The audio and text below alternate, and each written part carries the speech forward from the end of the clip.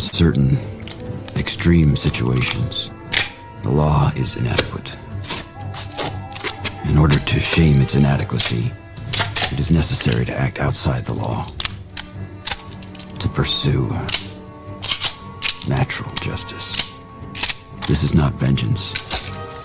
Revenge is not a valid motive, it's an emotional response. No, not vengeance. Punishment. Tonight we have a chance to say, yeah, you're right. We're too extreme. We're too wild. We're too out of control. We're too full of our own shit. Or we have a chance to say, hey, fuck you, you're wrong. Fuck you, we're right. Because you have all made it to the dance. Because believe me, this is the dance. Start the show.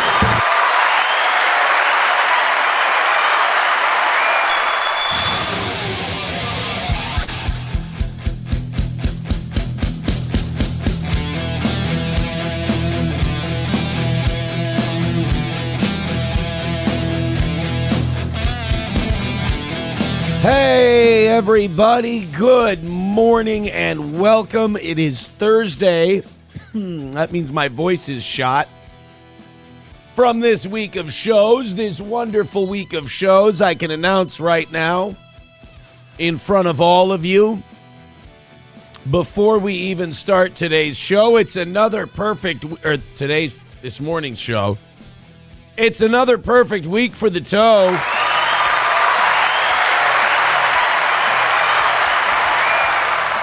And we're also done with Monday evening. Monday evening is wiped out. And you guys are now working on Monday morning. So thank you very much. A chunk of Rumble Friday will go to it. All of today will go to it. So you're ahead, stay ahead, or hey, shit, let's sit back. Let's enjoy the show. We've got a lot to do today. AOC might have just rivaled Scott Steiner for one of the greatest nonsensical promos of all time. The only difference is Scott Steiner was working and AOC's shooting, boy. I don't know if you've seen the AOC Stephen Miller stuff, but this is how I want my politics to be. You know, I don't want all this like ICE in black clothes and people attacking ICE and do we need to move the military in to shoot the people protesting ICE and like all this real dark next level Orwellian shit. I don't want that. What I want is some dumb Puerto Rican lady calling a guy short, and then her side of the political debate is so scatterbrained and sensitive that even though they think Stephen Miller's a Nazi, although all he wants to do is keep on rocking you, baby, they have to shame AOC for calling him short because short is a disability and there are short people out there who may get sensitive. So then AOC has to cut a whole promo about people being spiritually short and not physically. Dude, being liberal, like when it comes to wanting everyone to have health care, like old school liberals wanting everyone to have overtime pay, wanting everyone to have marital leave, like all of those things, it sounds wonderful to be a liberal that way. Then when you see what liberalism actually is, and if you shit talk someone for being short, then a bunch of people are going to screech at you because even though they hate that person, they don't want you to talk bad about the shorts. It sounds exhausting. I would never want to be a part of a group where I had to consider those type of things. But that's what AOC is dealing with today. Then we've got this. I'm going to introduce you, if you haven't met her yet, I'm going to introduce you to Katie Porter in California. This woman rules. When Gavin Newsom runs for president, I hope this woman takes over. She is a certifiable wackaloon. She's fantastic. I'm excited to show you her today. Alex Jones is one step closer to canceled, unfortunately, the whole InfoWars thing. And I think Steven Crowder is declaring war on Rogan, Andrew Schultz, and all those guys. Not a bad move for your career. You know, gets you a lot of attention. A lot of people hate those guys now. A lot of people online are shitting on the Rogans and all of his boys. And Even some of the comedians are starting to shit on Rogan and his boys. And, Shane Gillis seems to be kind of distancing himself, which, it's smart business-wise for a guy who has a successful Netflix show. But kind of shit, if you think about it. I know we all love Shane Gillis, but we also, as Cam Ward would say, have to keep it a buck. Shane Gillis wouldn't be anywhere if he hadn't gotten on Rogan and he hadn't gotten on all these podcasts. He would have just been a guy, like, here's how it went back in the day. Kids, gather round. Grandpa's going to tell you how it went before the internet. Before the internet, you got fired from something and you were gone. That was it. You got in trouble, you got fired, you disappeared. Now you get fired for something political. The other side of that automatically embraces you and adopts you and loves you, and then you get this second career. But the problem is, if you don't grow past the I'm just a canceled guy, you're now beholden to that group of people. Shane Gillis did a really smart thing where he got canceled. He used the Rogan sphere and all those people, and he got a popular podcast and the whole deal.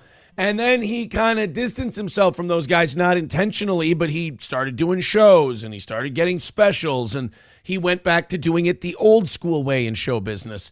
Now he kind of sees all these guys doing the political stuff and getting really involved in that. And he's kind of just slowly tiptoeing away from it because he just wants to have a good time.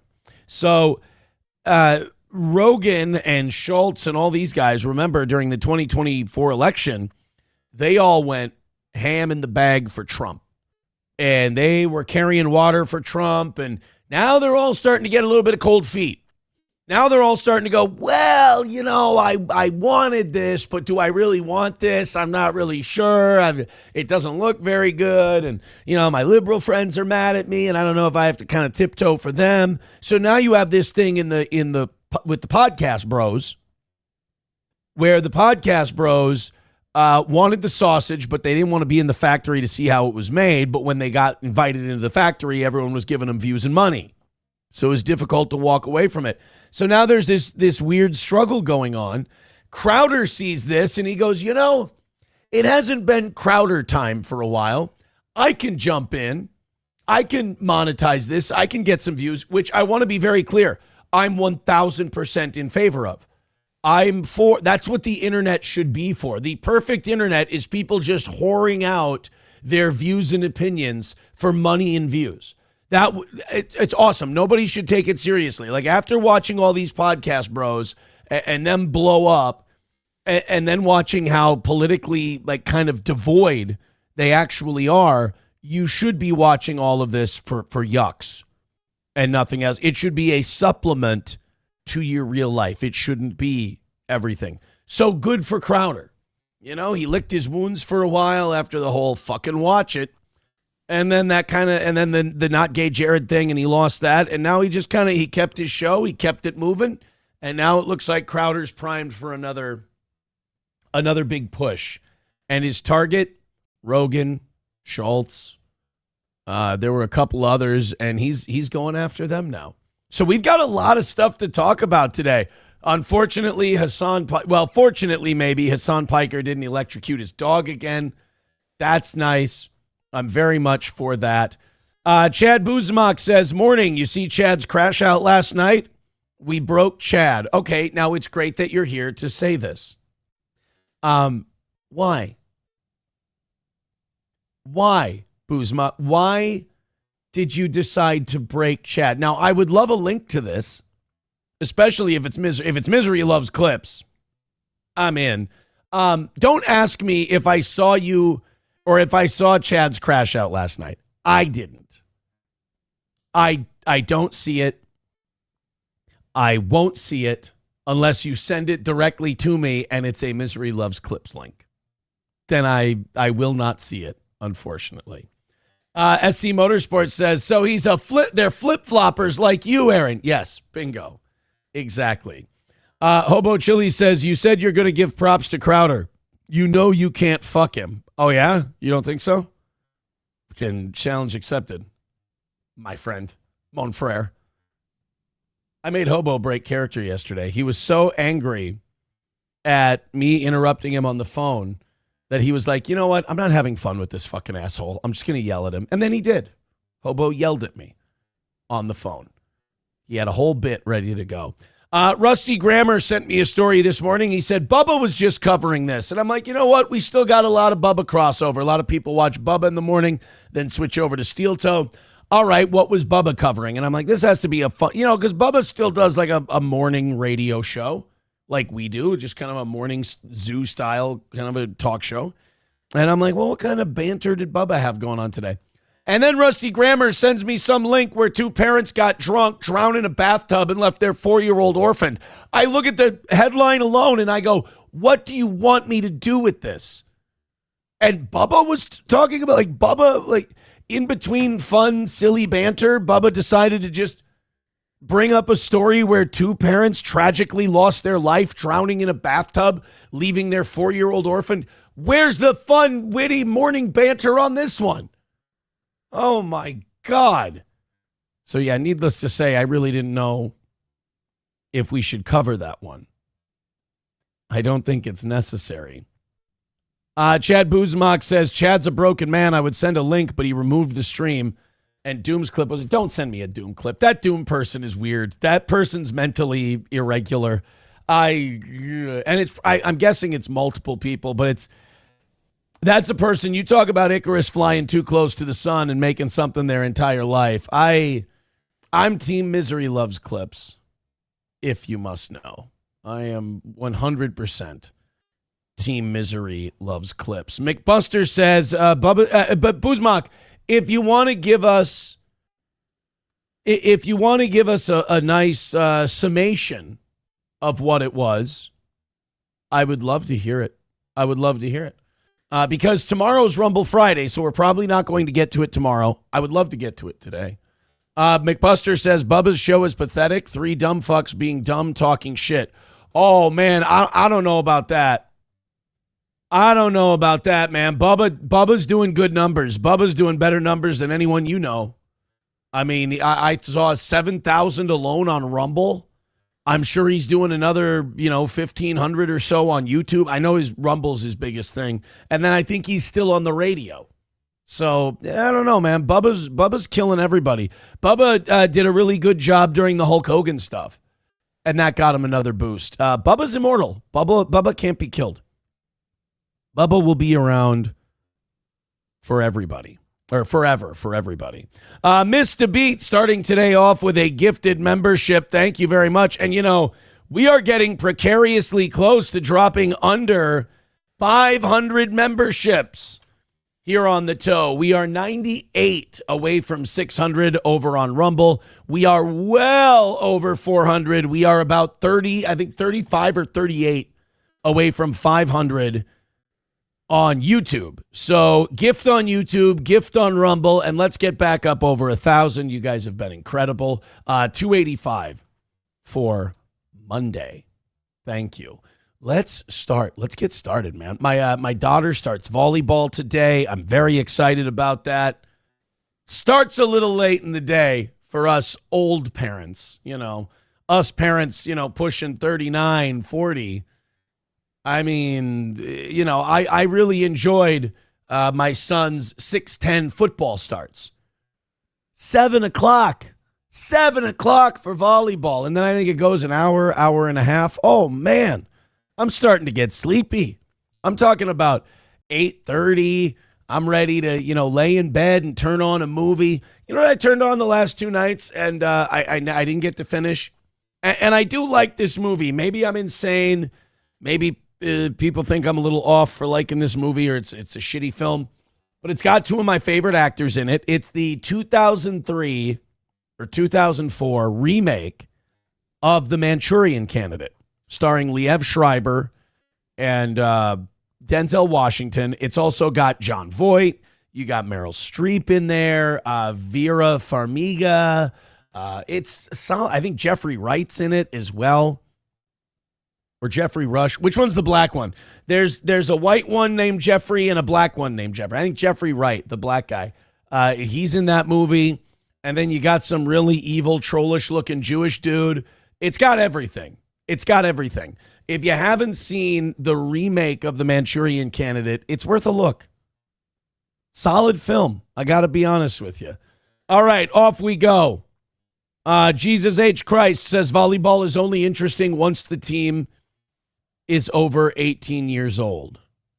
I don't know what you're I don't know what you're talking about. I don't know what you mean by that. If you mean what I think you mean, I am going to politely distance myself. Jerry Shepardini says Jeffrey Wright is black. Then it's Jeffrey Wright. Jeffrey Rush is Barbosa, right? Jeffrey Rush is the white guy who looks like he's melting. Jeffrey Wright is the black guy who ages very, very slowly.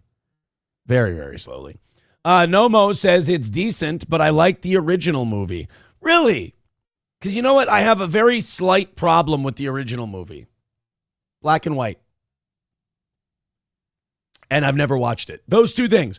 Other than that, I'm sure the original Manchurian Candidate is fine. It's in black and white, and I've never actually seen it. So, hashtag not my Manchurian Candidate, if you will. All right, let's do the AOC thing. Zenman builds Rush is Barbosa, Wright is Felix Leiter from New Bond.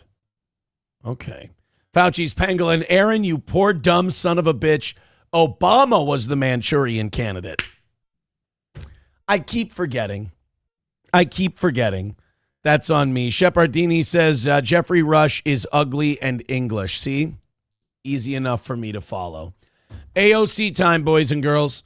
This is so fun. Actually, the person who sent me this was Izzy Presley, former co-host of the show, Izzy Presley. If Izzy wasn't living in Las Vegas and hadn't been for the last 10 years or so, I would probably see if Izzy wouldn't mind co-hosting on Wednesdays. I love Izzy Presley, but he sends me stuff every once in a while, and I think I might go see the kid soon. I do. I got some business I got to take care of out in Nevada. I got some business that some people out there have been encouraging me to pursue, and I think I'm going to go pursue that business out there in old Las Vegas. So, kind of like just a quick weekend thing. Just got to go in, do some reports, get out of town. But while I'm there, not like a vacation sort of thing, and talk to my pal, Izzy Presley, maybe go hang out with him a little bit. But he sent me this thing on AOC talking shit about Stephen Miller. And Stephen Miller, who's one of Donald Trump's closest aides, he's looked at as like this Rasputin figure. Like to lefties, he's Rasputin. To righties, he's just some weird, creepy Jew who likes to like overly meme shit. And he's kind of a troll, and he's a little bit of an edgelord, Stephen Miller, and he's one of many voices that are in the president's ear. But AOC's convinced this guy is the problem. You crack Gretchen Wieners, you can crack the plastics. Stephen Miller is Donald Trump's Gretchen Wieners to his Regina George. So she goes on this rant yesterday or 2 days ago, and she's like, you know who I'm going to shit on? I know my lefty people are sensitive. I know my lefty people are a little weird. But you know who they'll love me shitting on? Stephen Miller. He's flying on a big old jet airliner. He's a joker. He's a smoker. He's a midnight toker. They won't mind if I go after this dude. Well, it turns out liberals are still incredibly sensitive. If Satan were a midget and you called Satan a midget, they would defend Satan because the word midget is really mean and nasty. So AOC, thinking that you can't go wrong shitting all over Stephen Miller, steps in shit and has to apologize. And the apology we get out of this makes the Scott Steiner Math Promo seem coherent. Let's start with the initial offense. This is AOC on one of her DC live streams where she just goes on Instagram Live or something, and she just starts, letting it out. Honky with $1 real quick. The Sinatra version is superior. Never seen. I didn't know it was Sinatra even. Trucker 18-wheeler with $1 says, hey, fatty gay F word. I see 3 today. Can we burn the shirt? Also, get a haircut. Thank you on all 3 counts, Trucker 18-wheeler. I will work on my, it sounds like, entire appearance. Let's do the AOC. I love you guys too. Let's do the AOC thing. This is her mocking Stephen Miller. and grasping at straws because they have nothing else. Laugh at them. Stephen Miller is a clown. I've never seen that guy in real life, but he looks like he's like 4'10". That's fun, right? We're making fun of people's height. Nothing wrong with that, especially if you disagree with them politically. There's nothing wrong with dehumanizing them and making them seem less than. When has that ever had a bad impact before? So he's 4'10", he's creepy looking, whatever. And he looks like he is angry about the fact that he's 4'10". And that's just his Jewishness. It won't allow him to be happy fully ever. He looks like he is so mad that he is 4'10", that he's taking that anger out at any other population possible. Like, laugh at them. Laugh at them. Yes, they are dangerous. Yes, we're here to be strong for one another. We need to expose the lies. We need to never let off let off the gas. Never let off when the gas. When it comes to protecting one another, Gotta exposing protect the one lies, another. documenting things. We're seeing this too, right? And so, you know, I often lament the fact that politicians use speechwriters and they craft their messages very carefully. But every once in a while, I watch one of these politicians go off the cuff and I watch them go without a script. And I'm so happy because I look at it and I go, now I get the speechwriters. I mean, she has nothing. She starts these lists and she gets to number 3 and she goes, fuck, say something generic about how shitty they are. So what's your point? Stephen Miller's a bad guy. He attacks people and he's short.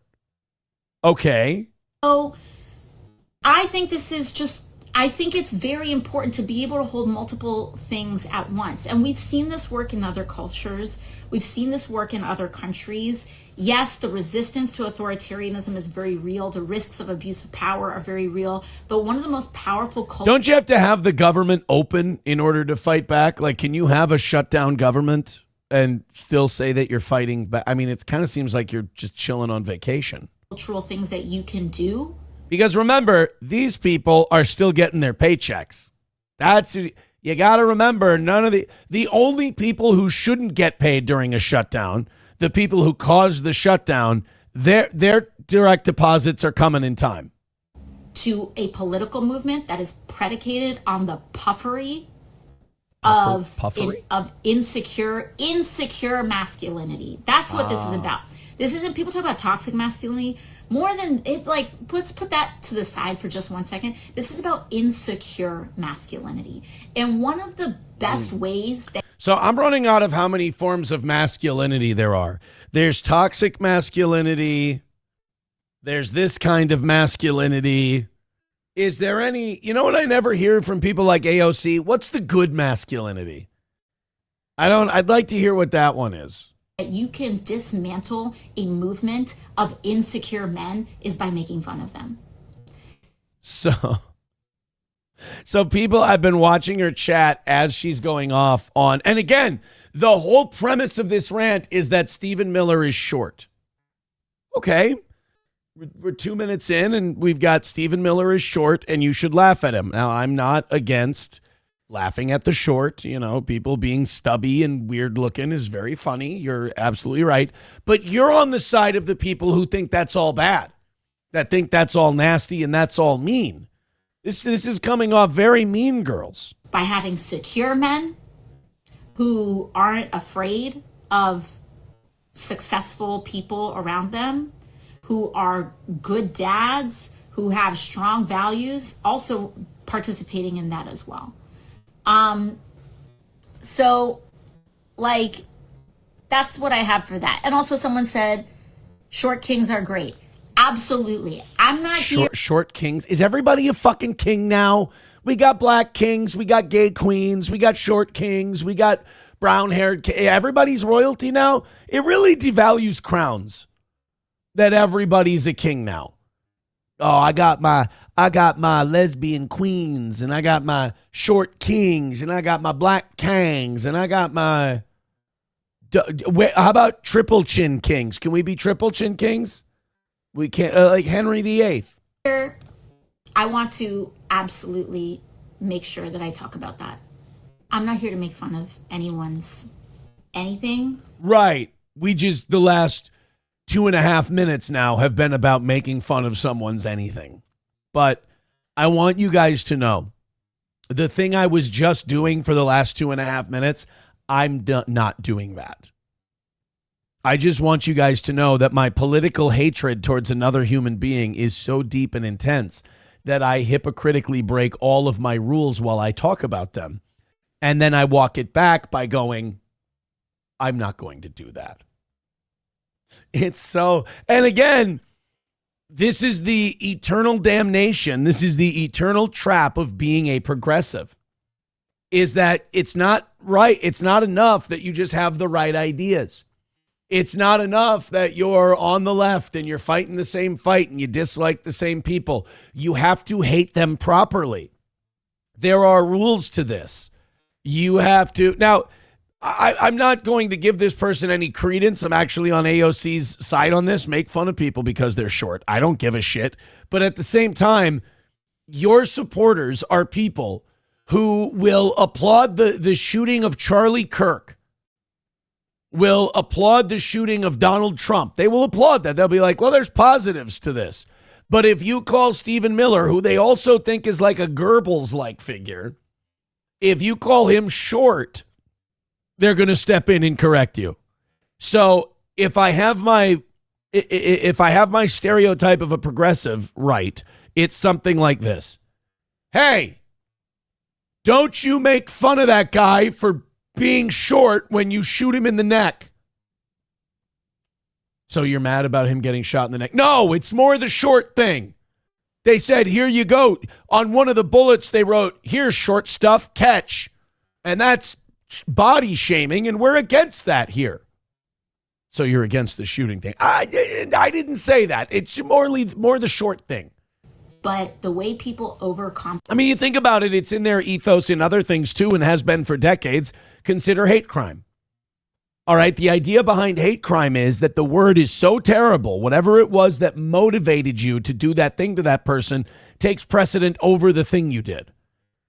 Wait a minute. You tied that person up and dragged them behind your car? Oh, well, that's pretty bad. You yelled the gay F word while you did it. You're a monster. I mean, I thought that the dragging him behind the car was the worst part. I didn't know that the name calling was. So if you drag a short person behind and you paint him blue and call him Papa Smurf, that's way worse. compensate over their own stories is what I'm talking about there. So thank you for the clarification. I appreciate Yes, thank you. I hope she hates that. I hope she's like, thank you very much for the clarification. And then turns off her camera and goes, you fucking progressive cunts. I can't believe I had to make my bed here. Jesus Christ. So you would think that that would be the end of it, right? AOC has to, AOC calls Stephen Miller short. He's 4'10". He's a bad, evil Nazi guy. So instead of picking up on the message that he's a bad, terrible, evil guy, her audience goes, come on, we don't need to be calling. Remember, they think this guy's a Nazi. We don't need to be calling this man short. It's not kind. You know, I imagine that if you teleport these same people into 1930s Germany, they'd go, yeah, I agree. Hitler is an evil guy. He's terrible. We need to stop him. Hey, enough with the mustache jokes, guys. All right? Body hair shaming. Some of us can't help it. And if anyone should know the discomfort of body hair, it would be a liberal woman. So AOC doesn't just correct her audience, or doesn't just correct herself in that live stream due to audience pressure. AOC then has to make a second stream where she comes on and clarifies what she meant by short. So she makes fun of the guy for being short. Her audience jumps on her. She clarifies that's not enough because now her social media is blowing up and everybody's saying, AOC, how dare you? You're short shaming. This is terrible. We thought you were one of us. You were here to bring order to the force, not to lead it into darkness. So she fires up her phone because what could go wrong? And AOC decides you know what? I'm going to make good on this short comment. So here is a second stream on Stephen Miller being a short guy. We call this rant Short Kings. I want to express my love for the short king community. I don't believe in body shaming. I am talking about how big or small someone is on the inside. Oh, well, don't you guys feel stupid? See, here this whole time you thought she was mocking his height because she called him 4'10" and said he's just a little guy. I don't think that last rant could have been more clear that you were talking about the man's height and stature. And again, with lefties, what's with the king shit? I got to address the short king community. I just want to say this to short people because I'm your friend. You know, I know it feels good to be called a king and everything like this, but your true friends are honest with you. You guys are disfigured and you're creepy. All right. We stand close to you and we think you're going to hit us in the nuts. You're going to pick our pockets. You're going to steal our breakfast cereal with marshmallows and sugar and goodness. We don't trust you. You don't look right. You look unfinished. You look like, you ever been in someone's house? You're like, wow, what a beautiful home you've just purchased. This is amazing. And you go down in the basement and it's still framework. That's how we look at human beings who are short. Unfinished, if you will. So don't listen to AOC. She wants to make fun of Stephen Miller because he's a short guy, because he's a little fella. You're not a short king. If anything, you'd make a really good jester, and those were important. Like, for example, I have no idea how tall Andrew Tate is. He's about 6'4". Don't ask me how I know. No idea at all. But that guy looks to me like 5'3", like 5'3", 5'4". Whereas physically, men of smaller stature can come across, they are spiritually 6 foot. If you're a good dad, if you stand with women, if you're not belittling immigrants, you're like, 6'3", spiritually. I don't know. Let's stick with I don't know.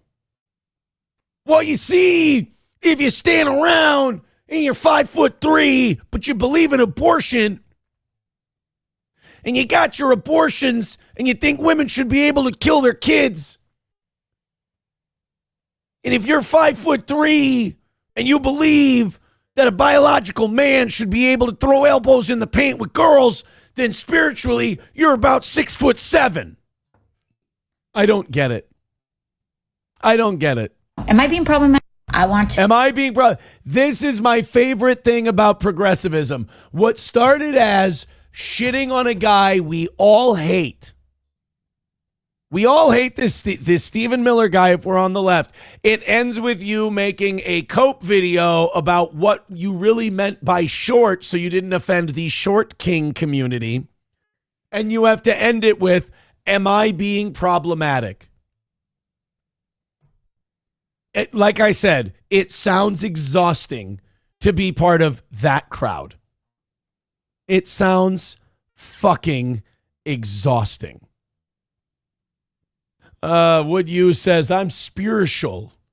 I do have to clarify this, though. She is still very... I always get shit for this. She is very attractive. I still like that with the glasses and the hair up, the way she was in that video. I find it very disingenuous when conservative men mock her looks. Because especially when we're grading on Congress, remember what they call Congress. They call Congress Hollywood for ugly people. So grading on a congressional curve, she's very good looking. Grading on just a regular person, you know what I call the small town bar test. She walks into your local bar, she looks really good. I don't let my political biases judge or inform whether or not I find someone attractive. Like, I find Marjorie Taylor Greene is right on when it comes to all this Epstein stuff. That don't make her hot. Lauren Bobert, kind of flighty, kind of a silly goose, right? Still very attractive. So look, she can insult short people all she wants, as long as she doesn't gain 20 pounds. Aussie Mark says, enough with the simping, Aaron. You have learned nothing. I've been shitting on her. This, you know what? This is where it becomes exhausting to have conservative fans. I have to admit, if you shit on someone for 15 minutes and then at the end you say, I'd still smash, that's not enough. You can't do that. That's not allowed. Chips and Diff says you would have to listen to that BS after sex, though.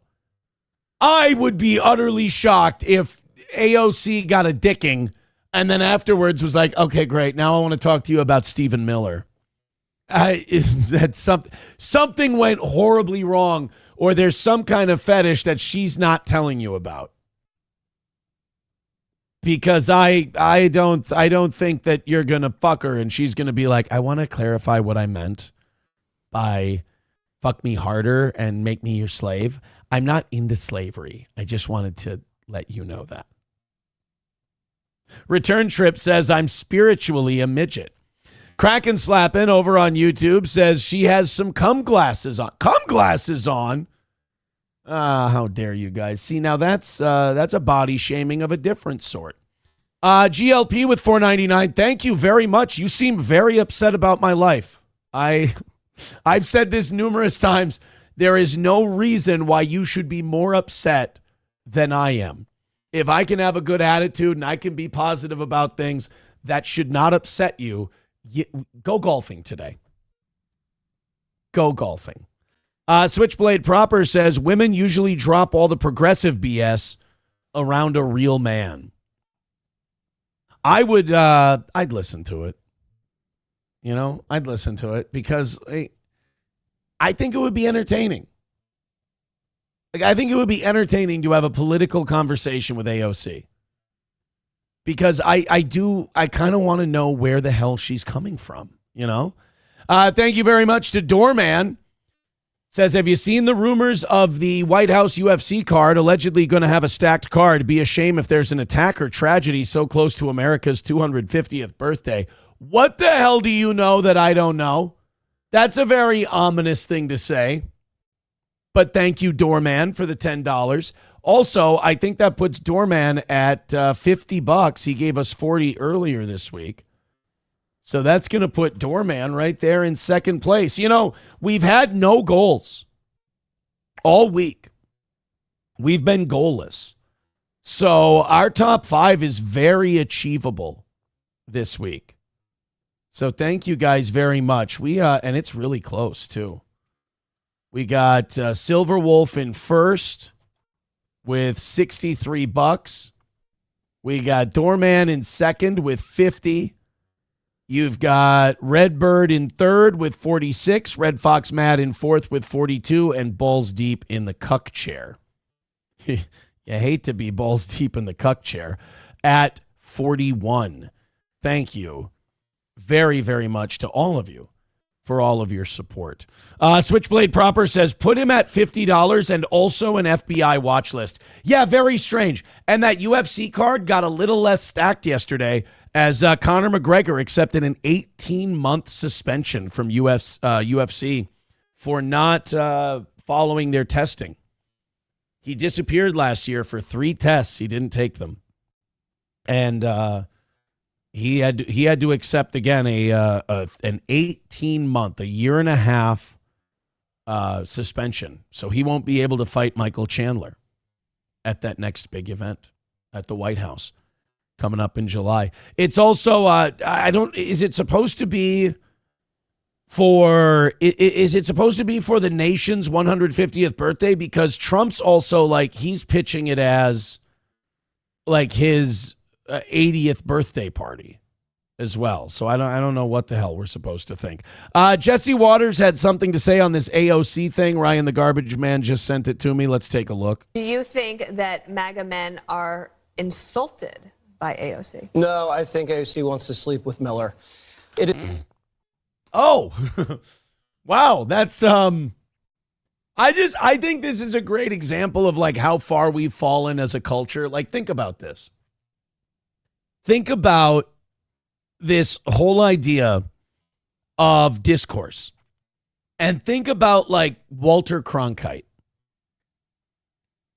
Think about like Nixon and Kennedy and that election, and Walter Cronkite going, clearly we can see from these latest spurious attacks that Richard Nixon wants to blow JFK. Like we get our news analysts are people who are supposed to analyze politics. When you wonder why our politics are so stupid, consider the fact that this is one of the highest rated shows on all of television. The Five is one of the most watched programs on TV. I think it's in the top 10 for the whole week. And consider that when they go to these guys and they're like, what do you think about this criticism that these political figures are giving each other? And they go, I think they want to fuck. When you consider that that's what we watch on a regular basis, you can understand how people always say, where do we find these people? Where do we get these people? These AOCs, these Trumps, all these people. We get them from watching this shit. I think AOC wants to fuck them. Wow. Top shelf political analysis. Like you wouldn't see that on the old McLaughlin group, you know? You wouldn't see, Pat Buchanan, what do you think about AOC talking shit about Stephen Miller? Do you think there's any political connotation to this? Actually, John, what I think it is AOC wants to open her Puerto Rican mouth and insert Stephen Miller's Jewish cock in there. I think that's what it is. That's very interesting, Mort Zuckerberg. That's the kind of that impression is like, it's a little McLaughlin, it's a little Don Pardo from SNL. It's a little bit of both. But either way, apparently AOC is mocking Stephen Miller's height because she wants to have sex with him. It's so obvious, and I'm sorry you can't have him. Miller is the best. I know him well socially, and the man is not overcompensating. Dana, I know when people are overcompensating. I've seen his dick. In no way is he overcompensating. He's strong like bull. I mean, the guy's like a goddamn old-timey 19th century curtain rod. You can't believe it, this guy. He belongs in the Palace of Versailles, that dick. Jesus, easy there, Jesse. My God. I squoze another $2 out of GLP talking shit. Unforced errors, it's over. You lost. Fumbling tart. What did I lose? I can go crack a beer. Got to do 8 days. Life goes on. I don't understand. I have a wonderful family. I'm sorry that you wanted it to go a certain way and it didn't go that way. I'm sorry I was supposed to feel a certain way and I didn't. Again, this shouldn't hit you so hard, brother. Know people at this table who are overcompensating. Oh, that person is me. Oh, I thought we were about to get a, King of Late Night Greg Gutfeld's got a small dick. I'd watch that again. But think about it. That's our political discourse. That's one of our most watched political shows on television. Consider that and then consider how we got to where we are. It's literally everything is just about, oh, she's criticizing one of the president's aides. She must want to have sex with him. Chips and Diff says, God, Jesse, gargle his balls more. I mean, it does seem to be a hefty amount of nut gargling going on from Jesse. All right, what do you think? Jesse Waters, Governor Pritzker over there in Illinois, he's criticizing Donald Trump for his treatment of immigrants. What are your thoughts? Clearly he wants to give him roadhead, Greg. I really don't know how else to put it. Guys, what I'm trying to say is let's not make fun of our short kings, okay? Let's not make, if we learned anything from this segment, it's that short kangs is kangs too. So we get to start with a little AOC today. Wonderful. We got some Minnesota stuff. The governor of Minnesota, Tim Walz. I think Walz wants Trump to send the National Guard to Minnesota. Like, I think he was doing an interview with J.B. Pritzker, the slumlord of Illinois. And he was talking about how, I totally think that Trump is going to send the National Guard to Minneapolis. And I think he might even try to have me arrested. I think that's like that wannabe hero shit. Like Tim Walz wants to see himself as Che Guevara. He wants to see himself as the resistance, as like the guy who's putting up a fight when in reality, I really don't think Trump sees Minnesota as like National Guard material. Because like so far the National Guard is in D.C., shithole, Portland, shithole, and potentially Chicago, giant shithole. Minneapolis is not where it used to be. I'm not sitting here saying Minneapolis is great or anything, but Minneapolis has a long way to go before it becomes Chicago, before it becomes Portland, before it becomes D.C., even San Francisco. So Tim Walz doing this interview where he's like, oh, listen, I think that, I seriously think that Donald Trump wants to, he wants to have me taken out. Tim, you're not that important. You're not that important, dude. Chips and Diff says Walz probably wants that for his reelection. Yeah, I mean, he's running for a third term. He wants a third term. And if he makes himself the victim, if he makes himself like, oh, man, I'm under fire, oh, I'm under heat from the Trump administration, I guess that fires up his base. I suppose. Balls Deep with $2 says 2 Moyles walk into a bar. Which one S's baby D? Whoever gets there quicker.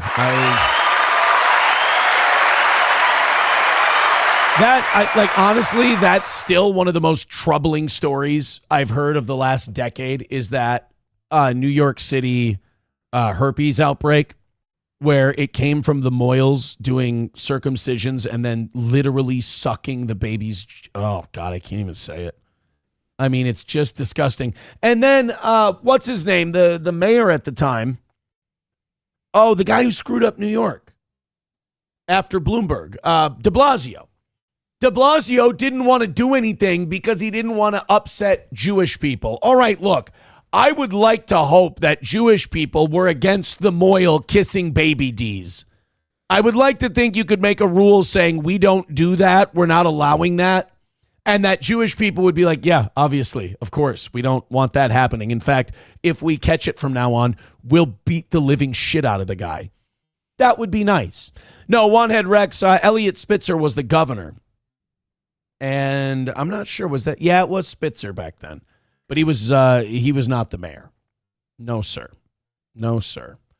One-Head Rex says Walz is and was National Guard. If they call them in, wouldn't he have to go? No. This is what's great about Tim Walz. So his history of service is simple. Train guys up, and then when it's time for you to actually go there with your troops, you retire. That's what he did. Tim Walz, if you didn't know this came out during the campaign. Tim Walz was commanding like a battalion or a company or a platoon or whatever rank he was, and he commanded a certain amount of troops. They all trained together, and when it was time for them to deploy to, I think it was Iraq, he retired. He got his pension. What a guy. What a hero. I got another $2 out of GLP. He's thirsty today, baby. He says, you never denied having herp when I asked months ago. Hey, bro. Hey, Johnny, come lately. You might want to ask this audience. We've been making fun of the herp thing for about 10 years on the show, but welcome to the program.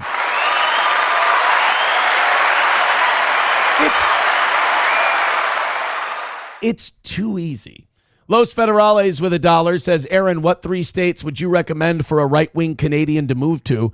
Also, why are most liberal women unattractive? Because a week ago, they were dudes. Oh, I could have delivered that better. Thank you.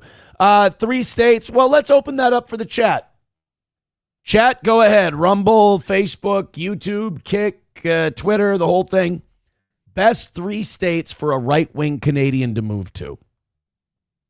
Let's go Florida, Texas. Those 2 are the hack answers. I get that. But Florida, Texas, and... oh, this isn't good. I'm having trouble coming up with a 3rd state. Tennessee? I mean, unless you need water, unless you need beaches or whatever, you're from Canada. You don't need shit. You just need to be able to see the sun once every 2 months. I'll go Florida and Texas first. Cocktiff says stay the fuck out of Florida. Oh, never mind. It sounds like the Floridians don't want you. It sounds like you are persona non grata in Florida. Brittany Boo says Tennessee, Oklahoma. I'm seeing Indiana, Montana, North Dakota. Day One Salt says Ohio, cheap homes and country living. There you go. Some people saying Alaska. You might like that, with the cold and everything. If I'm being honest, I would say Florida, Texas, and I'll go Tennessee. Texas, Florida, Tennessee.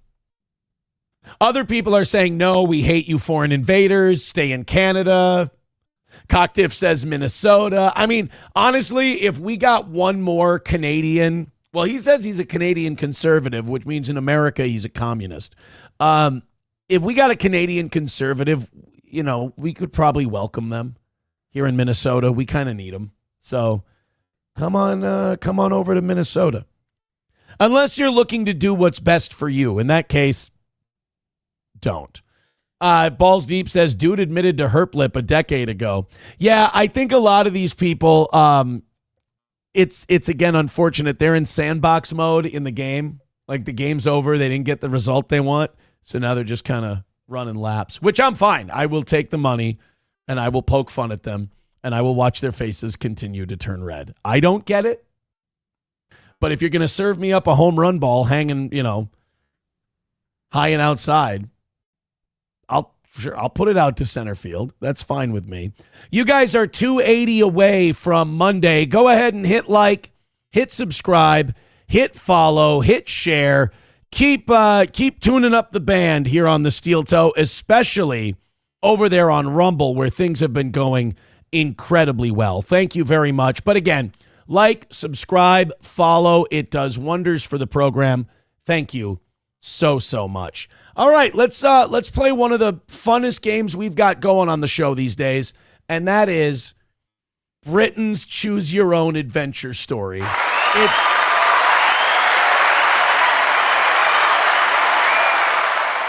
the meme where you've got the Choose Your Own Adventure, you got the little fork in the road there, and the little cartoon character can go to the right where it's all sunshine and rainbows, and then they can go to the left where it's all lightning and rain and a dark castle and everything else.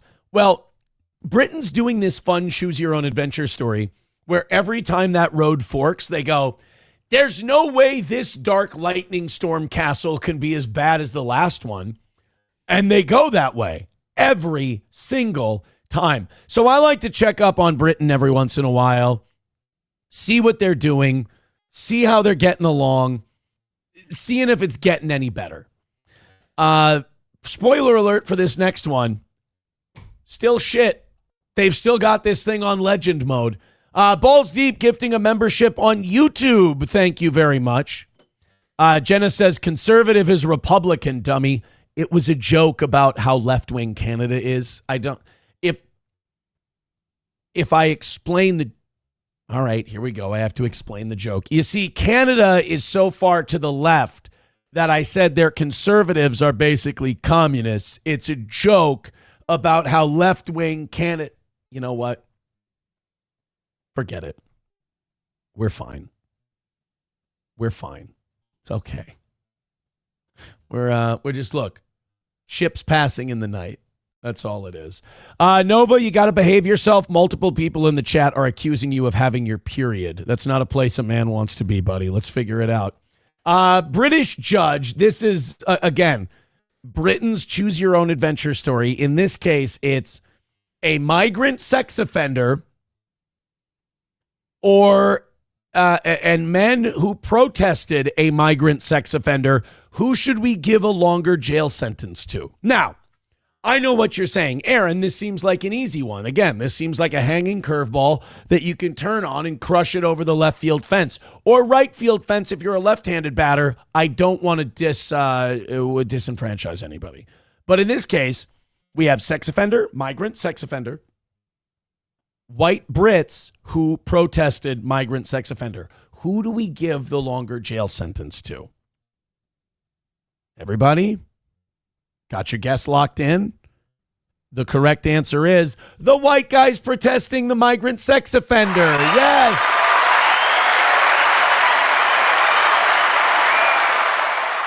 Three Epping protesters have been jailed, getting longer sentences than the migrant who sparked the disorder by assaulting a 14-year-old girl. Martin Pegram, Dean Smith, and Stuart William will serve 2 years each. It seems like a meme to say free speech is dead. I think we need to stop saying that in the UK because people will think you're being facetious.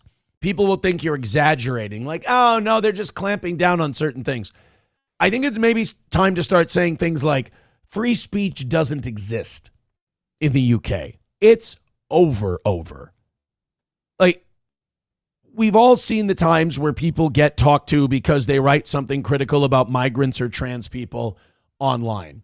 And then we've seen the stories where those comedy writers were getting arrested and detained at the airport because they had made jokes on Twitter a year and a half ago. Like, it's so much worse than freedom of speech is dead in the UK. It's now done a full 180, and it's not free speech is dead.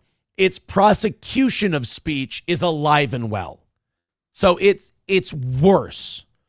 Illegal migrant Hadush Kabato got 12 months for assaulting a 14-year-old girl.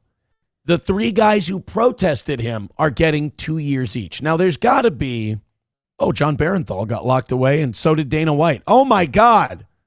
Charlie Barron's is getting locked away, too? Look at those. Oh, it's too bad. Who's going to do those fun "What's a bar like in the Midwest" videos? I'm really not shitting on Charlie Barron's. Full disclosure, I think he's funny. I know a lot of people think Charlie Barron's is corny and, stupid Midwest humor. That's the point. The point is it's stupid, silly Midwest humor. Not everything has to be like mean and offensive and shitty and disassociated and it's fucking over and dystopian. Sometimes things can just be wacky and silly and fun. And I'm giving you permission to enjoy that too. Like people like Nova. I know that all you watch is like negativity and gay high school drama all day.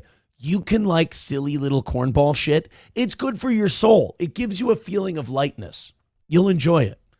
Hadush Gerber-Slassie. Okay, you guys got to help me with this one. Hadush Gerber-Slassie Kabatu from Ethiopia entered the UK by boat and made his way to the town of Epping, England. Once there, he decided that he wanted to have sex with teenage girls. Within a few days of arriving in England, he essayed multiple girls. Okay, again, it's so infuriating because like in the United States, we have a southern border we need to patrol, right? People can just walk across the southern border in many places. That can be tough to police. That's a large stretch of land. All England has to do is turn away some fucking boats. Just start turning the boats around. And then all you'll need to do is watch your country heal and go back to how it used to be. You literally just have to stop an amphibious invasion of your country like you've done for the last 1,000 years. When you look at what's going on in the UK, you are watching this happen because somebody's allowing it. Somebody wants this to happen. Somebody wants to destabilize the oldest example of Western civilization that we have. The greatest exporter of Western civilization we've ever had in history, Britain. Somebody wants this to happen because it's as simple as not letting the boats unload on your shores. That's all. Turn them around.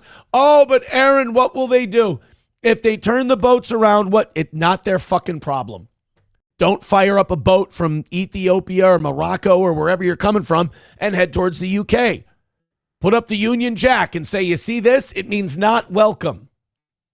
During his 3-day trial at Chelmsford Magistrates Court, evidence was put forward that he told two teenagers he wanted to, quote, have a baby with each of them and attempted to kiss them. Now, remember, Remember that like 12-year-old girl or whatever who was walking around with a knife in her town because she was worried about migrants attacking her? This is why. Remember when people tried to give her shit and she got arrested for she showed the knife to the migrant and was like, get the fuck away from me. And people were like, oh, how could she be so terrible? How could she be so racist? I'll tell you how. Because you got guys like this in the UK. You have grooming gangs in the UK who take girls off the underage girls off the street. This is a very serious problem in that country. He then went to put his hand on one of the girl's thighs and stroke her hair. Kabatu was also found to have essayed a woman by trying to kiss her, putting his hand on her leg and telling her she was pretty. The girl told police she froze as the defendant essayed her and had told Kabato, "No, I'm 14." See, that's the other problem. Turn the fucking boats away and you'll have a population of people who understand what that means. That Kabatu coming from Ethiopia, he doesn't know what that means. 14, that's fine where I come from. That's totally okay. The courts heard his response to the teenager was, no, it doesn't matter. You could come back to the Bell Hotel with me. This idea that they're just dumb foreigners who don't know, they know what the fuck they're doing. And you're just willingly allowing this into your country. And, it would be one thing if you were trying to assimilate them and trying to bring them into old-timey English culture, but you're not. Not only are you not making them assimilate, when people want to fly an English flag, you take it as a sign of racism and you tell those people to take down their own country's flag. Good Christ. Meanwhile, a crowd of 500 locals protested outside the Bell Hotel. The fact that none of them dragged this fucker out and beat him to death should be a testament to their patience and tolerance, which is one of many across the country housing migrants on the taxpayer's dime. That's the other thing. You're gaslighting these people and telling them it's not okay for them to be angry. They're paying for it, and their daughters are being molested. If you can't be angry about that, what are you allowed to be angry about? These Englishmen, upset that their government was importing grapists from other countries into their community, had signs saying, "Protect our kids." 50 counter-protesters came out to defend the rights of migrants to live in free housing in England. As tensions grew, police struggled to maintain peace, leading to several arrests. The first 3 men sentenced were given longer sentences than the migrant sex offender. Again, you cannot tell me that this isn't intentional. You can't tell me that somebody somewhere isn't pulling the strings and they're doing this on purpose. I mean, look, I know that there's Hanlon's razor, never attribute to malice what can be attributed to stupidity. Nobody is this fucking stupid. Nobody is this airheaded. And poor Dana White. That's what I have to say. Poor Dana White. There's the judge. The judge, Jamie Sawyer, explained to the men that he was convinced their actions were racially motivated, at least in part. And then not the B saying, and yes, Sawyer looks exactly like you'd picture him. Give me a second here.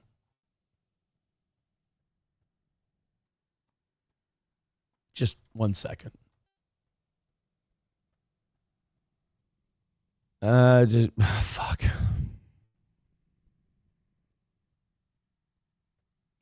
Called to the bar in the middle of Temple in 2003. Fuck. I didn't want to know.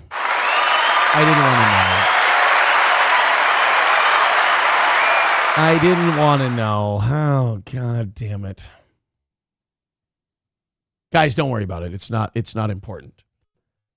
Not important whatsoever. Don't worry about it. It's not anything we need to talk about. But if you want to talk about sucking Jew dicks. I don't. Oh, no. Oh, jeez. And you guessed it, a Jew. It's not. I didn't say that we had to talk about it. Thank you very much. Thank you to Professor Tie-Dye with $1. Says, you want to be grossed out? I would, but... Dude, after that story, we're gonna switch gears after that one. $1 from Main Vein says, Aaron, fuck turning the boats around, shoot the boats, and drown. Oh, Jesus Christ. He says God wills it at the end. Holy shit. Oh, by the way, MSO, I don't know if you heard this last night or not, but we got sent a new drop by Victor. Nobody's saying you can't own a gun. Nobody's even saying you can't carry a gun.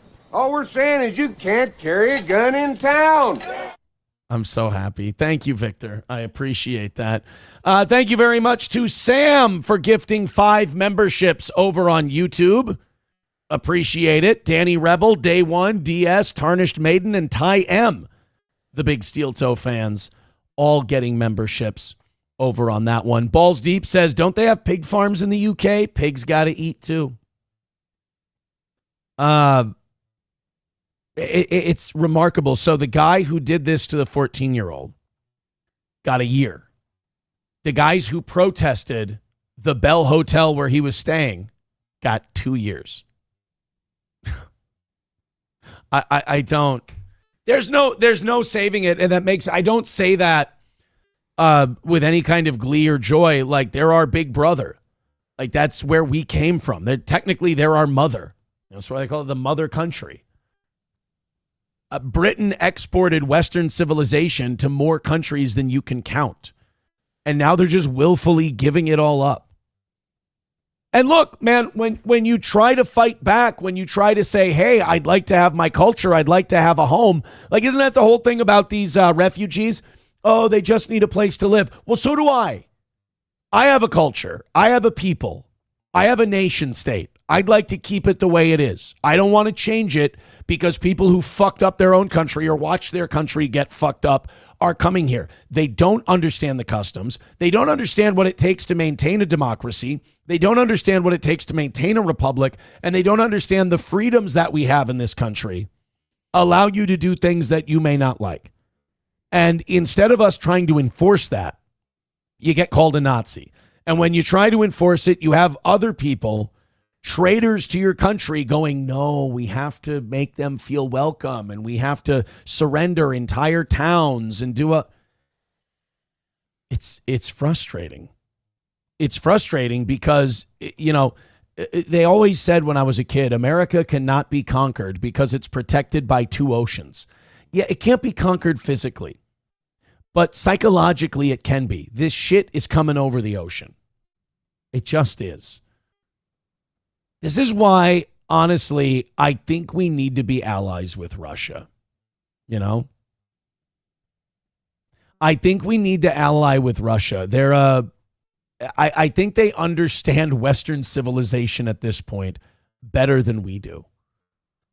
And, you know, what's the worst that could happen if you turn the boats around? What's the worst? Because we're not saying sink them. I got fans that are writing in the chat, sink the boats. I'm just saying turn them around. What's the worst that can happen? They're going to call you names. They're going to call you names. They're going to say, oh, they're turning the boats around. They're a bunch of racists. You'll be fine. You'll be fine. They'll call you racist. They'll be mad at you for a little while, and then you'll be fine. Guys, we're pushing 600 of you checking out the show right now, just an hour in. So do me a favor, hit like, hit subscribe, hit follow, and let's keep this shit going. Like, subscribe, follow, all of it. Thank you very much. We're also 260 away from Monday morning's goal. Thank you so much. Keep those memberships and those contributions coming. We appreciate it.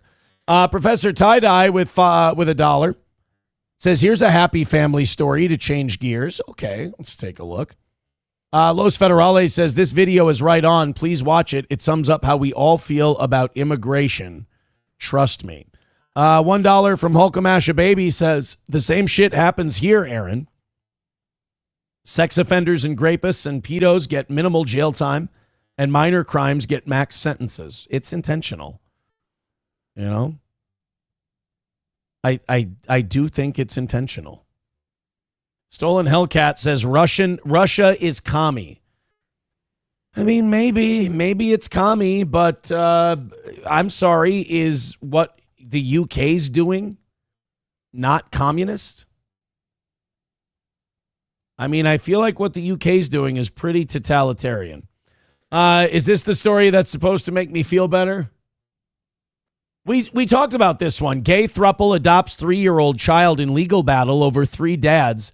That's dividing woke dystopia. I mean, it's going to have to be the left that puts their foot down at some point, because the right can't put its foot down any harder culturally in this country.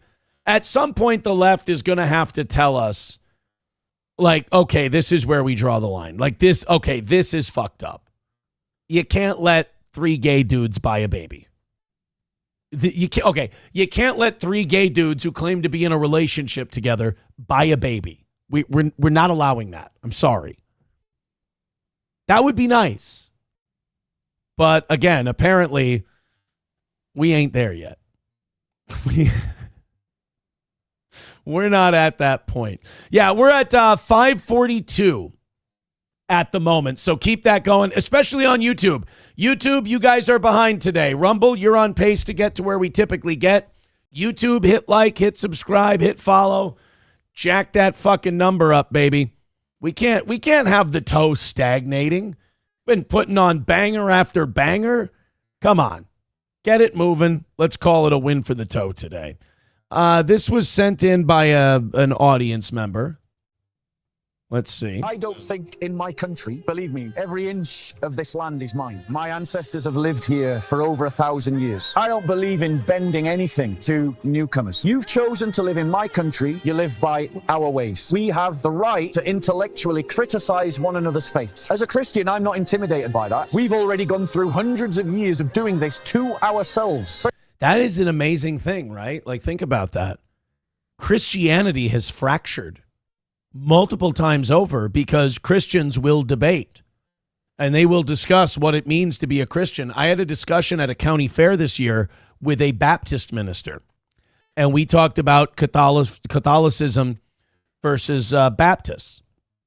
And I wanted to hear all of his criticisms of my religion. I wanted to hear all of his criticisms of Catholicism, because I will admit a lot of the man-made shit about Catholicism is weird. It's clearly a wealth distribution hierarchy, you know, where just like in America, the wealthy get to make the rules, because paying indulgences is not something that came from Christ. Paying indulgences is something that wealthy people who had the ear of the church were allowed to do because it was a fundraising mechanism for the Pope. So paying indulgences, I don't acknowledge that part of Catholicism. It was not ordained by God. You have things like, people say, well, what about the saints? You know, praying to saints and stuff like that. I don't. Here's my thing about the praying to saints. I don't think it hurts anything. I really don't. But I do think that Catholicism has a lot of fine points. I think Catholicism is the best of all the Christian religions. I mean, the child abuse needs, I mean, those people should be fucking beheaded. But I do think it spiritually, by the way, we can't be breaking commandments over here. But I do think Catholicism is the best one, but I'm not afraid to hear criticism of it. In fact, I want to hear criticism of it, because a lot of people coming from the outside in, they can offer you a fresh perspective. And it's like, I'm not going to be intimidated if an ELCA Lutheran tells me that Catholicism is getting shit wrong. You guys are ripping pages out of the fucking Bible because you think it's mean to girls. Meanwhile, I don't think OnlyFans is offering the spiritual freedom that you think it does. Christianity can stand up to it. Islam, by contrast, is pretty new to the world of getting criticized intellectually. It is absolutely right to criticize Muhammad, his conduct, his words. It's right to criticize the Quran. And if you... Here's the thing. Like, if you want to put Jesus and Muhammad next to each other, I really don't think there's a comparison in terms of who's a better human being. Like, Muhammad versus Jesus in a who's nicer to people is not even close. I will say I empathize with Muslims in a weird way on not wanting Muhammad criticized. Think about it. When don't you want things criticized? When you know that there's some fucked up shit. Like, how many times have you heard people get lectured on stuff and they go, yeah, no, I know. No, yeah, I got it. No, I know. It's because they know it's fucked up. So, like, when you're really adamant about people not criticizing Muhammad, it's because you're kind of anticipating what they're going to say, and you know it ain't going to be nice. you don't like that, go and live somewhere else. We will be better off without you in this country. I want a country that will destroy anyone who does not accept the terms that I offered. Any Islamist who tries to impose Sharia law, any Islamist who thinks that we're going to use violence because you criticized our prophet or you criticized our book, I want a country that will destroy their lives, take away their kids, chuck them in... You know what? Here's what worries me about the way people in Islam think, a lot of at least the public-facing ones. It's not so much the people who want people thrown in jail or attacked or killed because they criticized the Prophet Muhammad. I truly believe that is a minority of Muslims. The ones that trouble me are the ones who have this attitude, and I've seen a lot more of these, the ones who have an attitude of, well, while that may not be a nice thing to do, they did criticize the Prophet. It's like, no. Nope. You can't tolerate that opinion. Because that is the fuel that feeds the fire of the people who go and shoot Charlie Hebdo. You can't, it's kind of like lefties with the Charlie Kirk assassination. Like, you got to condemn that shit in the strongest terms because, number one, it shows that people aren't for that shit. And number two, it gives you more credibility personally because people go, okay, we disagree, but we've drawn the same lines here.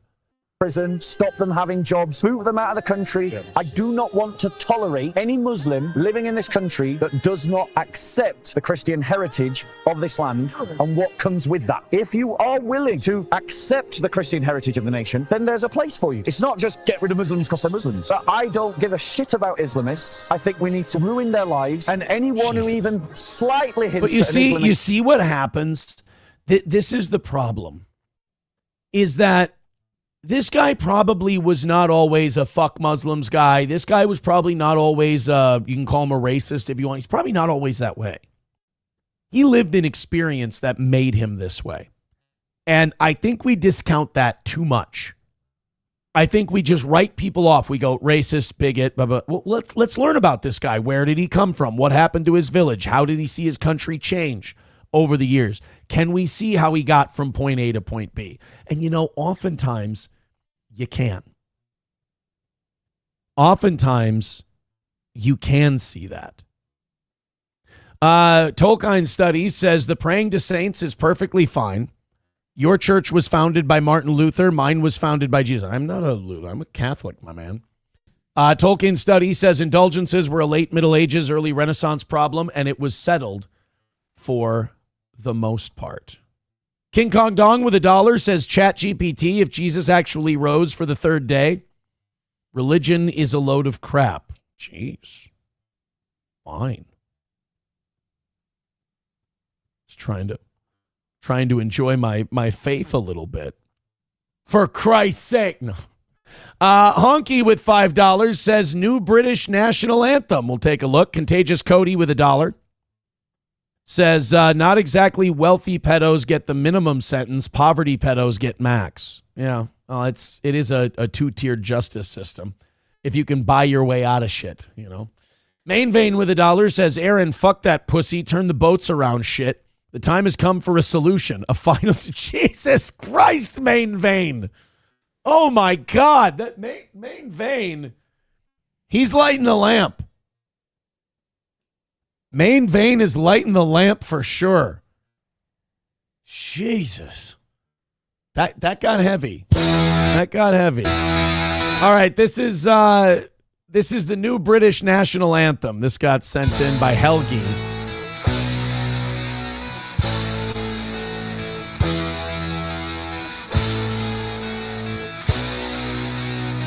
It starts off pretty slow. I don't know if...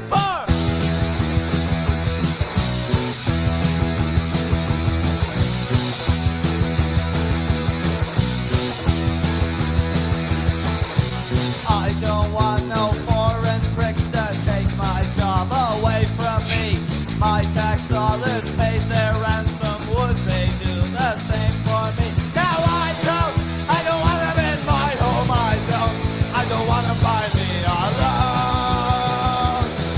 They're calling me subhuman, subversive, call me the human intestine. They got nowhere to go, so let them go. I don't want them around, so let them down. I don't like British punk. It's Old British punk is good, but I don't know. Yeah, Tolkien study says clearly Johnny Rotten inspired. Beanie Urza on YouTube says there are asshole subgroups in every religion. Don't let the asshole subgroups be the face of your religion.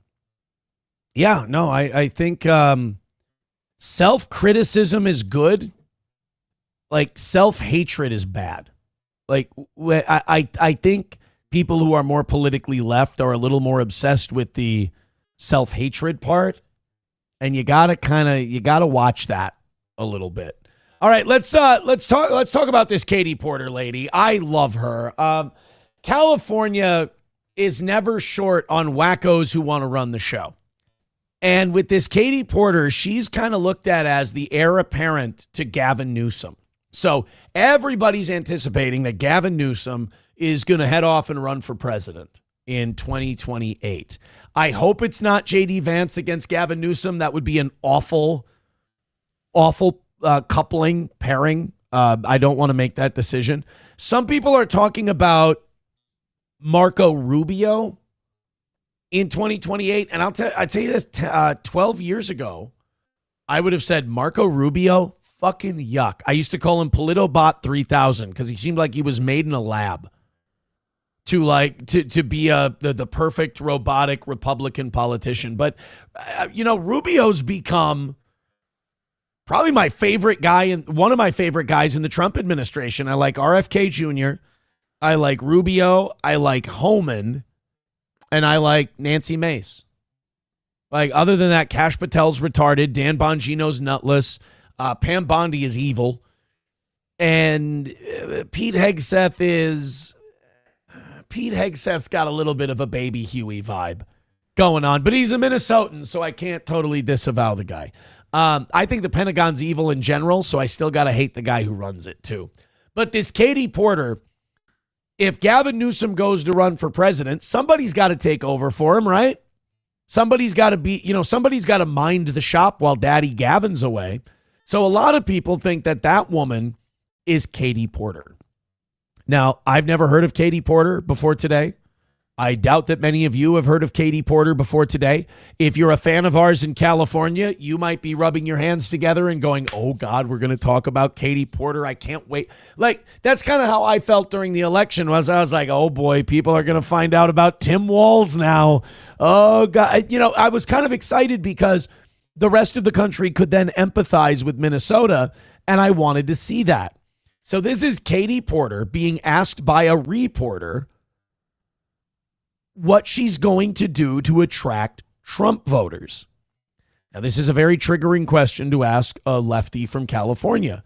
But the fact of the matter is, you do have to re-enfranchise these Trump voters because there are Trump voters who are like lefty people. They're like Bill Maher Democrats, where they're left of center, and the parties kind of went way further to the left than they're comfortable with. So they might have turned to Trump. There's some of those Bernie bros who became Trump people, at least in 2016. I don't know about now.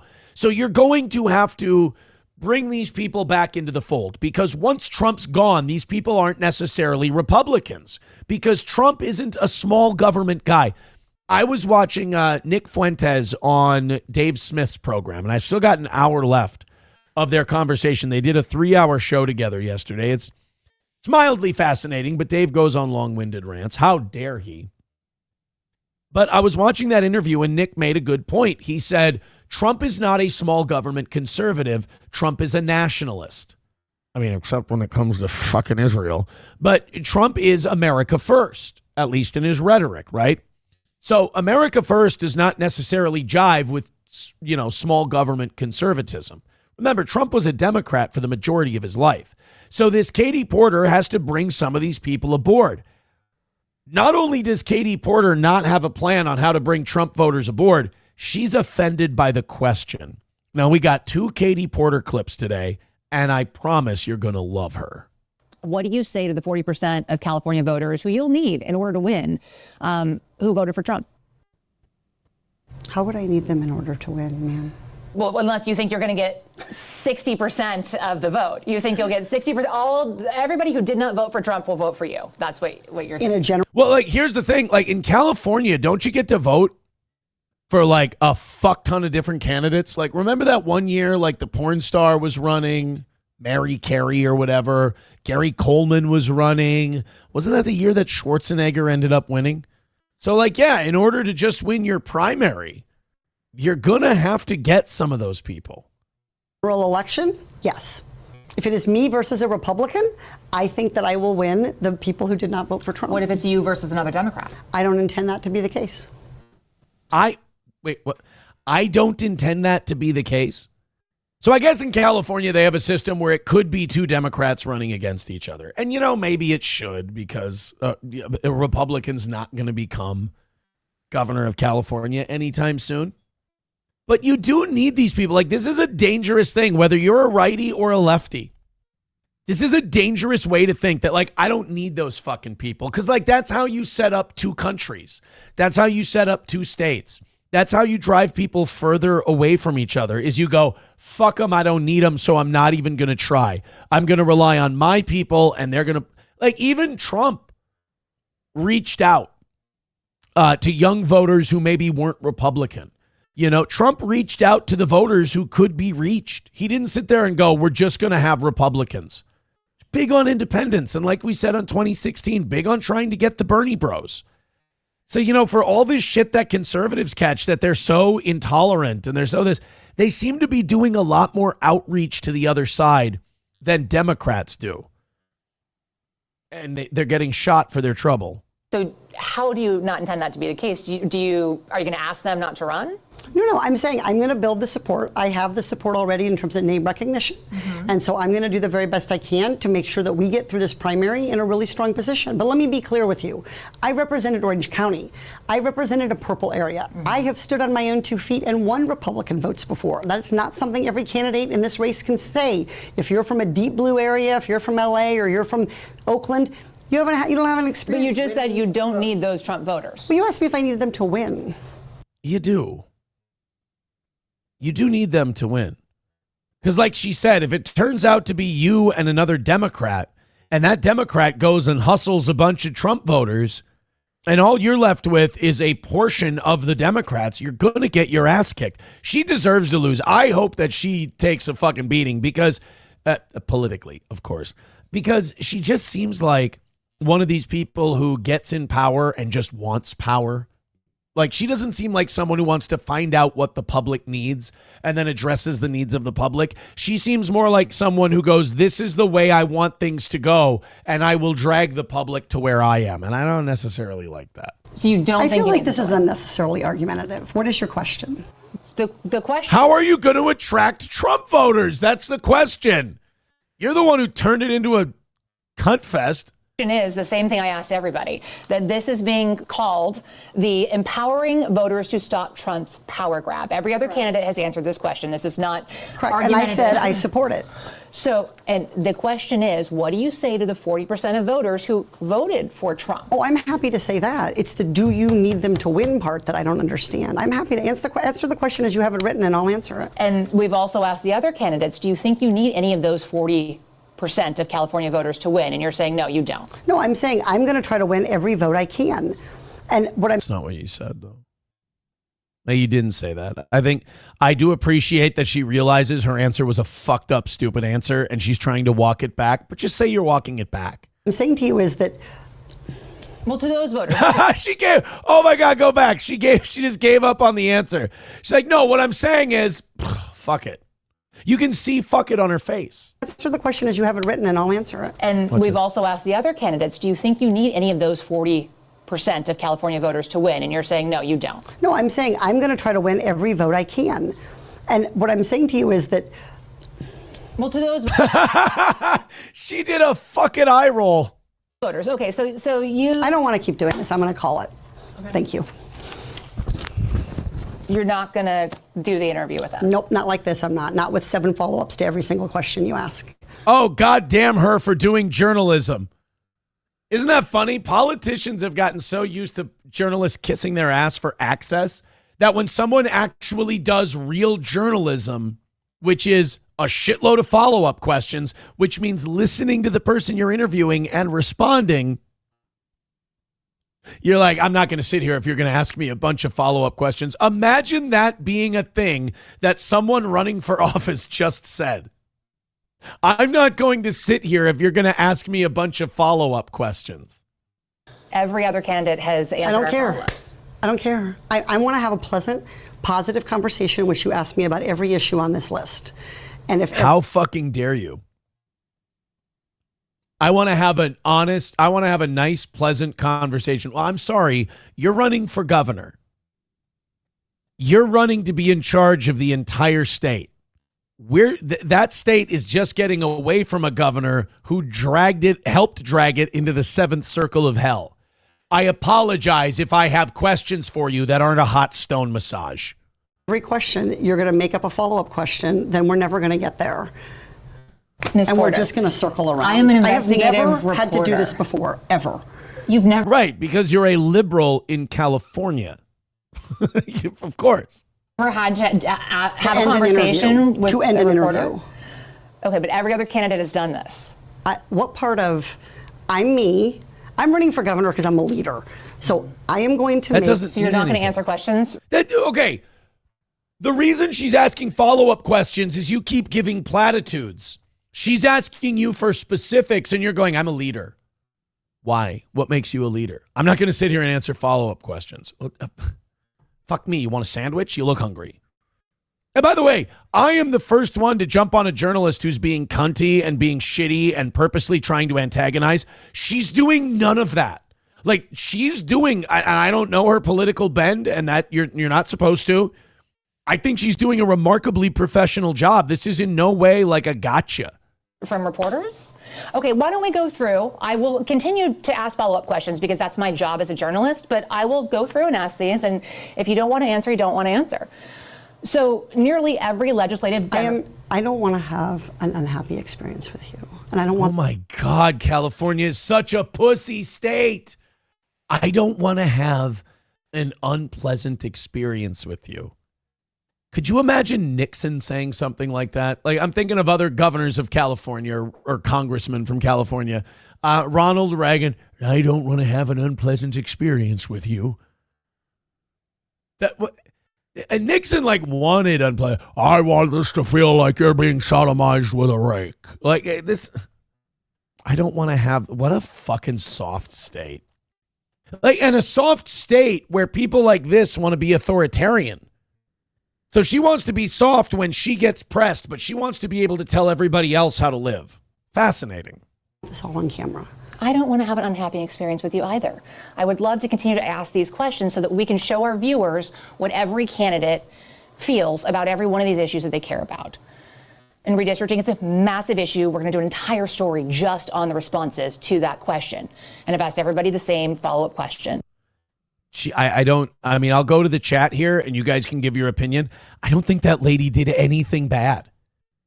I don't think she did anything wrong. I don't think she was being antagonistic. I don't think she was being particularly challenging. You could not confuse that woman for for like a Republican or a Trump person or anything like that. You're not. Balls Deep with $2 says a real leader would have stood up and walked away. That's right. That's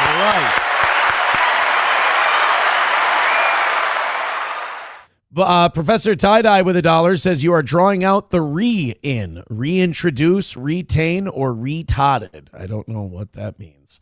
Thank you for the buck. Professor Tie-Dye with $1 says it's sad this lib hog is a California too, but still hotter than any Minnesota chick Aaron has landed. That is unnecessarily hurtful, Tie-Dye. I'm going to stop clicking on the links you send me on Twitter. Joey Caravello with $2. I think most of that comment is hate speech. I hate this fat, ugly, and then the last two I don't believe I can read. $1 from King Kong Dong says, did she star in Billy Madison as the principal? It was just a stunt. He was supposed to pinch my leg if he was running short of air. Don't worry, we're not done with old Katie Porter. Katie Porter is not done yet.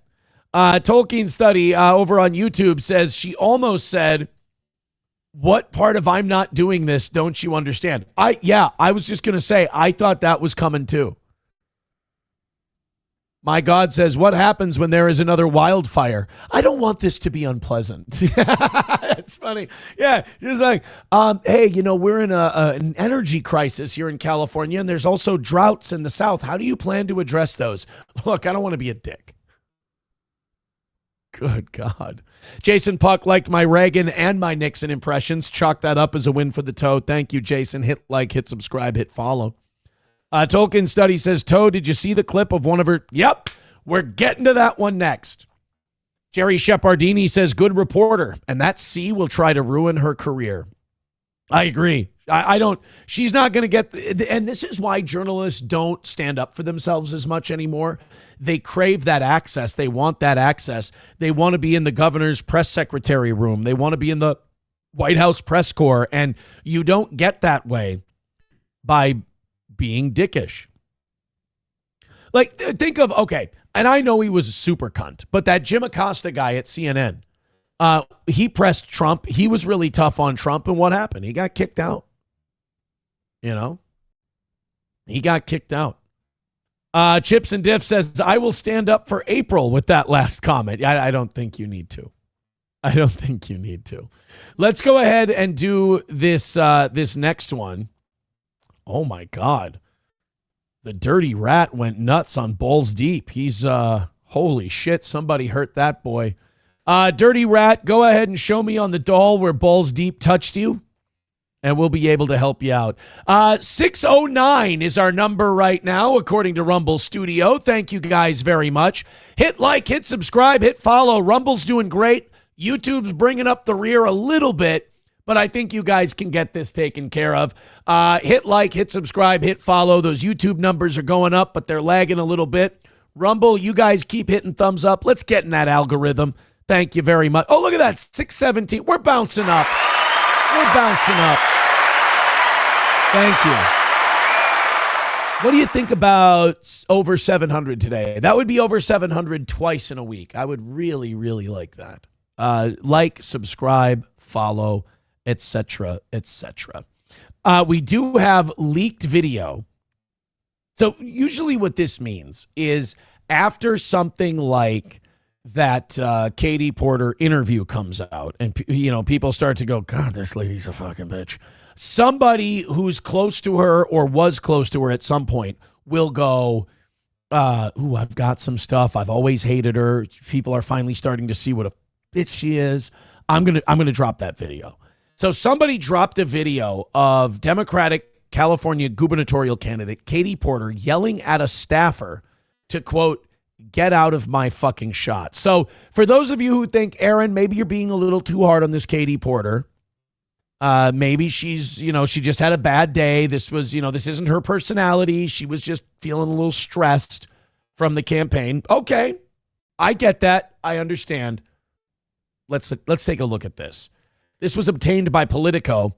It shows a government recording between then Representative Katie Porter of California and then Energy Secretary Jennifer Granholm. So this would have been during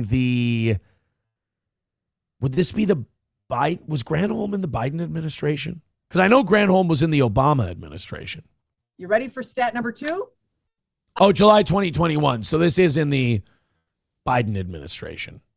I am. All right. $632, which is how much you save in fuel and maintenance costs when you replace your traditional car with an EV, with an electric vehicle. So I lease a Chevy. Okay, this is one of my problems with lefty politicians, because I've been telling you guys, like, I watch Sam Cedar, I watch the Young Turks, and I don't watch it to hate them. I generally want to hear their ideas. I think Sam Cedar has some interesting points on, like, for example, Social Security.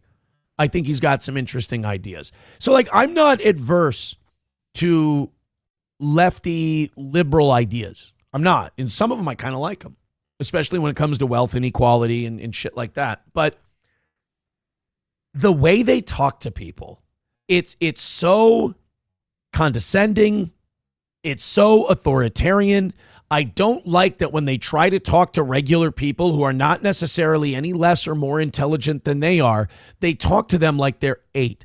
Like Jennifer Granholm is talking about this, and she may be right about electric vehicles versus combustion engine vehicles, but it's just the way she's talking to people like this is a preschool class. And 632, that's the amount of money you'll save when you have an EV. You guys are going to love electric vehicles so much. I've got one. It's just this condescending way of speaking that, you got to cut that shit out. Heavy Bolt.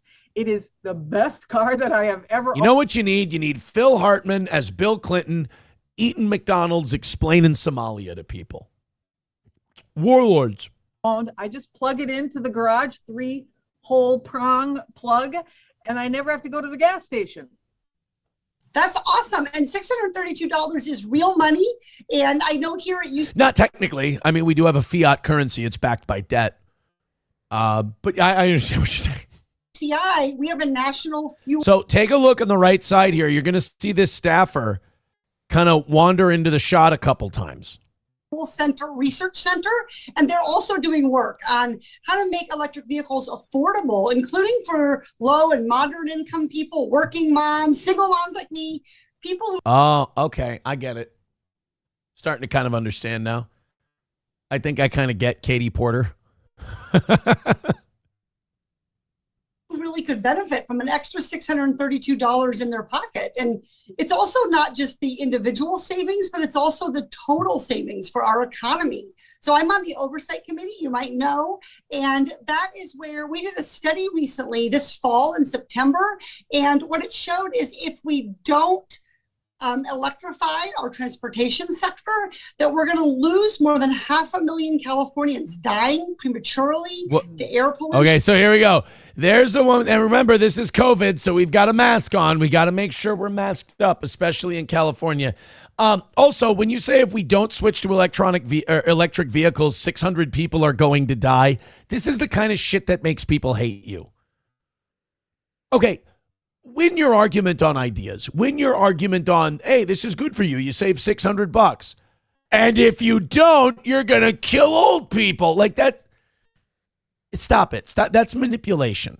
And other problems. And the state could lose. Get out of my fucking shop. I wanted to tell you that that's actually incorrect. It's not that it's electric vehicles. It's that if we don't make the commitments under the Paris. Oh, God. Oh, no. So Katie Porter was giving some incorrect information. Her staffer comes in just to tell her, look, that's not accurate. The truth of it is this. Don't say that. She was not happy that this lady walked around in her shot. You ever seen those videos of like news guys back in the COVID days or the weather guys?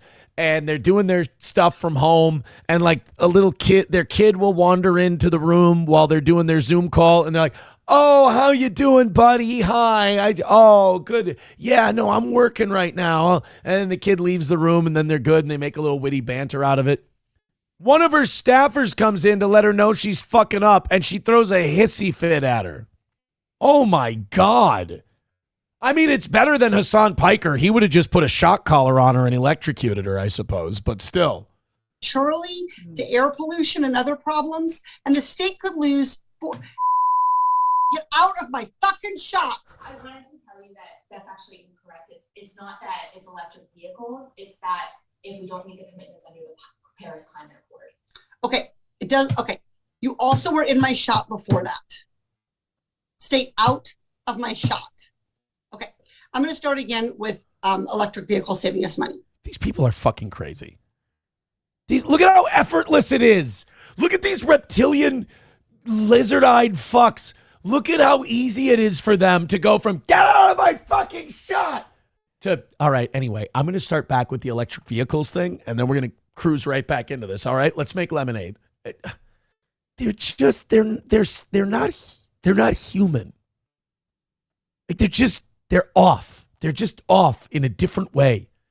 Then that woman was just coming into the shot to let you know you're giving information that's incorrect. She's literally doing her job, which is helping you stay on message, and you're screaming at her.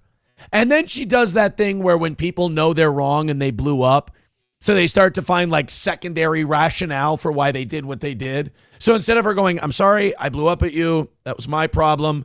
I'm on with the energy secretary. This is stressful for me. Instead of that, she goes, no, but you were in my shot before that. And she's going to do fine. She's going to be great. I'm going to tell you this. There is going to be more and more of this that comes out because in America, whether you're Republican, Democrat, liberal, conservative, moderate, one thing everybody loves is when these people get smacked the hell down. There's definitely going to be more leaked video coming out of this Porter woman. The blood is in the water. And you know that someone with this personality inside the Democratic Party, there's people who just hate this lady's guts. And when you're running for governor, the knives are out, especially in a primary. You're trying to shank these people and get them out of the race. So I don't think that's the last clip we're going to get of old Katie Porter. We got another dollar from Coltrane, says, allegedly there is a video of this Katie cunt throwing potatoes at her husband. Please tell me that's true. If you can find the link of her throwing potatoes at her husband. Wait, she said she's a single mom, though. Main Vein with $1 says, Aaron, please do your thing where you tell us if that ugly hog came into the local town bar, we'd all fuck her. Now, wait a minute. I only do that for women who are objectively decent looking. I don't expect any of you to have sex with that woman if she came into the local bar. Jesus. Conditioner on my D says, Katie, you forgot your talking points. Go again. Get out of my fucking shot. Get out. What are you doing? Just trying to help your flabby ass. My bad. I'm going to go work for Newsom. Bitch. Oh, man. Joey Caravello. That's not necessary. It's just a bunch of actresses he wants to have sex with. Jesus, some of you guys are nasty. This gets weird. You guys get weird. I'm just going to say it. Sir Schweinhund says, it sounds like she is plugging an ad for Tesla or some shit. How much is she getting paid? Yeah, I mean, it's it is that condescending way of talking to people. George F. says, California's only hope is the big one. Now. I mean, do we really need to, does it need to be the big one? Do we need to do this? We're jumping up. Look at this. Every time I check the viewership total, it jumps up another 10. 6:30, which is time to go to the dentist. No, I'm sorry. 6:30. Keep it. Guys, it's working. Rumble, you're doing great. YouTube, you're stagnating. Hit thumbs up, hit share, hit subscribe. Keep retweeting on Twitter. We keep going up. I want to hit 700 today. Look at that. Now we're pushing 640. Keep it going. Thank you, Rumble Studio, for not crashing today. I've got no complaints. In fact, I don't even think you guys know that we're using Rumble Studio today, which is nice. MSO says, by the way, I love the shirt. I know you're being a dick. I know you're being a dick. M. Anderson says, Sacred Toe is our favorite that's not sure. I'm not a registered. Jesus Christ. Where on the doll did I hurt you?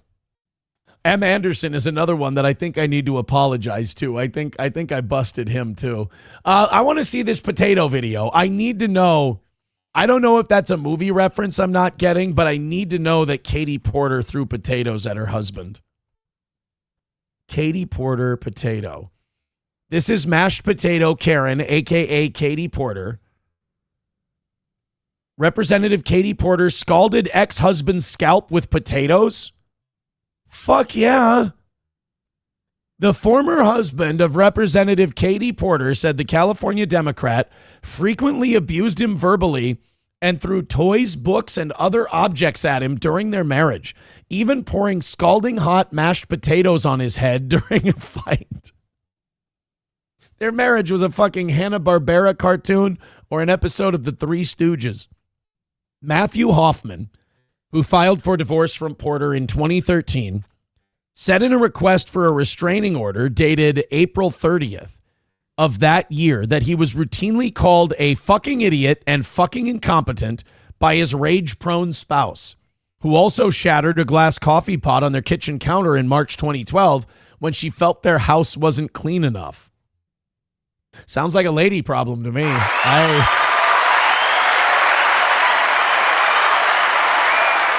So she's a potato chucker.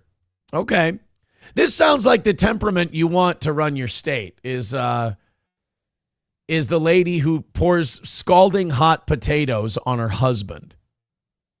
She just seems really, really pleasant.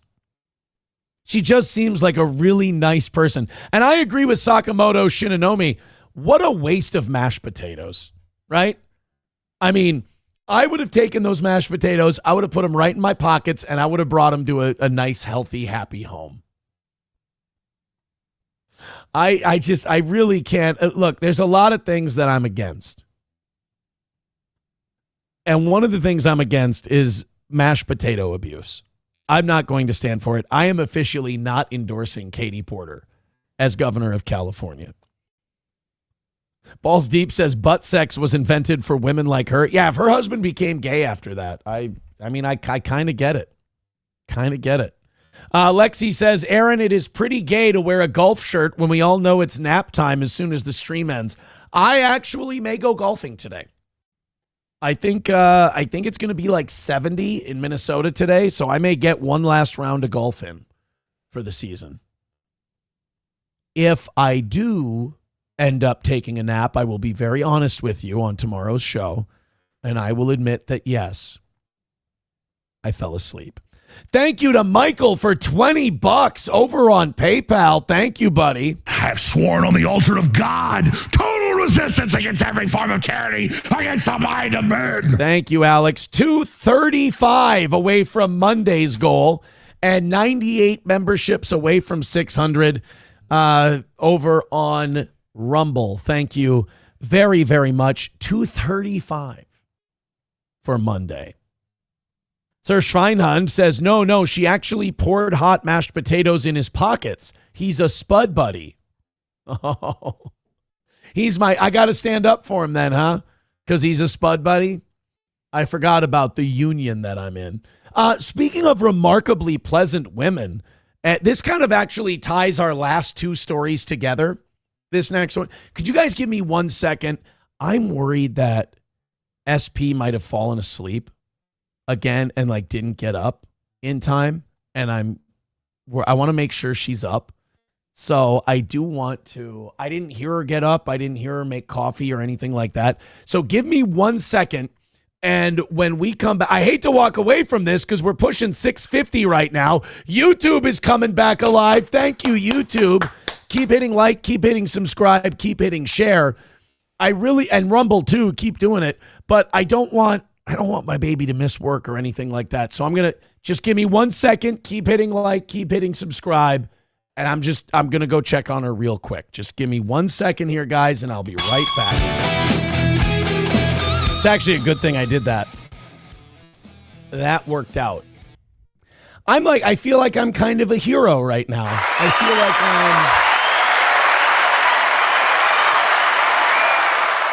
feel like I'm mildly heroic. I feel like that was a very a kind thing. That's my good deed for the day. That's my good deed for the day.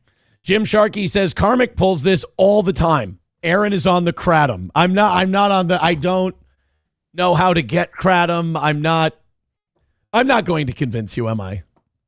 I was off doing heroin, kratom, cocaine, fentanyl, all of it. Honky with $1 says, wait, April recently remarried, so she gets a new ring while you get your peach ring destroyed in jail. I'm really, look, I am really hoping to not get sodomized. And I'm actually, I'll be honest with you, I don't feel like I'm going to get sodomized. I'm very confident that there will be no sodomy in my future. But again, like I'm willing to allow people to take bets. But I really don't feel that I'm going to be sodomized. Chips and Diff says, what a great boyfriend you are. Fag. Now that's not nice. All right, let's get to some of these text messages for today. The Bell Motel. Oh, okay. Somebody sent me, oh God, that is a dirty shithole. That UK hotel where they found where the sex offender was. Oh, that is an absolute shithole that they're keeping those migrants in. There's somebody writing in saying Milwaukee would get the guard before Minnesota. I think Tim Walz just wants to say that. I think Tim Walz just wants to say that to make it look like he's a victim, help him get a third term and all of that shit. Yeah, this person also writing in, plugging in a 220 volt appliance every day saves me money. Right. I think it's been pretty well proven that the electronic vehicle, especially when you factor in mining the lithium for the battery, the manufacturing, everything else, there's not a lot of carbon footprint saving you do with the EV. $1 from Coltrane says that representative is Katie Klobuchar. Look, man, the rumors I've heard about Amy Klobuchar being an absolute tyrant to her staff, I kind of like the stories that I hear about that. Because it's kind of the Ellen DeGeneres thing. It's like she's got a fucking job to do. She's got staff that's got a job to do to help her. And if they're not working up to her standards, let's crack the whip a little bit. But this Katie Porter's just she's a dick to people for no reason. Gray Duckling with $2 says, hope for the best, plan for the worst. Absolutely. Still don't think I'm going to be sodomized. $2 from Joey Caravello says the whole prison bitch thing is mainly a myth to scare those who are weak. Again, it's not a hope for the best, prepare for the worst thing. I'm really planning on not getting sodomized. You guys continue. What is this? When I keep asking for likes and subscribes, you guys keep doing it. This is incredible. 650 now. I want to get to 700. Keep hitting like, keep hitting subscribe, keep hitting follow. Let's do it, baby. You guys are, you're doing it today. Hey, football fanatics, are you ready for some primetime NFL action? Tune into Westwood One for all the gridiron glory you crave. From jaw-dropping touchdowns to game-changing plays, don't miss a moment of the excitement.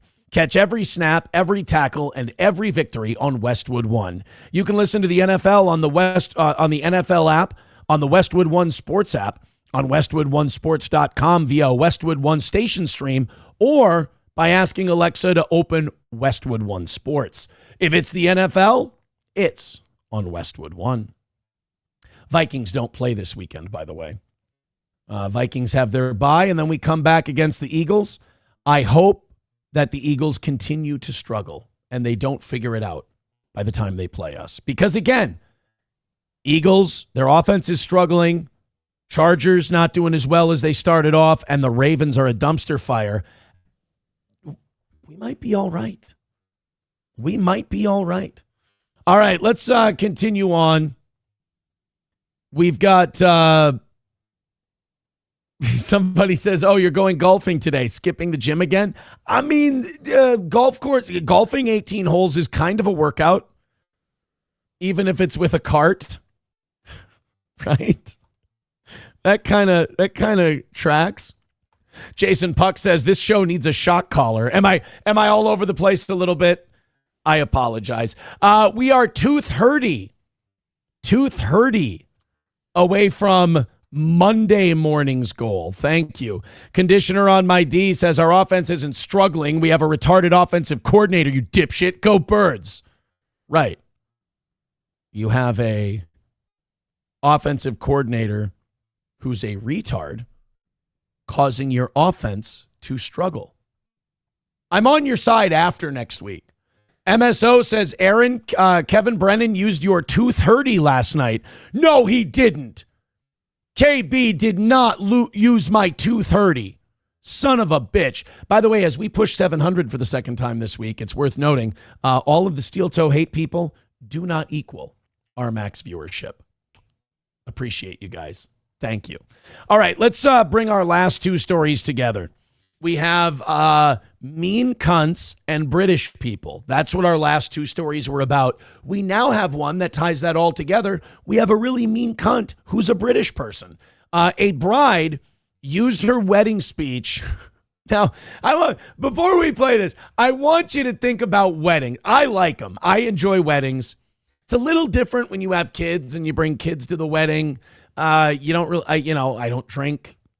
When my kids are at a wedding, obviously I have to drive them there, drive them back. But I do enjoy them. I do have fun. You get to see people you haven't seen in a while. You get to bullshit with people. I like weddings. And it's usually a nice time where everyone gets together and they celebrate all the good things. It's usually not a place to catch a lecture. But one bride who has pixie-length hair was getting married and decided to use her bridal speech. Every bride, the bridal speech is supposed to be, thank you so much, everyone, for coming. We're so happy that you could help us celebrate our love. Funny little story about how they met. Ball bust one of the bridesmaids. Move on. Not this lady. She decided to take this time while everybody's eating a nice dinner and celebrating the new couple to let everyone know about trans rights in Palestine. Now, I'm having a problem lately, and that is that I am against what Israel's doing in Gaza. I'm against most of what Israel does. But you also have to make it very clear to people, I don't like Hamas. I don't like Hezbollah. I think radical Islamists are fucking insane. You're really kind of a man without a country. My basic position on Israel is I wish America wasn't fucking involved. Let these people all kill each other. I don't give a shit.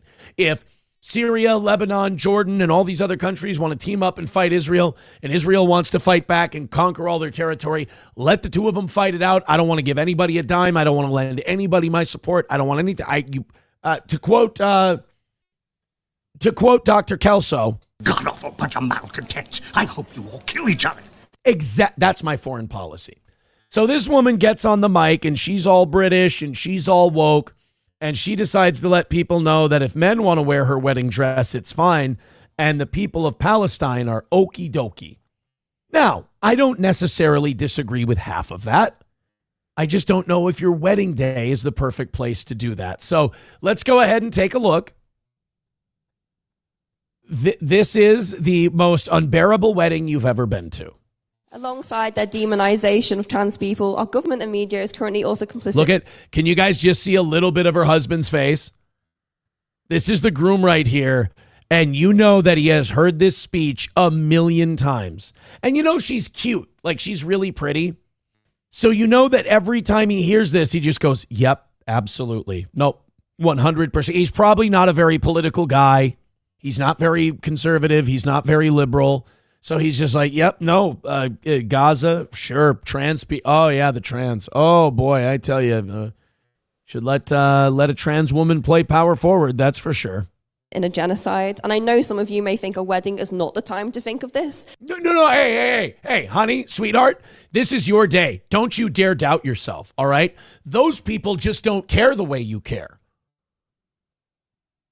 Those people just don't understand how passionate and educated you are on the issues. They're complicit.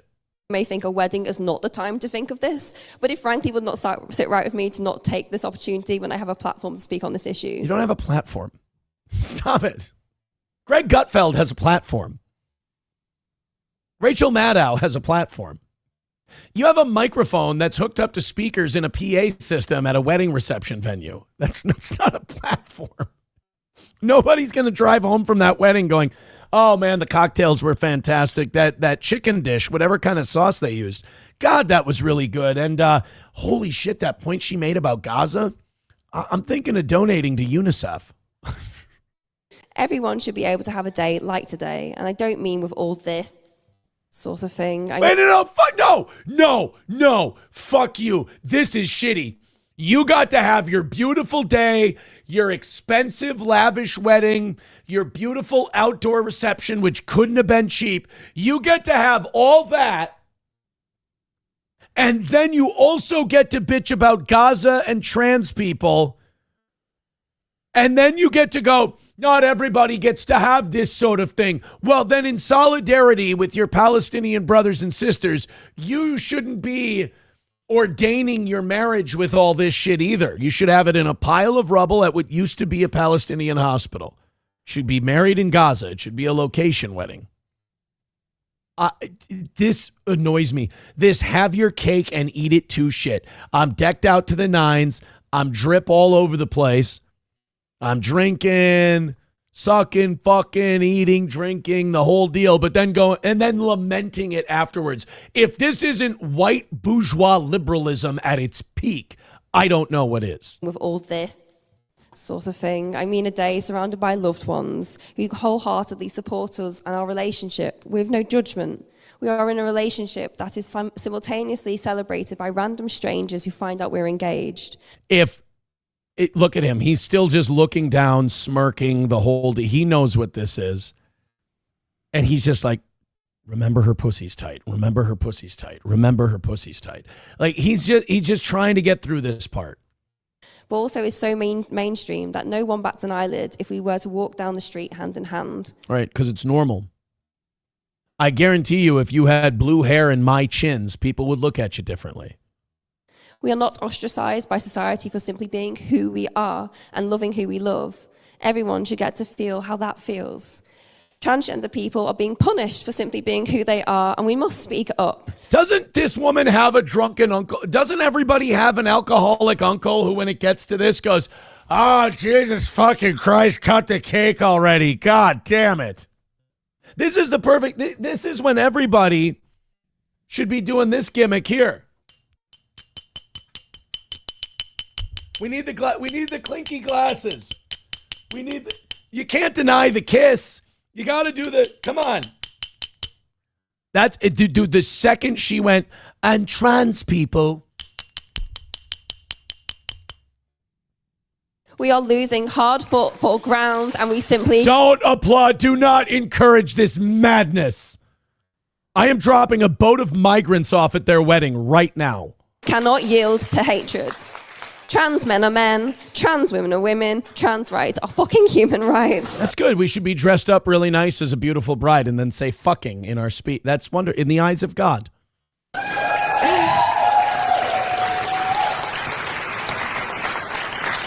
By the way, this husband is the UK, just henpecked and going along to get along.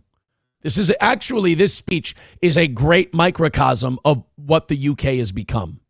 Alongside their demonization of trans people, our government and media is currently also complicit in a genocide. And I know some of you may think a wedding is not the time to think of this. Again, this is the second time you've said that, and I don't disagree with that statement any less or any more than I did before. I still 1000% endorse that. But it frankly would not sit right with me to not take this opportunity when I have a platform to speak on this issue. The ethnic cleansing of the Palestinian people is a horror that cannot be ignored.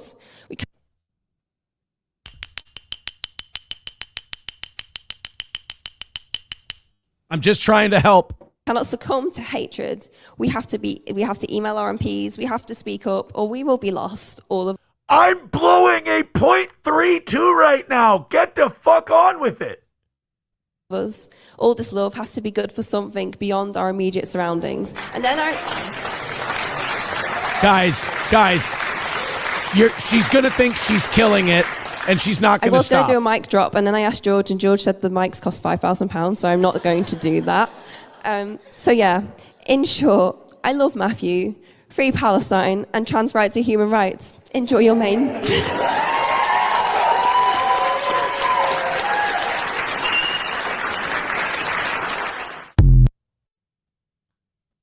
Oh my. I just don't understand it.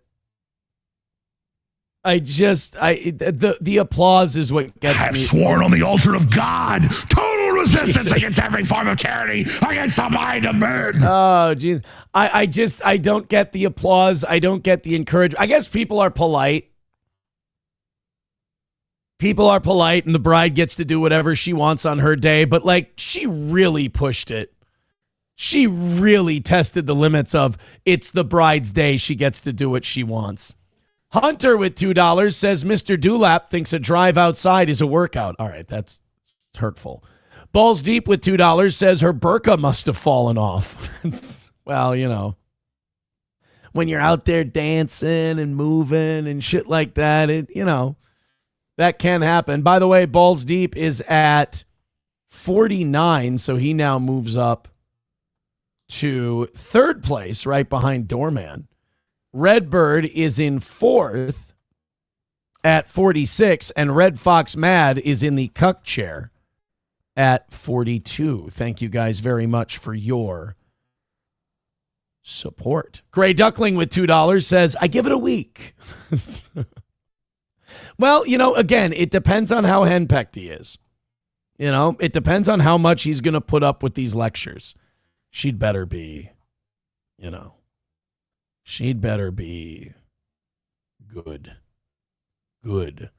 Tin Toolman Taylor says the only thing that would make this speech better is a bomb set off by Israel. Yeah, the husband just goes, does anyone have a fucking pager? Her dad paid so much money for this. Poor guy, says 09 Canyon. Dead Game says, well, that went sideways. You know what the shittiest part about it is? She actually invited Tyler Robinson to the wedding.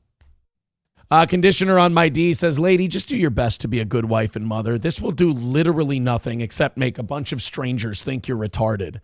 No, you guys don't understand. Now when all of her friends ask her, what are you doing for Palestine? She'll go, oh, I made a speech at my wedding, which will save absolutely zero Palestinian babies.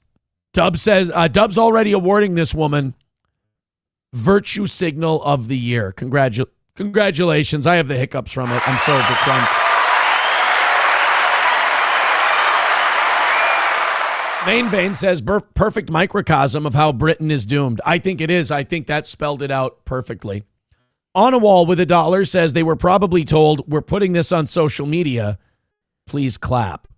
Nova claiming that she pegs him. Oh, no. Sir, blink twice if you're being sodomized by your pixie wife. We need to, we can help you. We can help you. Cray Duckling just writes, open bar? I hope. I really hope there's an open bar. Hit like, hit subscribe, hit follow. Oh, we started going down. 625. 625. I thought we were this fucking close to 700. I don't think we quite hit it. Like, subscribe, follow, etc., share, all of that stuff. If you're watching on Twitter, go ahead and, hit the old retweet. That would be great. I would love to have you guys hit the retweet. Let's go to some listener feedback. My Eagles got 3 get-right games in a row against Giants, Vikings, Giants. Oof, look. If you're looking to improve that offense, those are 3 games that'll give you an opportunity. They're saying somebody else sending me a thing that there is no video of that California woman dumping the mashed potatoes on her husband. Shit. I mean, how are you going to film someone dumping mashed potatoes on you? Honestly, if there was a video of her dumping mashed potatoes on her husband, I would think it was some kind of weird setup scam on his part. The fact that there is no video of the mashed potato dump leads me to believe that, it actually happened. Tooth Hurdy. Hey, look at you guys. You're Tooth Hurdy away from Monday's goal.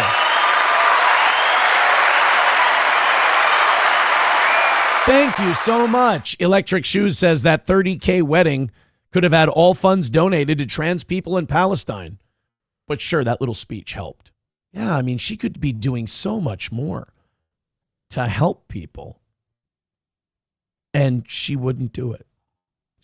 But she made a speech, which is more powerful. Somebody who was at either at the wedding. Oh, no, this was the film crew that filmed it. You usually have a photographer or whatever at your wedding. Gorgeous Tara used her wedding speech to speak about issues she feels deeply passionate about.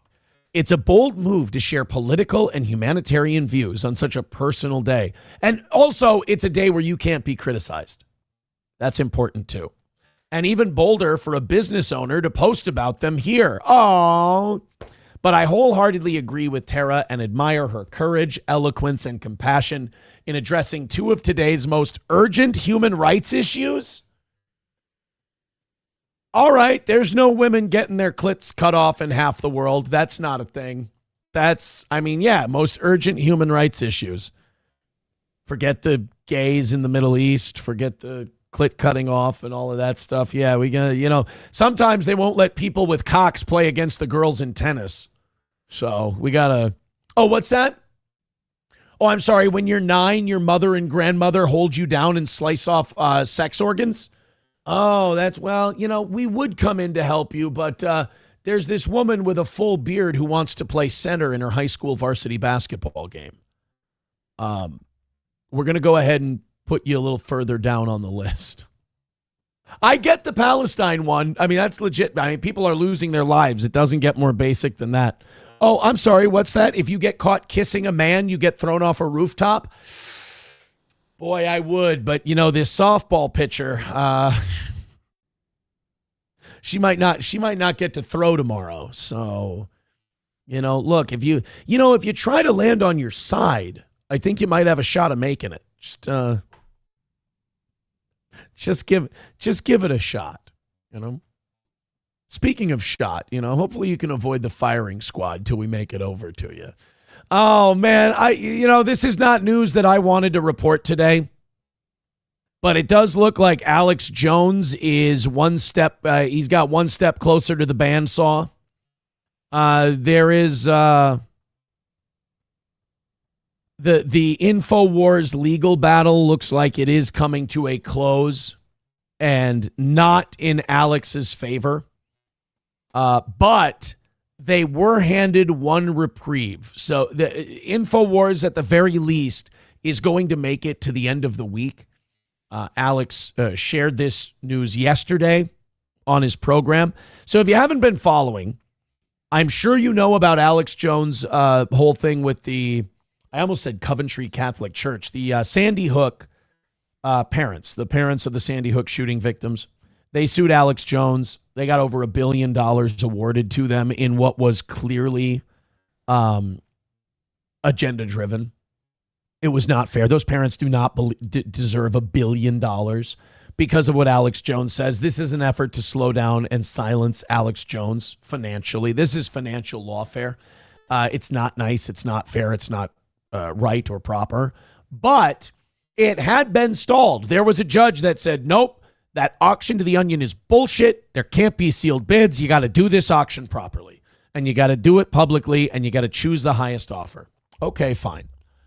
Then the Trump DOJ decided to start looking into Alex Jones's civil case. And very recently, a judge ruled that the auction of InfoWars could go forward, and the Trump administration dropped their investigation into the civil case. So it did look like any allies Alex had left, he had lost them. And now it looked like InfoWars' death was only a matter of time. Well, yesterday there was a reprieve granted.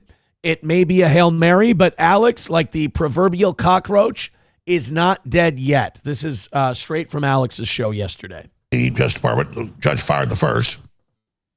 And the judge told him, I want you to resign repeatedly, but he doesn't do it. So for whatever reason, Lopez didn't fire this one. Lopez took it away from him last week and said, you're done. Mr. Jones is in control now. You need to abandon the assets. But all that means is the state court already has the judgment and the rest of it, so it can come in. So it's just all they're doing is clearing the way for that. So that's why I'm not somebody that gives up. I'm just admitting the facts here that that's what this is.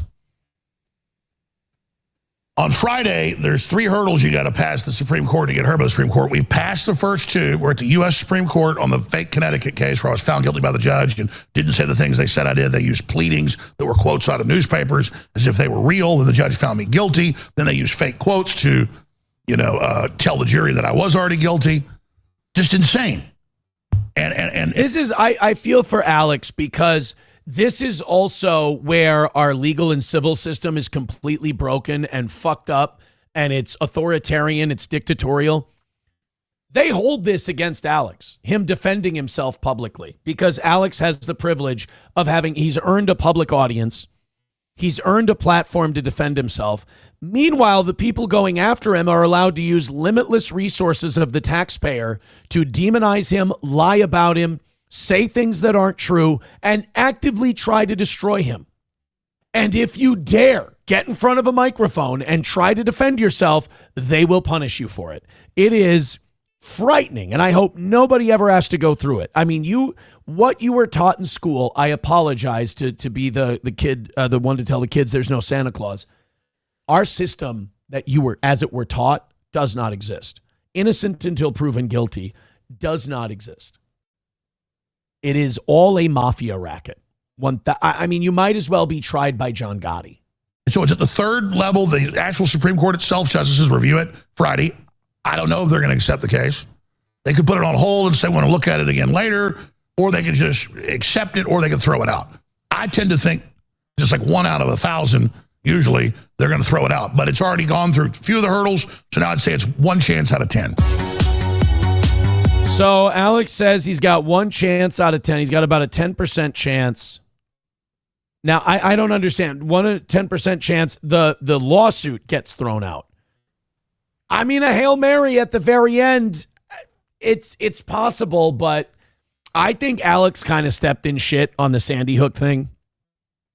I think Alex played a little too fast and loose without saying the words allegedly. And he pissed off some parents that were willing to see the whole thing through.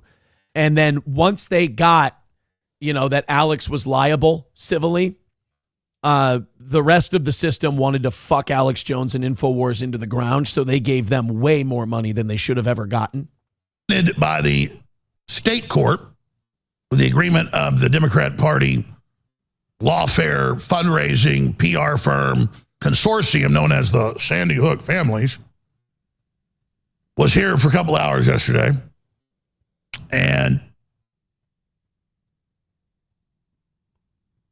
they were just very stone-faced, very robotic, like talking to a brick wall.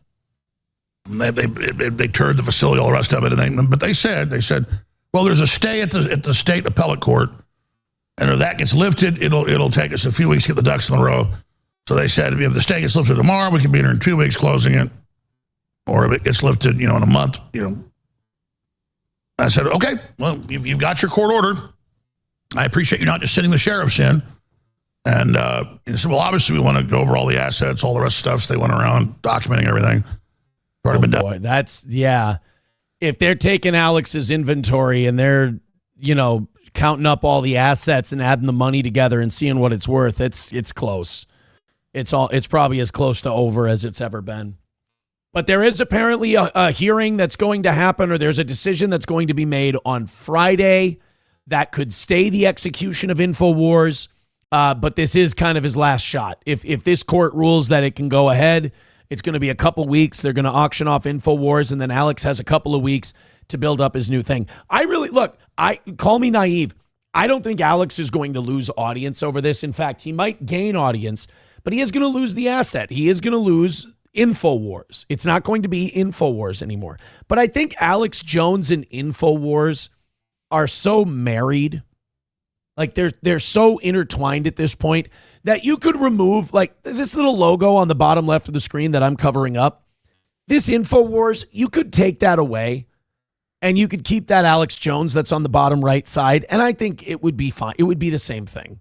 By the federal court, but the U.S. trustee in that case did not ever want to sell it because the families, the Democrats, want it shut down. They're on record. And so we'll see how the state operates. So, I mean, we could be shut down next week. I'm not going to say these guys are liars. but you just never know what the truth is. And from the previous people with the Justice Department, the U.S. trustees, bankruptcy, nothing but lies. So, but I'm not going to accuse these people of being bad without evidence. Alex is kind of being too nice. And I understand why he's being too nice, because if you're honest and you're open, and again, if you defend yourself, they'll go harder at you. So it's not a fair system. They've handcuffed Alex and he hasn't broken any laws. And they can't prove that he broke any laws. But if he defends himself, he's going to be in more trouble. So he's got to be deferential. Basically, he has to be nice, hoping that the head man won't swing his axe and take his head off. But Alex isn't going to know until the head man descends his blade upon his head and decapitates him. So Alex can't get retribution. Alex can't get justice. Alex has to sit there and be a spectator to his own execution and just watch it happen, hoping that they'll spare him at the last minute. There is no freedom. There is no, equal rights. There is no equal protection. If they want to get you, they will get you, and they want to get Alex. We're just here. And there's Houston Chronicle. Sale of Alex Jones Info is in limbo because bankruptcy trustee hasn't found a buyer. That's not true. And now he's abandoned it. He's made so the state can grab it. I love it. They refused to sell it to the company that was going to pay them at the end 4 times what Bloomberg and the Onion were going to pay. They had a fake auction. Remember all that? The judge ruled it was fake. Yes. But, they can't get a buyer. No, they won't sell it to anybody. They'll keep it open, and admitted that in depositions and in court filings. Right. This is when you try to defend yourself. When they call you crazy, you defend yourself. It just makes you look more crazy. That's what Alex is going through right now. There are people who will buy InfoWars today. They will give the Sandy Hook family their money. And they will say, we've got InfoWars. But it's people like Musk-type people. It's people who support Alex Jones. And they're going to keep InfoWars open and essentially be Alex's new boss. They don't want that. They want someone to buy it and shut it the fuck down or humiliate Alex Jones.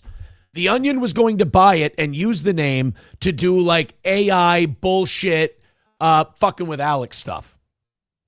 And they were ready to okay that, even though it was the lowest bidder. And basically, the Onion got it for free because the Sandy Hook family said, well, we'll take this much off the settlement with Alex and then give it to the Onion, which is not allowed because even though they're owed a certain amount of money, the Sandy Hook parents, the victims, they don't own InfoWars. They can't do that.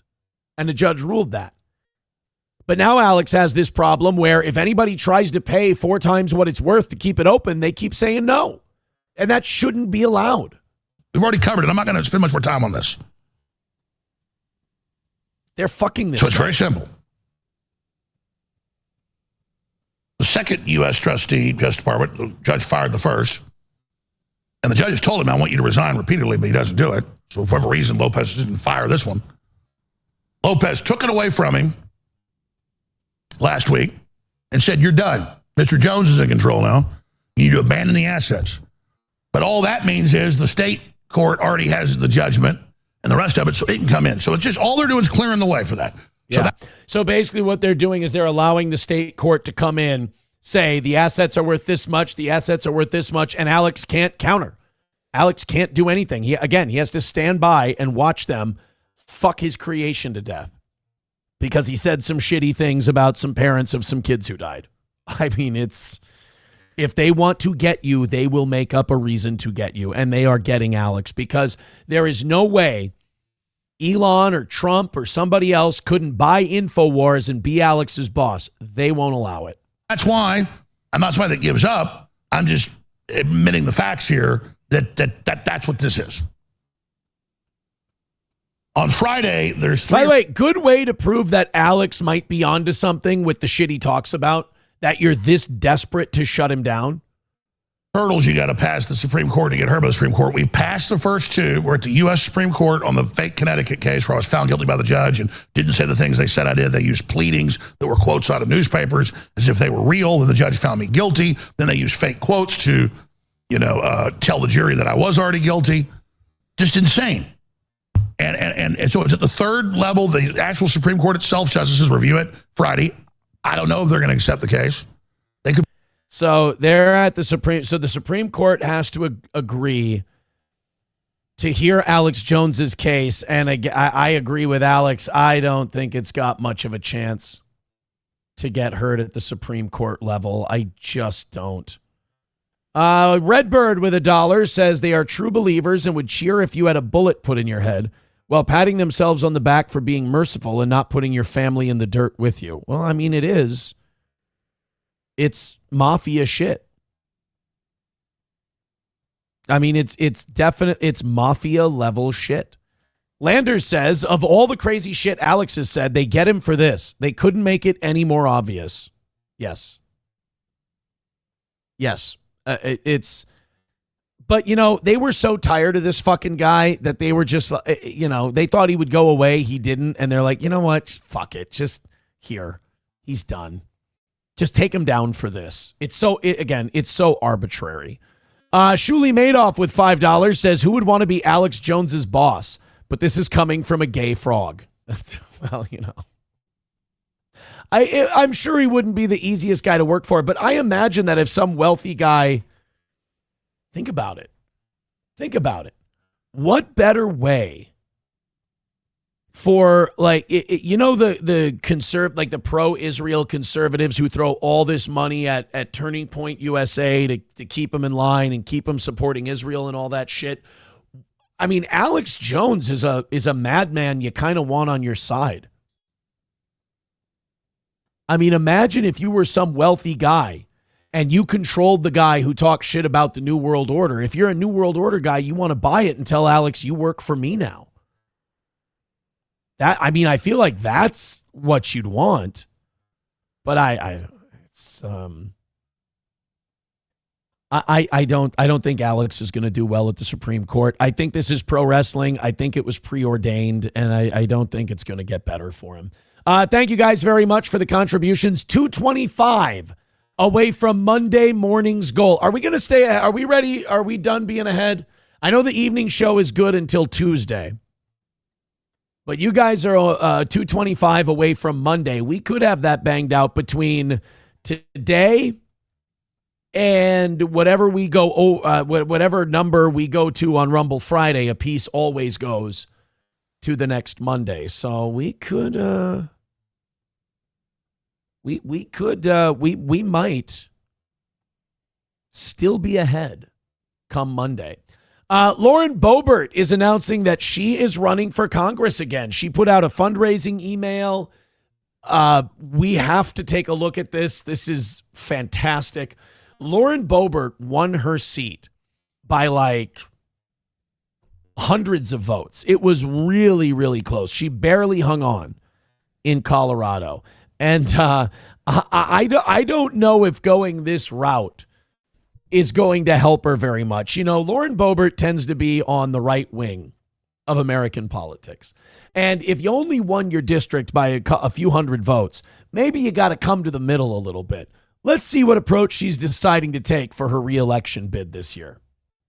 One is your local election headquarters. Colorado Congresswoman Lauren Bobert is running for re-election, and her latest campaign strategy is taking on a taboo topic. Fox 31's Ashley Michaels explains.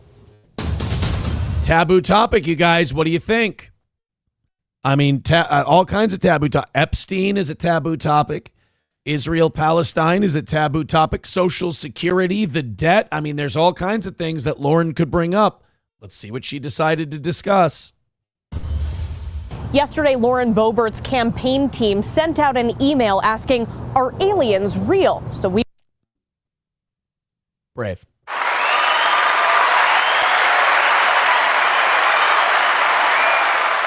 The kind of bravery that, by God, we just don't see in American politics anymore. I mean, with all the issues that the American people are facing, inflation, stagnant economy, all of these things, trade wars, government shutdowns, thank God there's someone out there that sees through all the bullshit and asks the questions the rest of us are asking when we sit around our kitchen table. We went in search of answers of our own. is the Flying Saucer RV Resort. And while it's not in Representative Lauren Boebert's district, some living in this Sheridan community also want to know what's up. I think. Oh, I thought RV park, it was like a campground. I was like, why the fuck do you have a campground next to a highway? Seems retarded. I think that aliens in general are absolutely real because there's got to be something out there. Boebert's campaign. Hear that, guys? That is a scientific opinion, by the way. Do not underestimate, and this is just speaking from my high school / college experience. Don't always turn your nose up at the Trailer Park 9. When I was like summer after high school ended, or after my first year of college, I did go on a couple of dates with a Trailer Park 9, and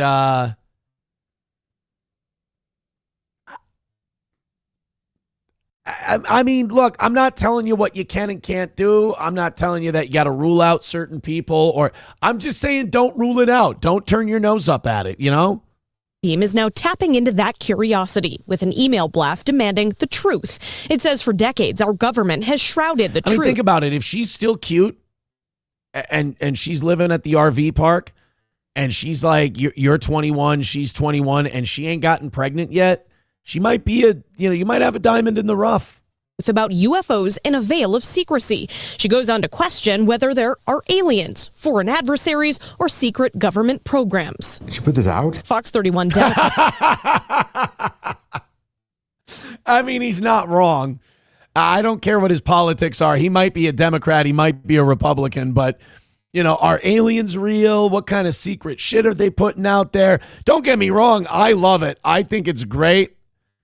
God bless Lauren Boebert for putting this out there. But this is retarded. This is a really stupid thing to do. For decades, our government has shrouded the truth about UFOs in a veil of secrecy. Strange crafts have been spotted soaring through our skies, defying the laws of physics. And yet the bureaucrats in Washington act like we're too naive to handle the facts. You know what? I have a theory on this. I think Lauren Boebert wants to be done. I don't think she wants to be in Congress anymore, but she wants to siphon a few more dollars out of fundraising that she can backdoor into her own pocket, because a lot of these people, they can have their campaign funds, and while you can't put them directly into your personal bank account, what you can do is you can pay out to consultants, you can pay out to security, and then they can, in turn, siphon that money back to you. So I think maybe Lauren wants to be done with Congress, but she sees the chance to raise a couple $100,000 and put six figures in her pocket before she goes. It's not stupid. Either that, or she really thinks that campaigning on the what's going on with the aliens issue is the winner, in which case she's lost her fucking mind. I tell you what, taking that Kid Rock dick makes you crazy. The truth about UFOs in a veil of secrecy. She goes on to question whether there are aliens, foreign adversaries, or secret government programs. Did she put this out? Fox 31 Democratic analyst Andy Boyan says outlandish ads are often used when candidates are desperate for money or voter support. Neither of which I'm seeing right now. So I'm not really sure why this would go out to conservatives in her district. This is almost a cry. Think about this. Like, if even the Democratic guy is saying, she's not hurting for money, she's not hurting for support, people like Lauren Boebert, why the fuck would she do this? Well, I think in the absence of any other logical explanation, I think my explanation is holding up here. That perhaps Lauren Boebert wants to be done, but she wants to make a little money before she leaves. In her district, this is almost a cry for help in politics, to be honest. But Boebert's campaign team says the message is performing extremely well because people want answers. Enough is enough. Yeah. Look at the Trailer Park hottie over here. And I know what you guys are saying, like she's not hot, Aaron. That's not what I'm saying. I'm saying Trailer Park hottie. This is graded on a curve. Do you know how many dick pics she gets texted on her Cricket wireless phone from other guys in the trailer park? All of them. All of them. I agree. I think that just reading that, I can tell that she has a personality also, and she has an open mind and isn't afraid of reaching for new truths, because you see, guys, you all want to blame the politicians. You all want to say that these politicians are nuts. These politicians are the issues. You have to consider where these people come from. You have to consider that even if Lauren Bobert is trying to torpedo her chances, people like this may keep her in there. Like, imagine if you're Lauren Bobert and you're like, I want to get the fuck out of Congress. I want to raise a little money. I want to lose my reelection and I want to move on with my life. I'm going to put out a mailer about how UFOs are totally real and aliens might be coming. And then your district reelects you in, say, record numbers. Oh, I'd be so mad. But she has the Trailer Park 8 to thank. Like, there's not a whole lot of truth going on in the world right now. And while our analyst says Bobert's email will get people talking, he believes it's the wrong topic at the wrong time. The government is shut down, and there's no opportunity right now to talk. So, bro, maybe the government's been shut down by aliens. You don't know that it's not Jewish aliens. How do you know? Maybe Lauren Bobert has a thing here. What she needs to be doing is facilitating ways to get the government open again, not worrying about whether or not we have UFOs in our skies. This is a topic you know what that sounds like? That sounds like big UFO spin. That sounds like that guy's in the pocket of big UFO. That's exactly what an alien would want you to think, that we got nothing to worry about with the UFOs. Check that guy's mitochondria. Discussed publicly before. Last year in November, there was a congressional hearing about UFOs where she questioned experts on the topic. She says she still has questions and won't stop until she gets answers. Dude, that RV park is going to be her biggest fundraising source. They're going to collect Coke cans. Ironically, the ones they smoke crack out of. Like, they're going to be, pulling off pop top tabs for her. They're going to be running into the recycling plant on a daily basis. They're going to fill her coffers. She's the voice of the voiceless, this Lauren Bobert. She's really doing it, guys. She's going with there's fucking aliens out there. Give me some money. It's a bold move. It's a bold move. The MSO says, can we just nuke that whole town? Hey, come on. I don't think that's necessary. I hope you die. That's not necessary. Conditioner on my D says it's not stainless steel, dumbass. Look it up. They're made of aluminum. Who are you guys? Oh, Nova's fighting. Ooh, guys, chat fight. Nova and Conditioner on my D are fighting with each other. Can we please do this? I'm going to scroll up in the chat to see where this started. And you, Nova, do me a favor. Nova and Conditioner on my D, don't mind me. Don't mind my coverage. Turn the sound down. Keep fighting. We're going to watch this. Nova wrote, trailer living is something to be ashamed about. It means you can't make decent life choices and you choose booze and drugs over paying for land. I mean, we didn't need to make this about Karmic and Mersh, but all right, if you're going to be a dick about it. I think there's some people, like if they're just eternally single, they got a blue-collar gig, they want to save money on housing and spend it on other things, you might do the trailer living thing, especially, I guess, if you own the trailer and own the plot of land. I'm not really, I'm kind of over that stage of my life where I, judge where someone lives. And there's part of me that just goes, there's probably a reason why they live there. Nova says, look at Karmic, typical trailer park bro. Then we've got Conditioner on my D writing. So this is where the fight started. Conditioner on my D says, my Airstream costs more than anything you own. Oh, shit. Oh, shit. Nova then wrote to Conditioner on my D, you have a tin can and are trying to brag about it, LOL. You have to dump your poop out of a hose monthly, LOL. You have to rent a parking spot, LOL. If I can just critique for 1 second, Nova, one or two too many LOLs, but don't let me stop you.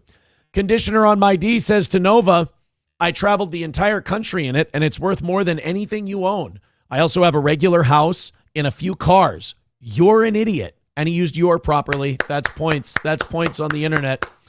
Nova says, you're homeless with a trailer. LOL, I own land. We're overusing LOL. If I can critique this fight for a little bit, we're overusing LOL, and I don't like it, and I wish you guys would stop. Conditioner on my D says it's also not 10. It's aircraft, tin. I think he means tin. It's aircraft grade aluminum. Each one of those panels is $9,000. Do some research, you dumb hick. I got to be honest with you guys. I'm liking this fight. Then we have conditioner on my D writing again. Nova, no, I actually own a travel trailer to travel in. The rest of the time, I live in my house. So accusations of trailer parkery are unfounded. Nova says, you really are dump, LOL. So we misspelled dumb and wrote LOL again. Stainless steel isn't $9,000. All right, we got numbers thrown out now. Conditioner on my D says it's not stainless steel, dumbass. Look it up. They're made of aluminum. All right, so this really is. I mean, I'm telling you, they're rifling forehands back and forth. Nova says conditioner on my D thinks an Airstream is worth more than 4 acres of land and a home. Conditioner on my D also winning points from me when he says I would smash that trailer trash. You wouldn't tell anybody, but you would. You would. Conditioner on my D says depends on where that home is. It's not worth more money than my house, but it's probably worth more than what you've got. You're clearly uneducated. I think he means uneducated. And should be quiet. See, I correct both of them. I'm being fair. I'm letting you guys judge the fight. Conditioner on my D now. Oh, Mr. Approachable catching strays. He says, God, how I miss the days when we would ban crosstalk and not have to sit through this shit. I disagree with you, Approachable. I'm thoroughly entertained by this. He says, I miss the days when there weren't giant homos in the chat. Go talk to your houseplants. Actually, Approachable, those two are in a fight right now. And talking to your houseplants, I have heard, is good at encouraging growth of the houseplants. It's totally good for their health. So he's not totally being a dick on that one. Are they done? Guys, don't be done. Don't be done. Please keep fighting. Nova writes, aluminum is cheaper than stainless steel. Oh, there we go. Sometimes when the fire's burning out, you blow on the embers, the flame comes back. Let's see.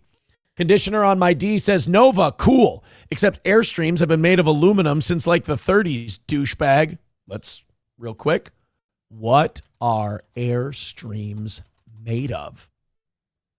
An iconic hand-riveted aluminum exterior shell over a lightweight aluminum superstructure. Nova, I got to give the points to conditioner on my D on this one.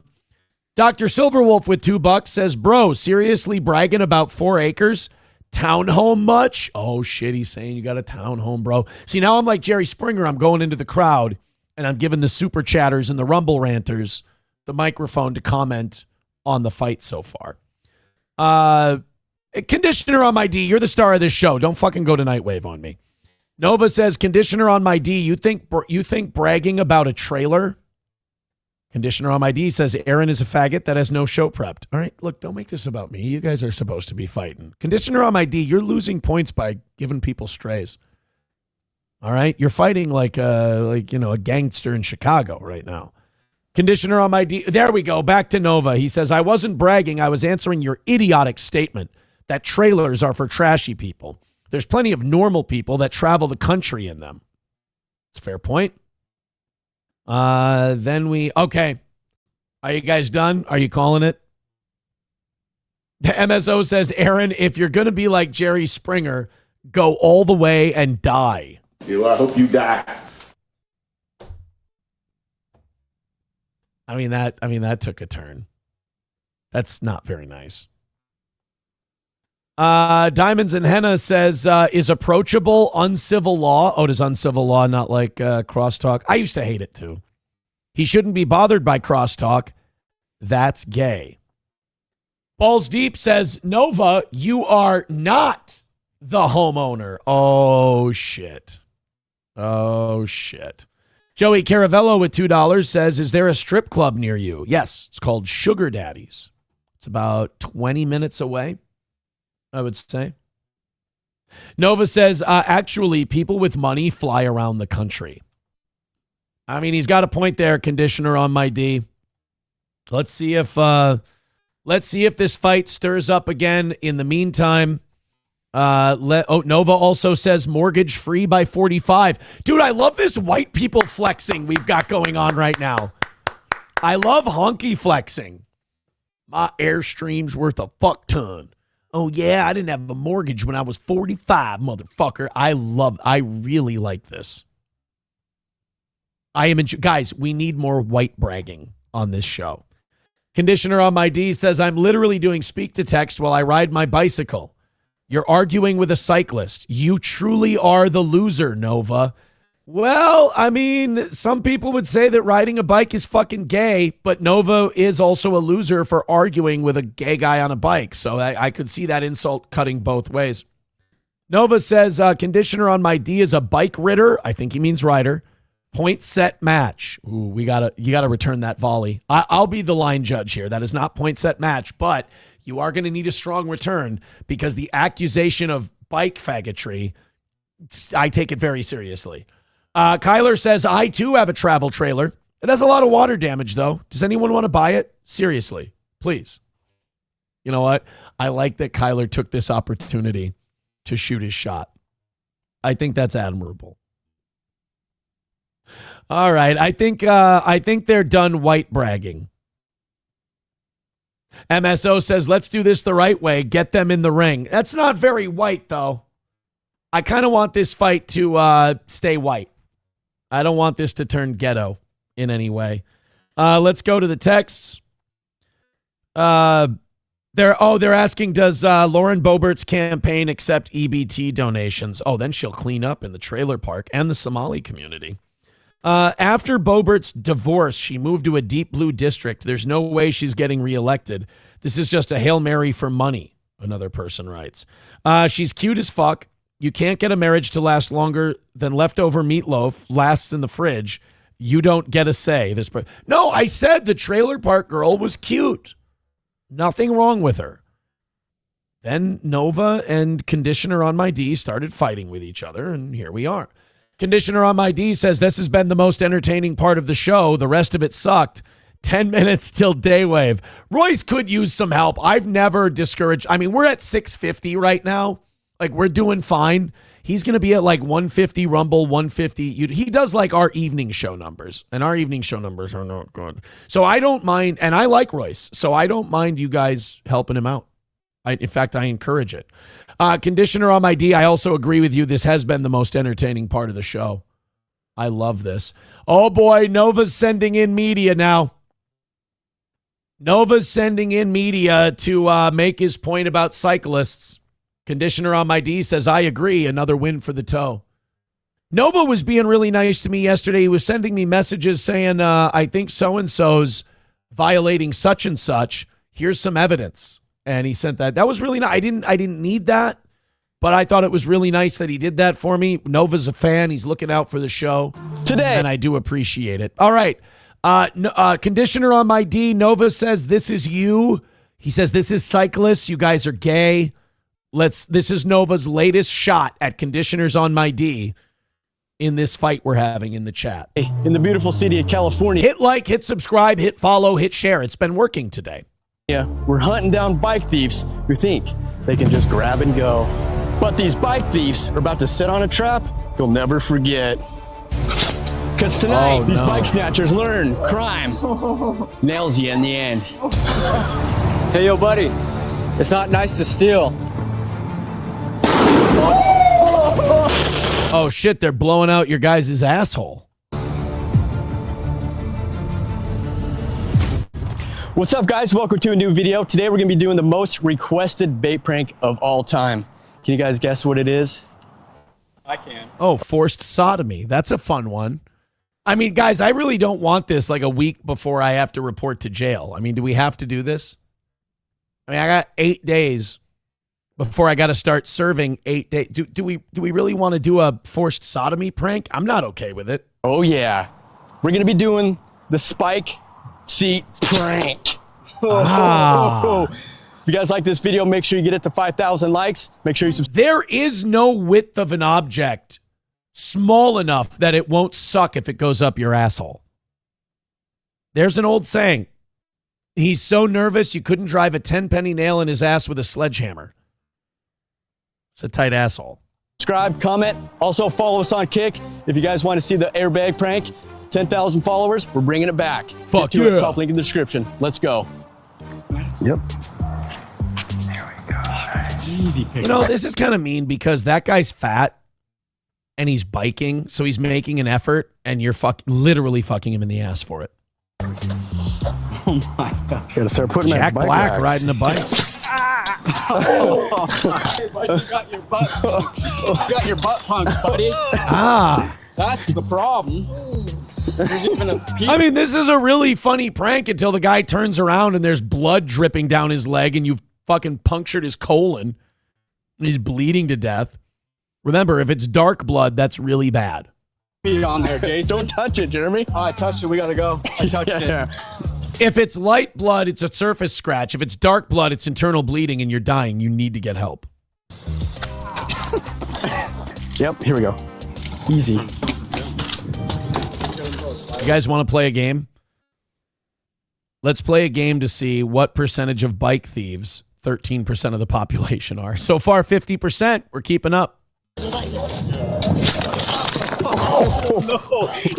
What happened, buddy? Oh, my God. Look at that. That's the deepest Look how far that went, dude. That's the deepest Are you? What are you tracing fecal matter to see how far it went? Like, oh, man, that's the most diarrhea shit I've seen on that spike yet. This is fucking heinous. In the anus. He really does have ass blood. First puncture. First blood. Don't touch it. Don't touch it. Him right there. Oh, 66.6% of the bike thieves. Yeah, what if it gets them in the ball sack, dude? Oh no, buddy. I hope your asshole is fucking sore tomorrow, bud. Dude, this shit is so fake because they would have gotten the living shit beaten out of them for doing this. This is 1,000% fake. It's funny, but it's fake. She's got a knife. Get the fuck. Oh my God, it does. Let's get out of here. Let's get out of here. Yeah, this is. Someone's looking at it. Oh my God. What? 75% of the bike thieves. Yes.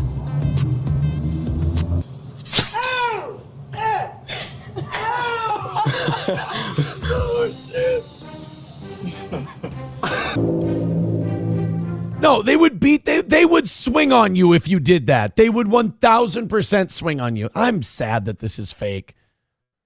But I still want to do the math. Yes. 80, well, I don't know. This looks like it could be both. There we go. No, this is a whitey. 60%. All right, so Nova is basically what he's saying, conditioner on my D, is that you're a raging homosexual for doing this. Let's see if we they kept fighting. They kept fighting. Let's see here. Conditioner on my D says I win. All right. You're going to fly to a national park and do what? Stay in an old musty cabin? That's from Conditioner on my D. Nova says, I live next to a national park. Yes! More white flexing. I just want this fight to be as white as humanly possible. So Conditioner on my D is like, I got an Airstream and I go to national parks. That's white as fuck, bro. And then Nova like one-ups him by going, I live next to a national park. Shit. Conditioner says, neat, so do I. I've also been to over 30 of them with my trailer. Oh! I get knocked down, but I get up again. Nova says, I thought it was an Airstream. All right, now we're getting white girl bitchy. A little bit. Conditioner on my D says it's not tamales where she is. It's Venezuelans. All right. Nova says he stayed on longer. Yeah, that was kind of gay. Although he says hard to swing with a hand holding your asshole. Fair. That's a fair point. Conditioner on my D says, Nova, I mean, I'm still riding in Daywave hasn't started yet. There's nothing else on but Bubba the Love Sponge. I have no problem being the thing you watch when there's nothing else on. That is fine. Conditioner on my D said, I did not say another win for the toe. Aaron is making stuff up. No, Nova said another win for the toe. Don't be so insecure. Conditioner on my D says, this has nothing to do with cyclists, you dumbass. This is for bike fees. I think he means thieves. Also, I have the chat open, can't even see the screen. Nova says, I don't do my laundry in a washing machine used by black people with quarters. Oh, he's white trashing you, saying you use a laundromat.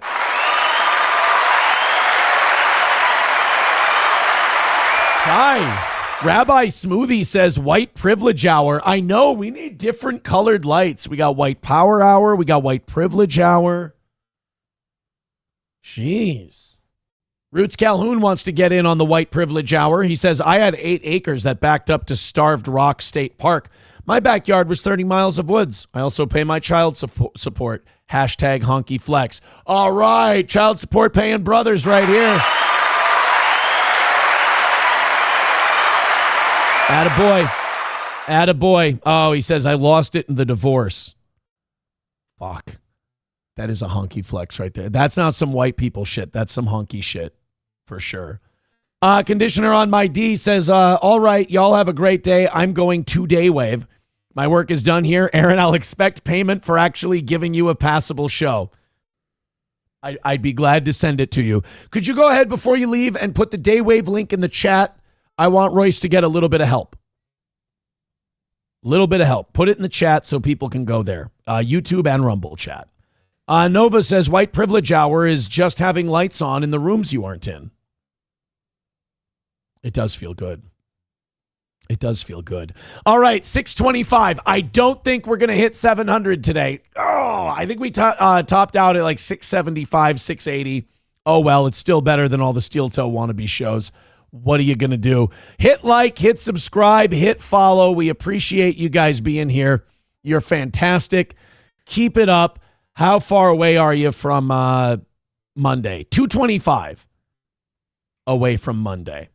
Thank you guys very, very much. Is Destiny more... I keep seeing legal mindset stuff from Destiny. Is he still super fucked? God damn that guy. I mean, that's another great example. Living on that goddamn internet will kill you. Reformed Rapscallion says, my wife isn't a size queen. Hashtag white guy flex. Yes. Congratulations, buddy. Let's open up these 7 o'clock hour stories at 9 o'clock. I like that. Let's talk about our friends at All Care Towing. 320-253-5203 for All Care Towing of St. Cloud.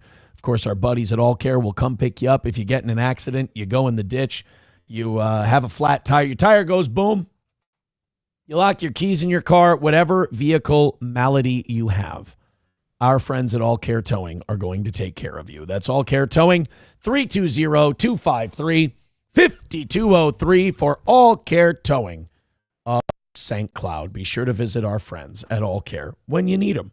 And, oh no, last night's evening show is blocked in many territories and can't be seen. Fuck, I played too many songs. I played Zach Bryan last night on the show. That's going to fuck you over. Midland Armory in downtown Foley, Minnesota. MidlandArmory.com. Of course, our pals at Midland can help you out. Derek and Tracy can get you what you're looking for sports, hunting, carry, personal protection, home protection, knives, optics, parts and gear, and suppressors. They have suppressor process handled from start to finish at Midland Armory in downtown Foley, Minnesota. That's MidlandArmory.com. Go see our pals at Midland Armory. They're going to be at a gun show in Pine City this weekend at the National Guard Armory. So if you're in the Pine City area, you want to go say hi to Derek and Tracy and check out a gun show, please do so this weekend. This is great. Derek also sent me an email that said, do you by chance have a link for the Dancin' Israeli song? I will get that to him. See, you can trust the guy. And Stoney's in downtown Rockville. Cheetos, he'll one-up you, man. He'll sing the thing karaoke. Stoney's in downtown Rockville, Minnesota, right there on Broadway. Go visit Cheetos and the team at Stoney's Bar. Of course, Stoney's, it's Thursday, so it's $2.50 cans? Fuck yeah. It's going to be nice weather tonight, too. It's maybe one of the last ones of the year, perhaps, question mark. I know we're going to get up to about 71 today And then, yeah, it looks like we're going down into the 60s for a few days and then the 50s, and fall is officially here. So enjoy a little outdoor time at Stoney's in downtown Rockville, Minnesota. Whether it's for the Gopher game, football this weekend, and Ultimate Bloody Mary, Stoney's in downtown Rockville, Minnesota. Go see them right there on Broadway. Candace Owens dropping a few more receipts. She's in receipt mode this week. She dropped those Turning Point USA. What do you call those? The text messages of that group chat where Charlie Kirk, sure enough, said we lost another $2 million Jewish sponsor because I won't cancel Tucker. I'm thinking of bringing Candace back. These are Charlie's words now. These Jews are playing into the stereotype. I have to be done with Israel. Like he said, like I'm reversing course or I'm stopping my support of Israel 16 hours before his death. This was on top of telling that the billionaire guy, oh God, he had the summit for them in the Hamptons. Ackman basically summoned Charlie to his mansion in the Hamptons and said, you got to take it easy with the Israel criticism. You're going to lose money. And Charlie was like, fuck you. He was consistent. He stuck to his guns. And now I think this raises more questions than answers because Turning Point USA has totally capitulated to Israel now. I'm sure they've got all these donors back. I'm not saying that this Calvert and Erica Kirk and Hammer and all these other people, I'm not saying they had a role in killing Charlie Kirk, but I am saying whoever sent the message, these guys seem like they got it loud and fucking clear, and they are towing the line. And what's disgusting to me is they're using Charlie Kirk's name to tow that line, and that really sucks. So Candace Owens kept the pressure on yesterday and released more info. She also announced that she has a kill switch engaged, that if she dies, she sent out a bunch of stuff to people she trusts and to release it if she gets taken out. She also said that there were multiple sources that told her that Charlie Kirk had expressed to them that he thought someone might kill him. So this is what she did yesterday on her show. Of Charlie Kirk's assassination, immediately George Zinn gets up and says, I did it. And he kind of gets dragged. Well, apparently George Zinn had to receive medical treatment following that little fracas. And he told multiple nurses and doctors that he did it because he was being paid to do it. He said he had not been paid yet, but he was going to receive payment. He didn't know from who.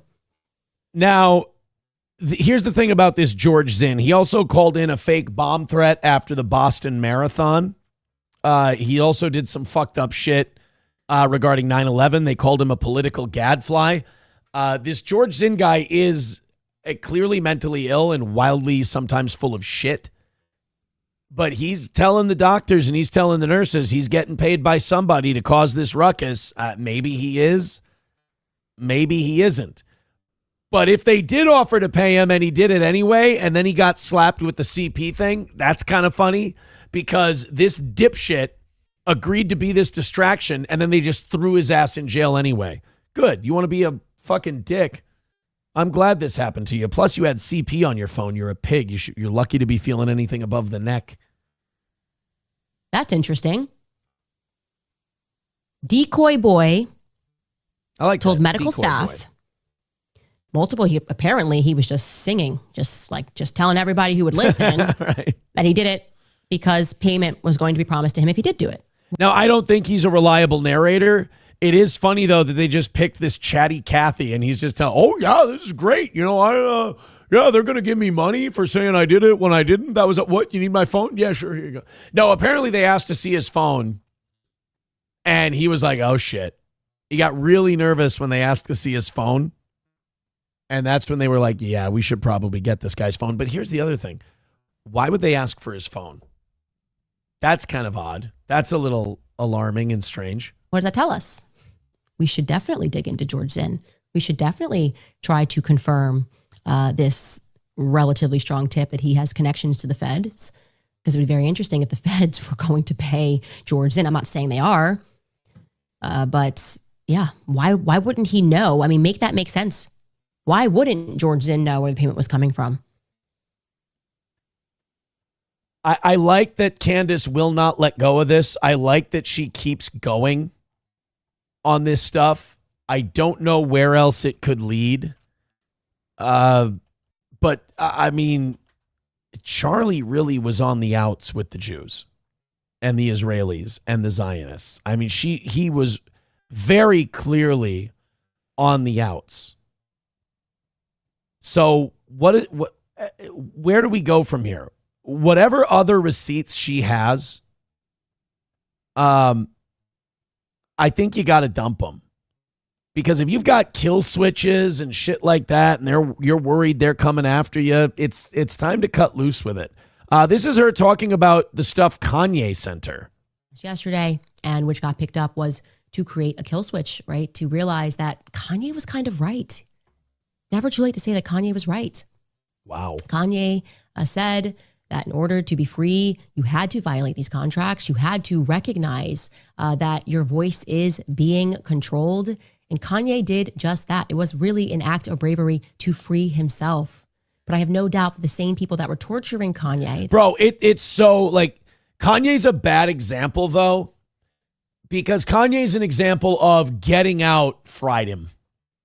Getting out drove him insane. And I know that the Kardashians and Pasternak and the music industry and all this, like they did break him psychologically.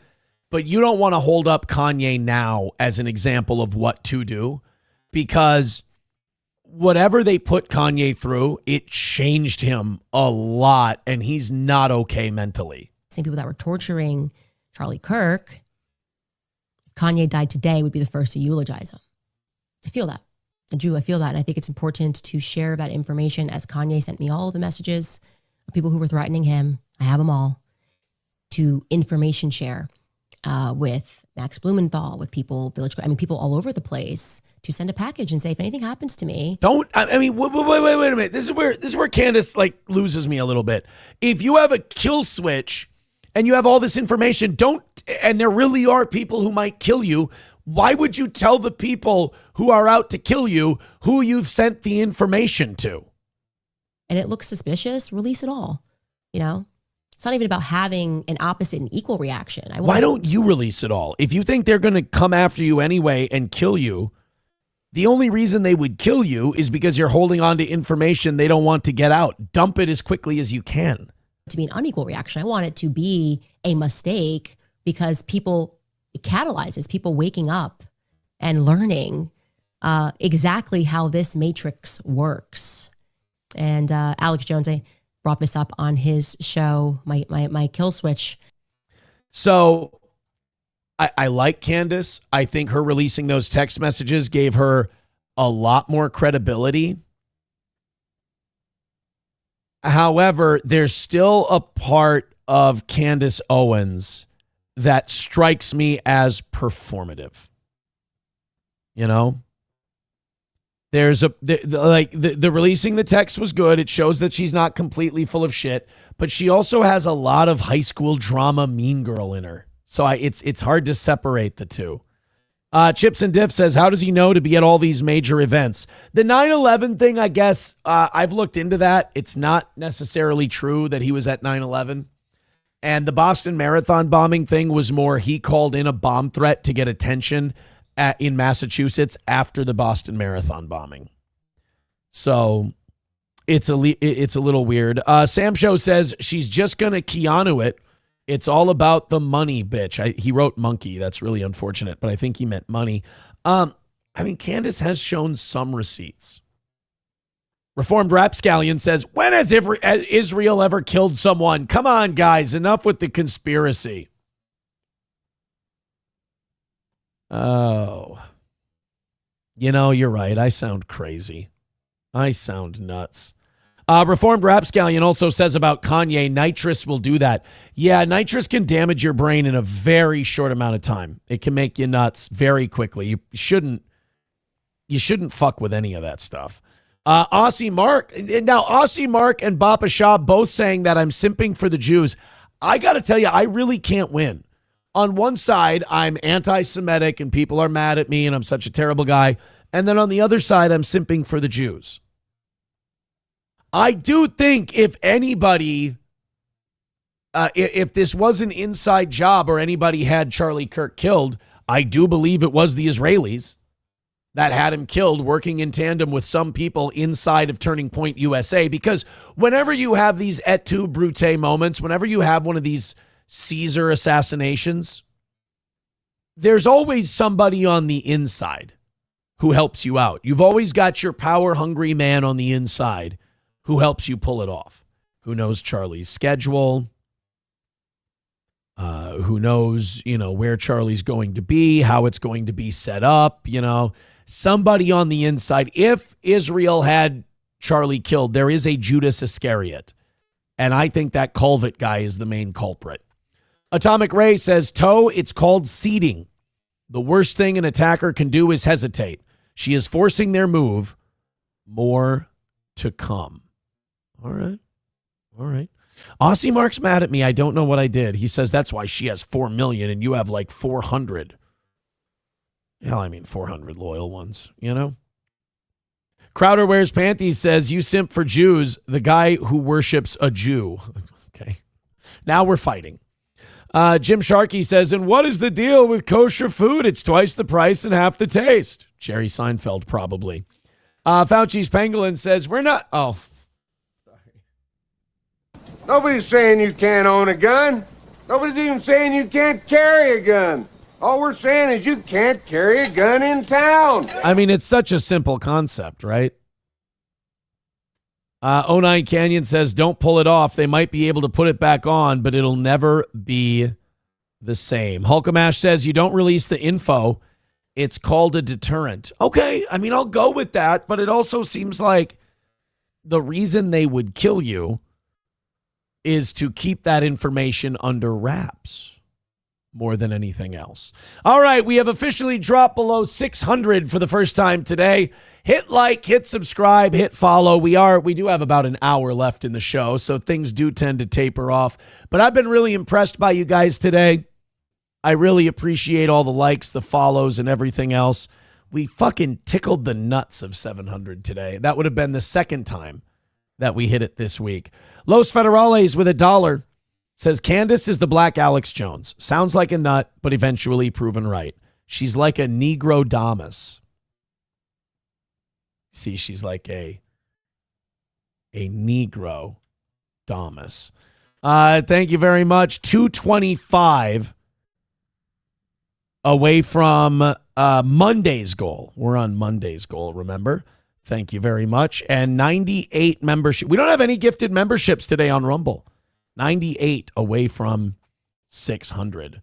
Round Ice says, Karmic wants to street fight you when you get out of the pokey. Oh, Karmic.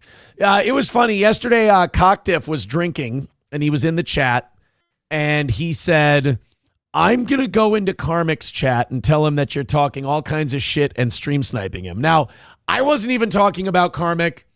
I have nothing but, not respect.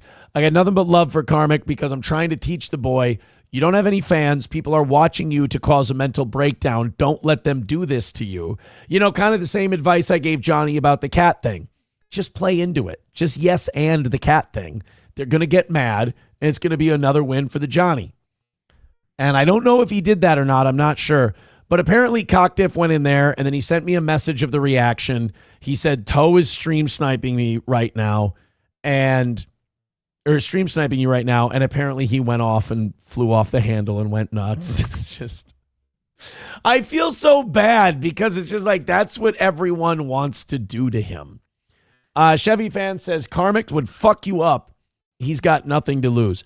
Basically nobody can fight, right? Nobody can fight. There are very few people in this world who can actually fight. Getting punched in the face sucks a giant dick. Taking your bare hand and punching someone in the face hurts like a motherfucker in the right spot.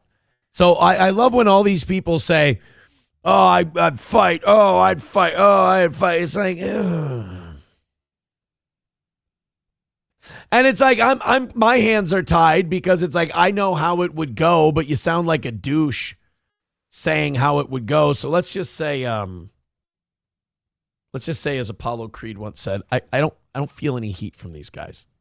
Atomic Ray gifting 5 memberships. Oh shit, we broke that streak today. Thank you, buddy. Sworn on the altar of God, total resistance against every form of tyranny, against the mind of men. Atomic Ray with 5 gifted memberships on Rumble. That puts us an even 200 away from Monday. You guys think you can do 200 in an hour? I mean, personally, I don't think it's going to work out, but thank you guys so much for your contributions. Chevmatic says, are you still having a members only stream today? You know, let's take a look. We could golf and do members only. I think we could do both. But yes, I am planning on a members only show today. Wait a minute. I have an idea. What do you think about doing an 11 o'clock members only show? Like we just do it right after the shows. Let's do that. Let's do an 11 o'clock members only show today. That gives me enough time to pee, turn around, and do a members only show. I like that idea. So 11 o'clock, maybe a couple minutes earlier, I'll pee, I'll get everything set up, and we'll do members only. That works for me. Thank you to You Need Me More for gifting a membership. $195 away from Monday's goal. And now Thermodyne Diesel gifting 5 memberships on Rumble. Uh-oh. Now we're 87 memberships away from 600, and we're 170 away from Monday's goal. Shit, you guys might actually do it. Todd Buttshine says, someone gift me a membership so I can stick around. Thanks. I endorse Todd Buttshine getting a membership on YouTube, and I'll tell you why. He's a ball buster, but he's fair, and he's clearly a fan of the show. I endorse Todd Buttshine. I like him. He's got good jail jokes. Get that guy a membership. Guys, I cannot focus on a single thought because I'm going to piss my fucking head off. So let's do this last Candace Owens thing today. And then we'll go ahead and we'll oh boy. And then we'll I thought Candace Owens did this on her show. This was apparently a Twitter thing. We're going to do this last Candace Owens thing, and then I'm going to pee because I am having a hard time focusing because my bladder's exploding. And I look a little puffy today. Wouldn't hurt for me to eliminate some water. So Candace Owens is targeting Jewish conservative commentator Josh Hammer in her latest conspiracy theory about the assassination of Charlie Kirk. Now, this is fucking gross to me because this is a Jewish writer trying to make this about anti-Semitism and Judaism again. This is Isaac Shore from Mediaite. And he's doing this thing. Isaac Shore is a liberal Jewish guy, and he's standing up for all these conservative Jewish guys that normally he would think are reprehensible. So this Joshua Hammer is a Jewish lawyer and commentator, and he is like evil. Like he's really bad when it comes to Israel. He's one of these pro-Israel guys that like there's so much pushback against what Israel's doing. He feels he has to be outlandish with his support. So he like celebrates the death of Palestinian children. I watched a debate between him and Dave Smith at Turning Point USA. Charlie Kirk moderated. And that Josh Hammer was a piece of shit. I mean, he was a really bad dude. So now this Isaac Shore is covering for his buddy Josh Hammer by saying that Candace Owens is involving him in some kind of Jewish conspiracy. It's not a conspiracy. Josh Hammer was in the group text that she provided the receipts for. So stop with the Candace is just attacking him because he's a Jewish guy. An independent journalist, Yashar Ali, pointed out that Owens, quote, tweeted a post from Sam Parker, whom Ali described as a notorious neo-Nazi. So, well, and you know this, if our media says that someone's a neo-Nazi, I mean, by God, they've got to be one, right? I mean, Tucker Carlson is trying to start the Fourth Reich. Suggesting that Hammer had foreknowledge of Kirk's murder. This is according to Candace Owens. You know what? Let's look this up on Twitter. I don't want to read this from a guy from a guy's article. I'd rather hear this from the person herself.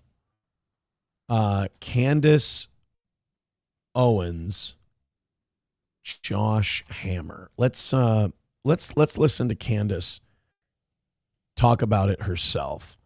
Josh Hammer is an incredibly little man. He has openly expressed bigoted. Here we go. This is Candace Owens on Josh Hammer. I will also add here that it is not particularly helpful that Josh Hammer as an individual is obsessively angry. He is an incredibly angry little man. You can read through his tweets. He has openly expressed bigoted and prejudiced opinions against white people. Okay? He does not view himself to be a white person. He views himself to be a separate race, Jewish. That is a fact, and it wasn't a long time ago. We don't have to go back to 2013 to hear his ideas on that. Here is a tweet. This is interesting to me. So you read this Isaac Shore, and this is classic media manipulation. You read this Isaac Shore from Mediaite, and it's, oh, Candace retweeted a neo-Nazi, and that's how she's criticizing Josh Hammer. And then, you know, they want you to not go watch her. And then you go watch her to see what's really going on, and you go, oh, it looks like what she's actually doing is quoting this guy's tweets and then reading them on the show and reacting to them. This doesn't sound like an anti-Jewish conspiracy. This sounds like she's just laying out who this guy was in relation to her friend Charlie Kirk. From him in 2019 that he then erased regarding white people. Here's what he said. Jew hatred is inherent in the European DNA. That's okay. Nice. Just like it's inherent. You're just inherent. If you're white, you're inherently guilty. You're inherently an anti-Semite. It's just you're born this way. It's just in your DNA. For no reason at all, by the way. For you have no right to be upset. You have no right to be angry. Nothing. You know, it is always weird being a white guy watching a black lady go after a Jewish guy for his anti-white racism. Because you're like this must be what it feels like for black people when like liberal white women yell at white dudes about their black racism and how underprivileged black people are. Like, in a way, you're like, well, thanks for sticking up for me, but Jesus Christ, don't make me look like a poodle, for fuck's sake. Like, Candace Owens is like, this Jewish man hates white people, and as a black woman, I'm offended. And I'm like, I mean, thank you. I appreciate it. I don't really give a shit what Josh Hammer thinks of me that much. No, I'm going to stick up for you white people. Okay, black lady, fine. It's incredible that he said that. She's wearing beautiful curtains, by the way. And in response, we were told that he meant it metaphorically, which kind of metaphor. Can you run that? It's not really a metaphor if you say that Europeans have Jew hatred in their DNA. What's the metaphor? Tweet again. I do know a little bit about metaphors and similes, and I'm not feeling Jew hatred is inherent in European DNA. How is that for a metaphor, guys, for you? Because I thought metaphor might be fire hair to describe somebody who's red-headed. Oh, no, it's not literally fire. It's fire red. No, I don't think a metaphor would be saying explicitly and literally that hating Jews is inherent inside of white people. It's not really a metaphor. I've sworn on the altar of God, total resistance against every form of tyranny, against the mind of men. That was for Thermodyne Diesel's 5 gifted memberships. We'll just say that. Candace Owens is married to a white man. Yeah. No, she is. She is. We got Reformed Rapscallion says, I looked at the jail schedule and next Saturday they're having a Sadie Hawkins dance. That'll be fun. Ooh.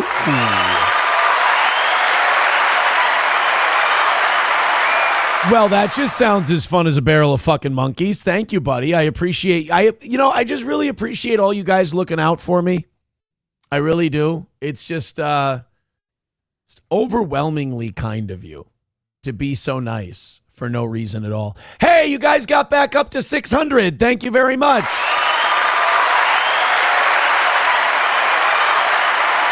Oh, never mind. You're back to 598. Hit like, hit subscribe, hit follow. 602. Oh my God, I can watch these numbers in real time. Oh, back to 600.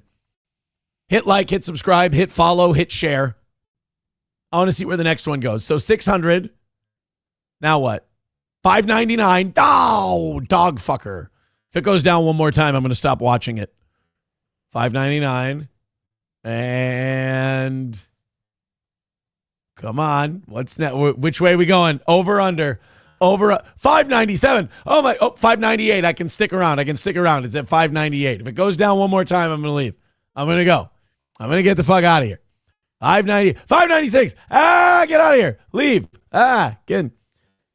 Chevy fan $1 says Johnny's co-host is a freak. All right, let's take a look. How is Johnny's co-host a freak?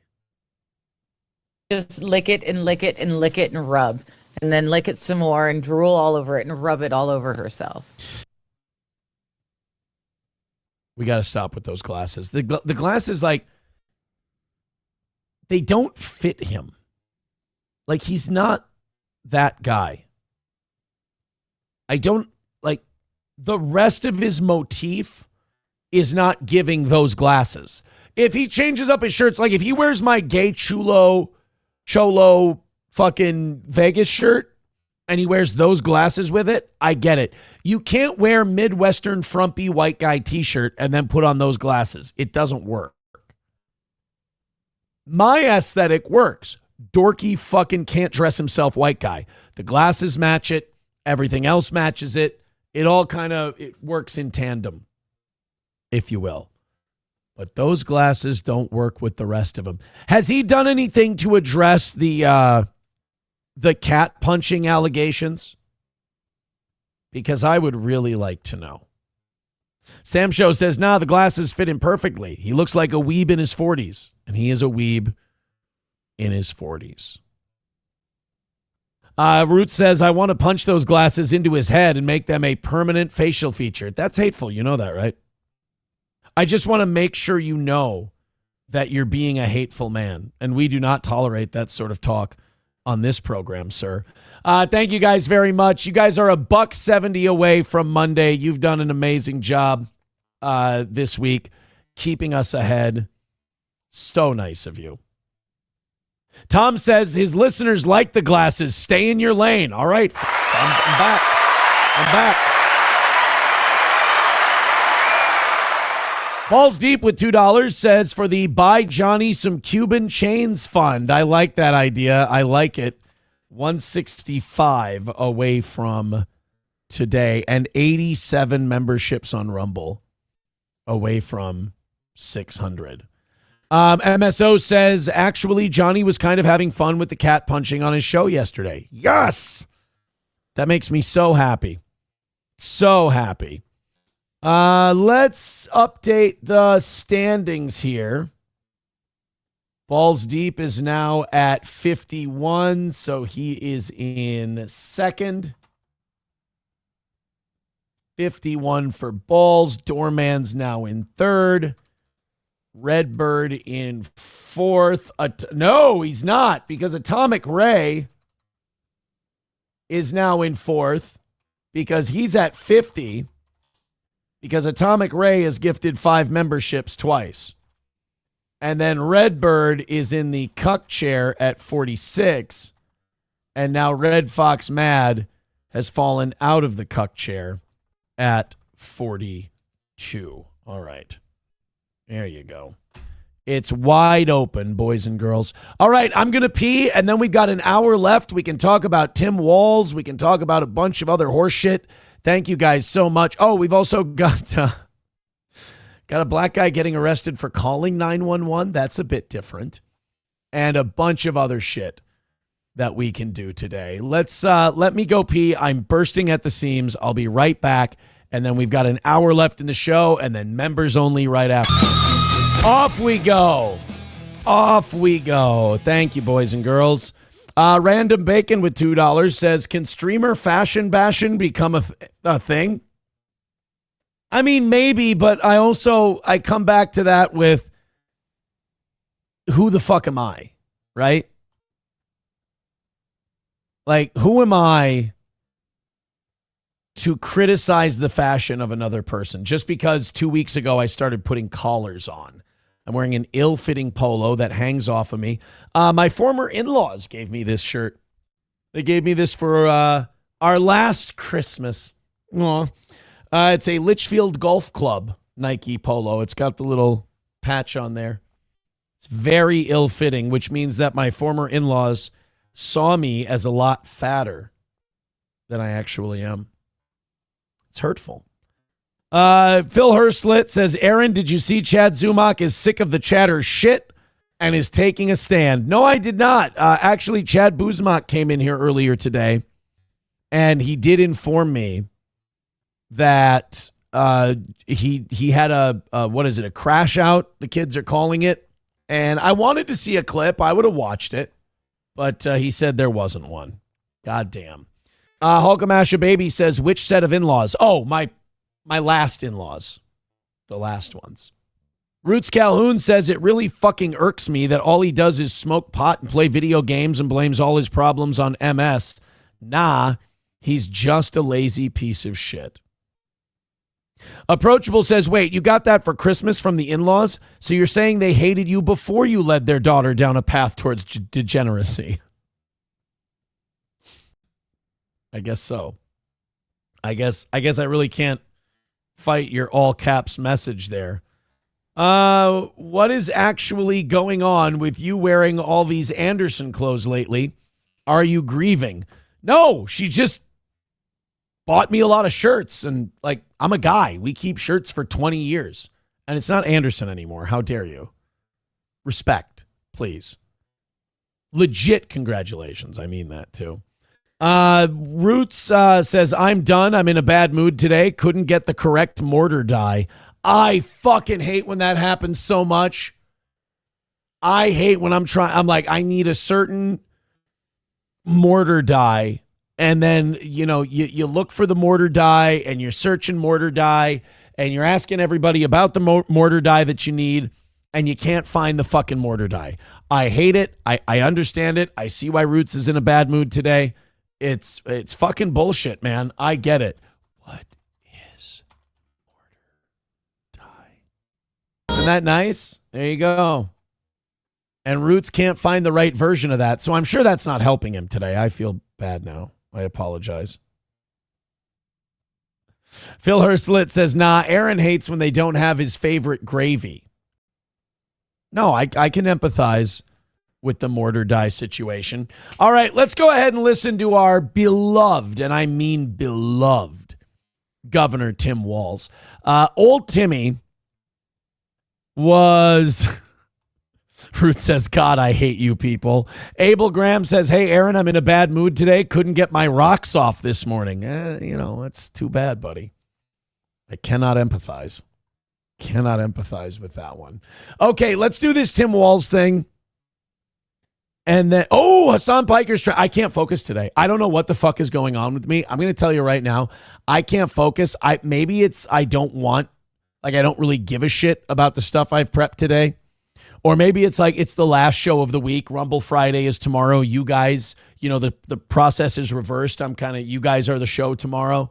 Maybe it's because we're 160 away from next Monday's goal, and maybe I'm not motivated. I don't know what the deal was. Or maybe I'm just having I slept too well last night, and then I poured an energy drink on top of it. I got ADD going insane. You know what? This last 50 minutes of today's show, it might be a bumpy ride. It might be a little weird. Hunter with $5 says, watching you try to relate to someone who works for a living is embarrassing. I get it. Rabbi Smoothie says it's called ADD. Anna Wall says you were a little ADD yesterday. Yeah, I really do think that the goal kind of keeps me in line a little bit. It keeps me sharp. Carlos Cameo says, you like your 18 holes both in golf and men at jail. Thank you. Is Litchfield good golf? Yeah, I think the Litchfield golf course is solid. I do. I like the Litchfield golf course. But I'm a territory guy. Like, territory is my course. I shot a 92 and a 94 last week at territory. And it looks like today is going to be my last good day to get out there. So I think I'm going to take advantage of that. I'm going to say, 71, 65, 60. Well, the kids are here all weekend, starting tomorrow. And then 57 Monday, 55 Tuesday. Yeah, I'll go out today. I'll get out today and get 18 holes in. And then I got my daughter's volleyball. Then I'll give you guys a Rumble Friday show. That sounds like a good foray into the weekend. Phil Herslet says, Aaron, can you go live and just leave the screen blank so us chatters can just hang out? It seems like that's where my brain is. It seems like I'm kind of shutting off my brain and going into the weekend early. I feel like I'm letting the remaining audience down. Granny says it would be shocking if this goes through. Why would it be shocking? Why would I? I hate when people have like a grandiose idea of themselves and they think like something bad's going to happen to them. Now, why are we doing this? Just because Granny shows up in the chat does not mean that we need to start writing about Lemmy. Joey Caravello says, Little Lemmy is so fucking hot, I'd love her to rip ass in my face. Why are we doing this? Chevy fan saying ADD is a diabetes symptom. Thank you. Thank you very much. Granny got a membership, by the way, from 30 Thermodyne Diesel. That's very nice. I can't talk. Dude, I'm seriously losing it. Papa Shab says, Little Lemmy looks like the farmer from American Gothic. You guys need your eyes checked. Oh, man. Launchpad at Mystic is open. Want to go? What's Launchpad at Mystic? Hold on. Launchpad Mystic. Launchpad Golf at the Meadows. I want to go golfing at the Meadows is what I want to do. Oh, it's Top Golf.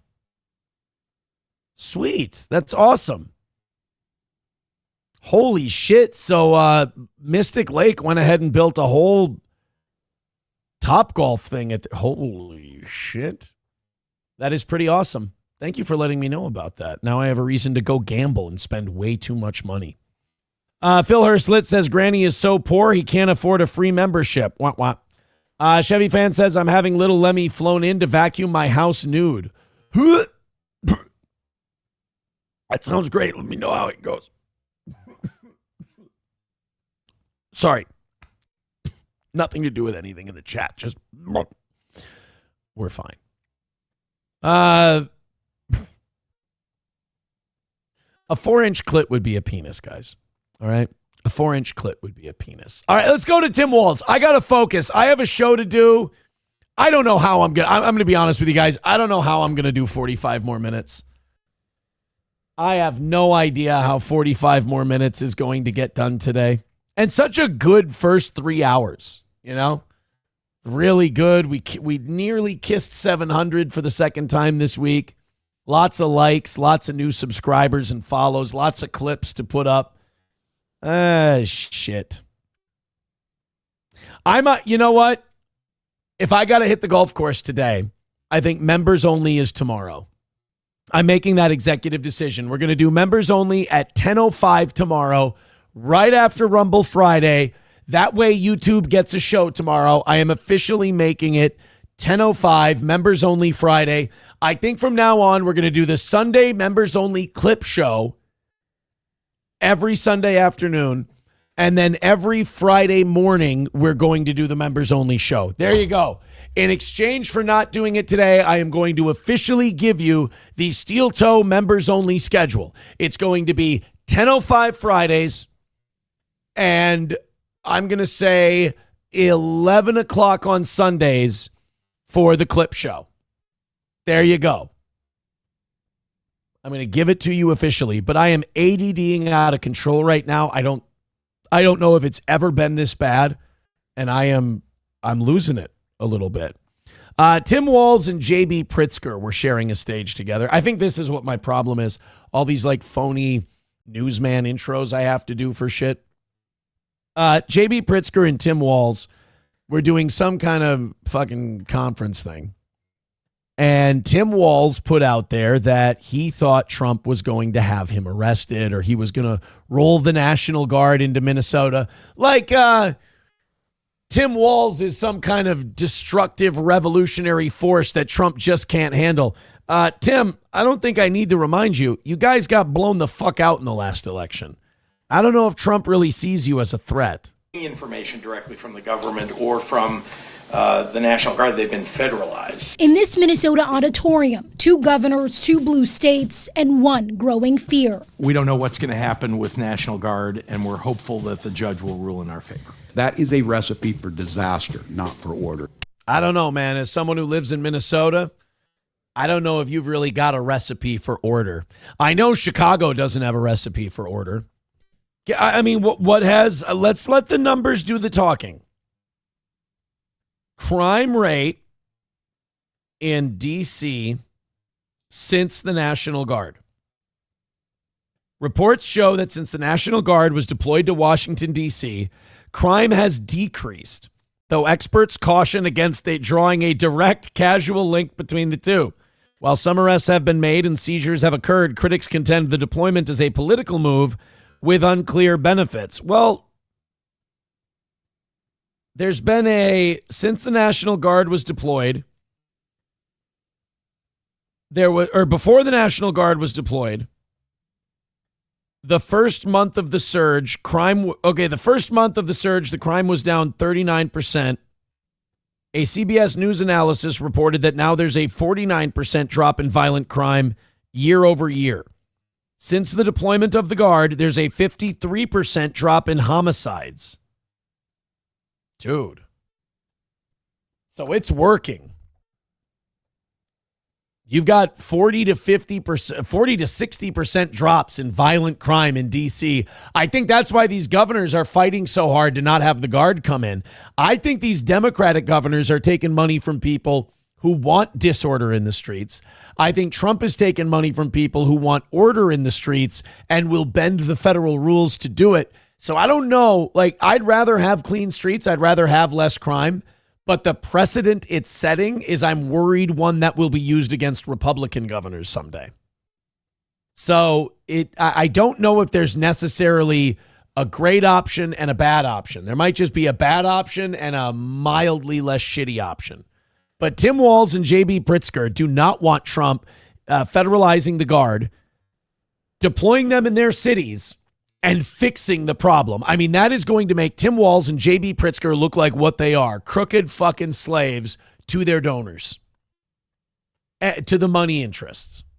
If the National Guard comes in, and if it keeps working like it is in D.C., they might, fair enough, and the crime rate starts dropping by 50, 60% and people start feeling safer, maybe Minnesota turns a little less blue. Maybe that's what Tim Walz is actually worried about. Texas National Guard troops are staged just outside of Chicago, waiting for orders. If you look at Chicago, Chicago's a great city where there's a lot of crime.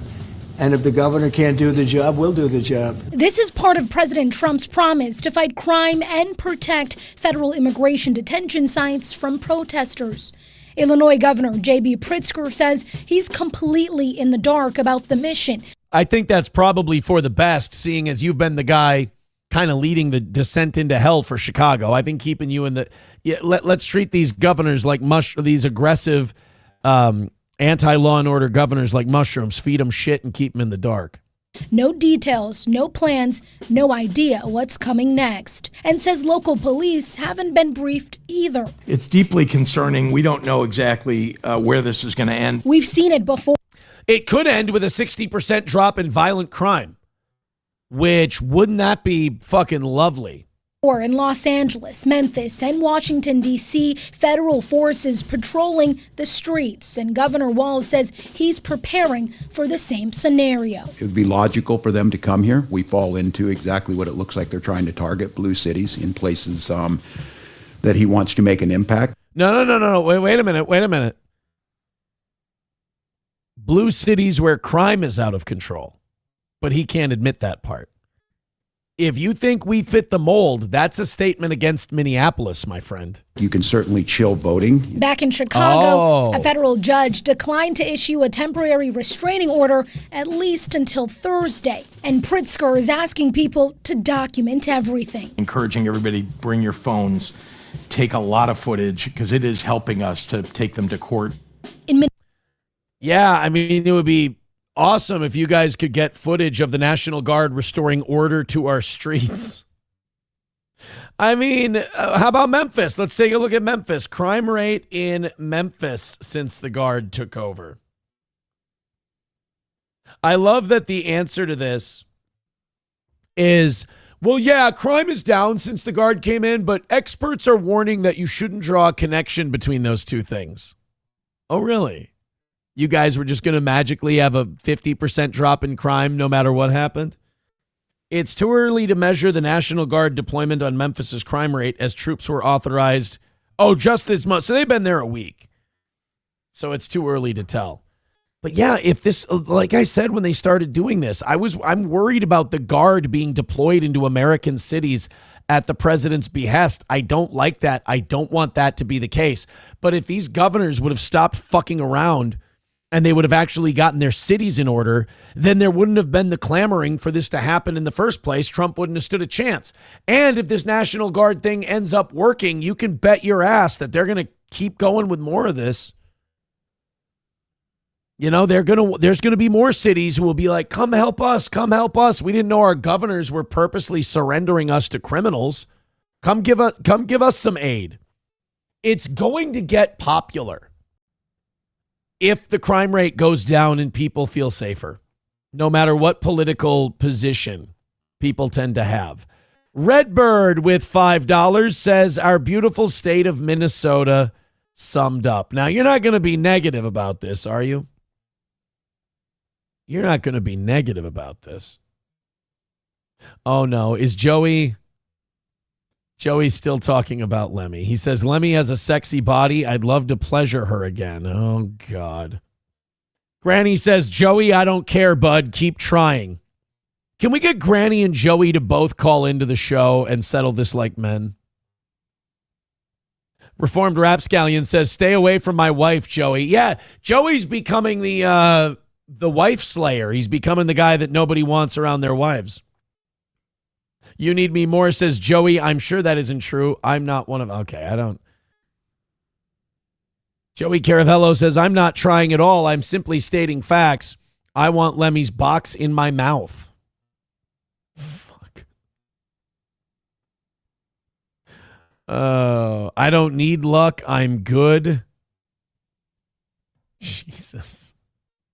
Forever Two Wheels says, Pritzker and Walls can only be separated by a crowbar. Well, they love each other. That's for sure. I mean, look,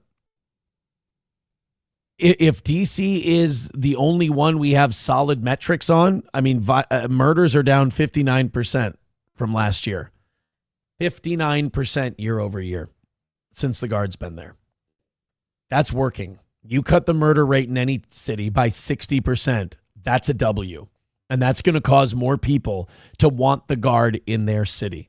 And what it's going to do, the reason Pritzker and Walls don't want it is because if the National Guard shows that this can be done with law enforcement, then what it's going to show is that these governors knew that the entire time, and they chose to do fuck all about it. That's a problem. By the way, thank you for that $5, Redbird. I appreciate it. We are only 160 away from Monday's goal. It also puts Redbird in third place with $51. Thank you, buddy. Doorman now in fourth with 50. And Atomic Ray in the cuck chair with $50. Thank you very, very much. Yeah, it's embarrassing for them.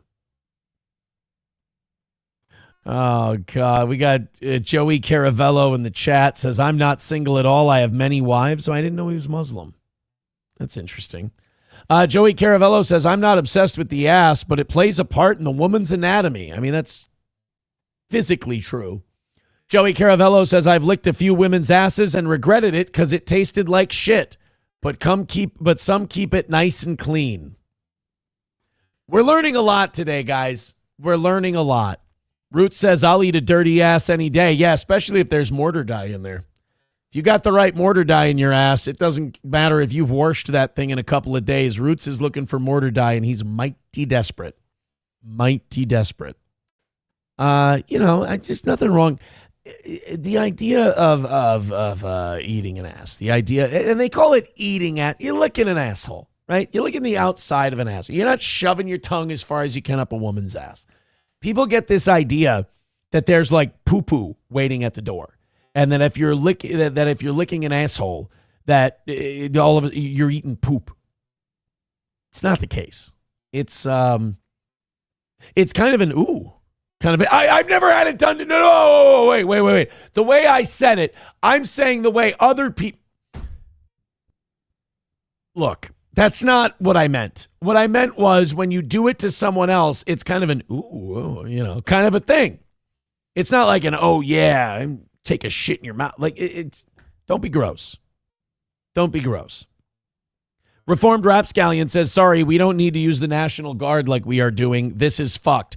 I agree with you. I agree that the National Guard thing is fucked. But it's because these states and these cities didn't do their fucking job and let their cities go to shit that now there's a demand for it.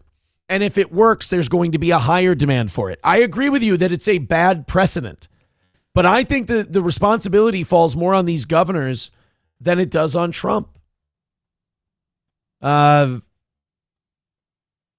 I'm just looking. Fat asses are my one weakness, says Bapa Shab. Am I black? I mean, kind of. Kind of. Satan's Mechanic says, wait, Lemmy is on the market. I'll take sloppy seconds, said nobody ever. It's not very nice. It's not very nice. Cockdiff says, I'm behind in chat. Nova's mom owns a house and land. He just flops there for free. See, I didn't know that. I didn't know. Fauci's Pangolin says, what's wrong, Aaron? Do you have warts on your ass? Got a hairy hole? Pox on your cocks? I just don't want my asshole licked. I don't want it. I just, no thank you. No thank you. Root says, I had no idea that would, sorry, that's something else. What do we got going on here? Approachable says, Aaron, I'm just going to take your word for it because I'm assuming you would know. Aussie Mark says, Aaron said he liked licking ass. I didn't say I liked licking ass. That is not what I said at all. I'm saying there are misconceptions about licking ass. Either that or you guys have been licking ass of the dirtiest fucking women who have ever lived. All right? You get a nice, clean ass. And I'm not a butt guy. You know what? Never mind. This is a losing battle, no matter what. It's a losing battle. There's no reason for me to continue this conversation because none of it ends well. None of it ends well. Papa Shab says specifically man ass. No, I never said man ass at all. All right, Redbird said that this is a great description of our lovely state of Minnesota. I really want to argue with this because this guy looks like a fucking wiener. Average day in Minneapolis? Okay, this could be accurate because they're nothing but wieners. This is an average day in Minneapolis. I wake up at 8 a.m. to the Islamic call to prayer. Okay, so far, hit. After that, I step outside and run into my neighbor handing out literature. This basically explains why capitalism is basically bad, actually. At 9 a.m., I try to go out for breakfast, but all the restaurants are out of business. I guess I'll just have to settle for some camel milk. All right, you know what? Not a lot of factual documentaries get made these days. This guy's doing a good job so far. For that, I get ready for my daily protest. I'm not sure what we're fighting for today, but I know I'm angry. At 11 a.m., I help out my neighbor with rent. So basically, I need money because of oppression and stuff. Around 12, I eat a healthy lunch at Matt's, and then I make sure to stay properly hydrated for the rest of the day. At 2 p.m., I look at the new Minnesota state flag. Wow, what an interesting design. And around 5 p.m., I get robbed. And after paying my state income tax, I get mugged. So basically, give me all your money. At 9 p.m., I head to a completely dead downtown Minneapolis where the only bar open is the Hewing. I order... By the way, Deja Vu, strip club. For one cocktail for $25. It's nice to live in a state that has California prices but Midwest weather and opportunity. And that's my day. I wish you were wrong. I wish I could argue with that guy and say, well, no, you see, but it's not as much satire as you think.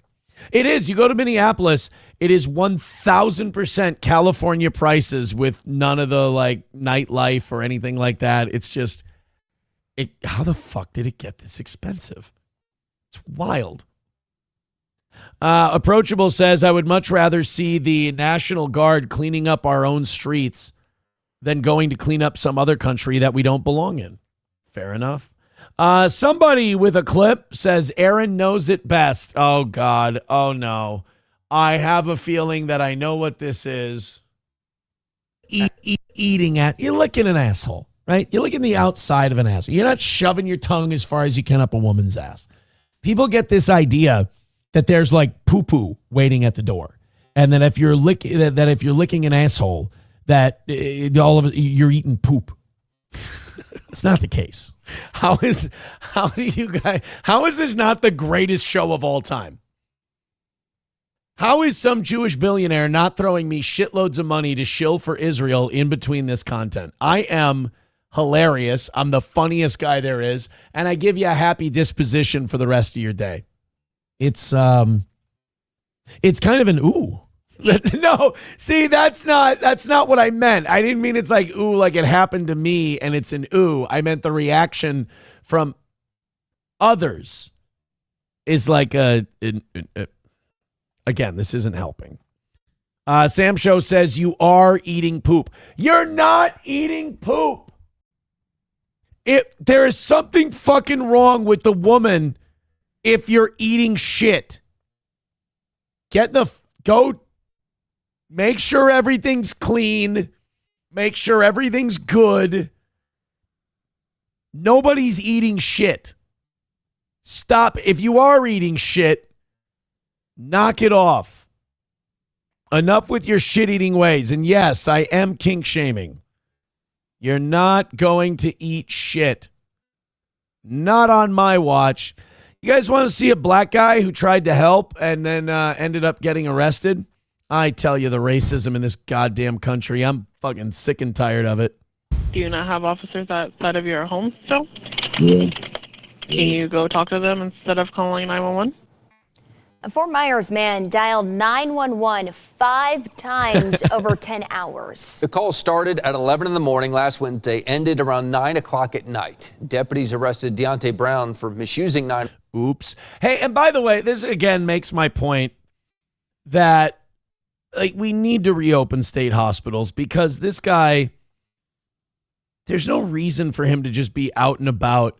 He's got too much time in his hands. He's sitting there just dialing 911, doesn't realize he's totally oblivious to the fact that this is fucking mental retard behavior.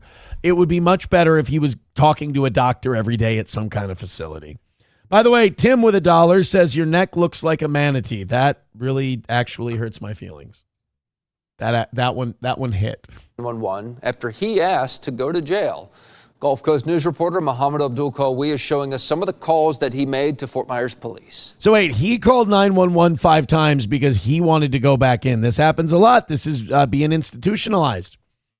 You get so used to being in there that, life on the outside is hard. You got to get your own meals and you want to go back in. This is why I want to do weekends. Got to be honest with you. I want to do weekends because I go in for 8 days. I'm going to be like, I don't want to leave my new friends. I don't want to come out married. Neighbors who live here along Laura Street tell me they see police here way too often, and sometimes they don't even know if it's an emergency. One man who lives here was arrested last week for calling 911 again and again. Fear. You said you're in fear for your life?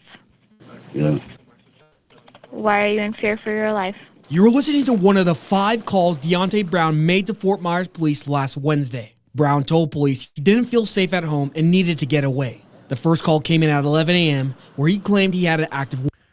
No, we're not. I love this street. Poke Laura. No, we're not going to do that. We're going to be gentlemen. Warrant. By the final call at 9 p.m., police say he was sitting on the couch with his mother watching TV. Officers warned Brown to stop calling 911 if there was no emergency. He didn't listen. Do you not have officers outside of your home still? Yeah. Can you go talk to them instead of calling 911? Brown called. I miss you. So what you wearing? Sir, this is not an emergency. Candygram.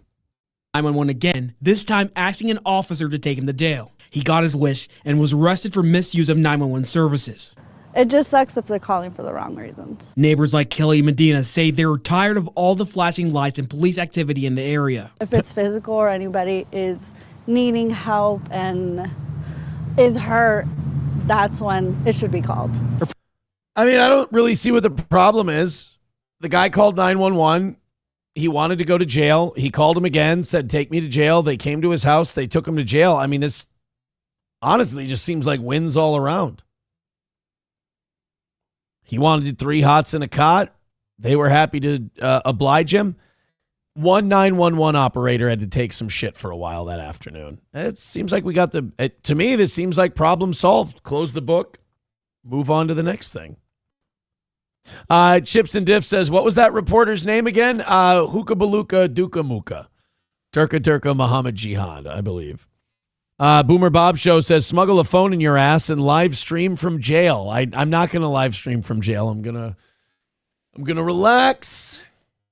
I'm going to, hopefully I can come out of the whole situation losing a little bit of weight. If I go in and I report that I got to 230, you guys are more than allowed to give me endless amounts of shit for that. Approachable says, question for you when you're on your staycation in lockup. Are you still going to get completely naked when you have to shit? I know that's normal in your house, but it seems like risky business there. Look, I may have to adapt some behaviors. Badger B says, Aaron comes back Monday with a couple of teardrop tats. That's...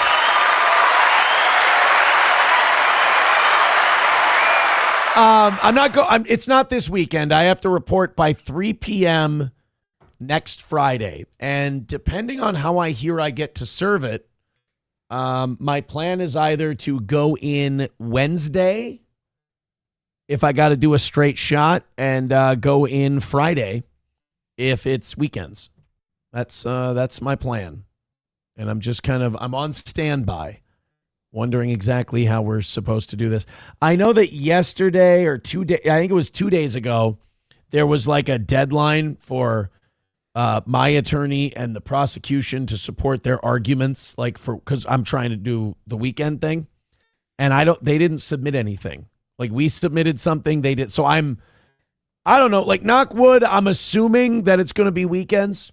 Some people have been telling me, like, dude, just do the whole thing straight through. It's going to be better that way. I don't know. I like the idea of doing weekends, to be honest with you.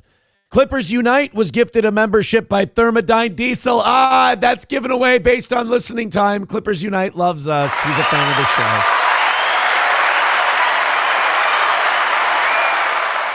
You guys are $160 away from Monday's goal. Thank you very much for that.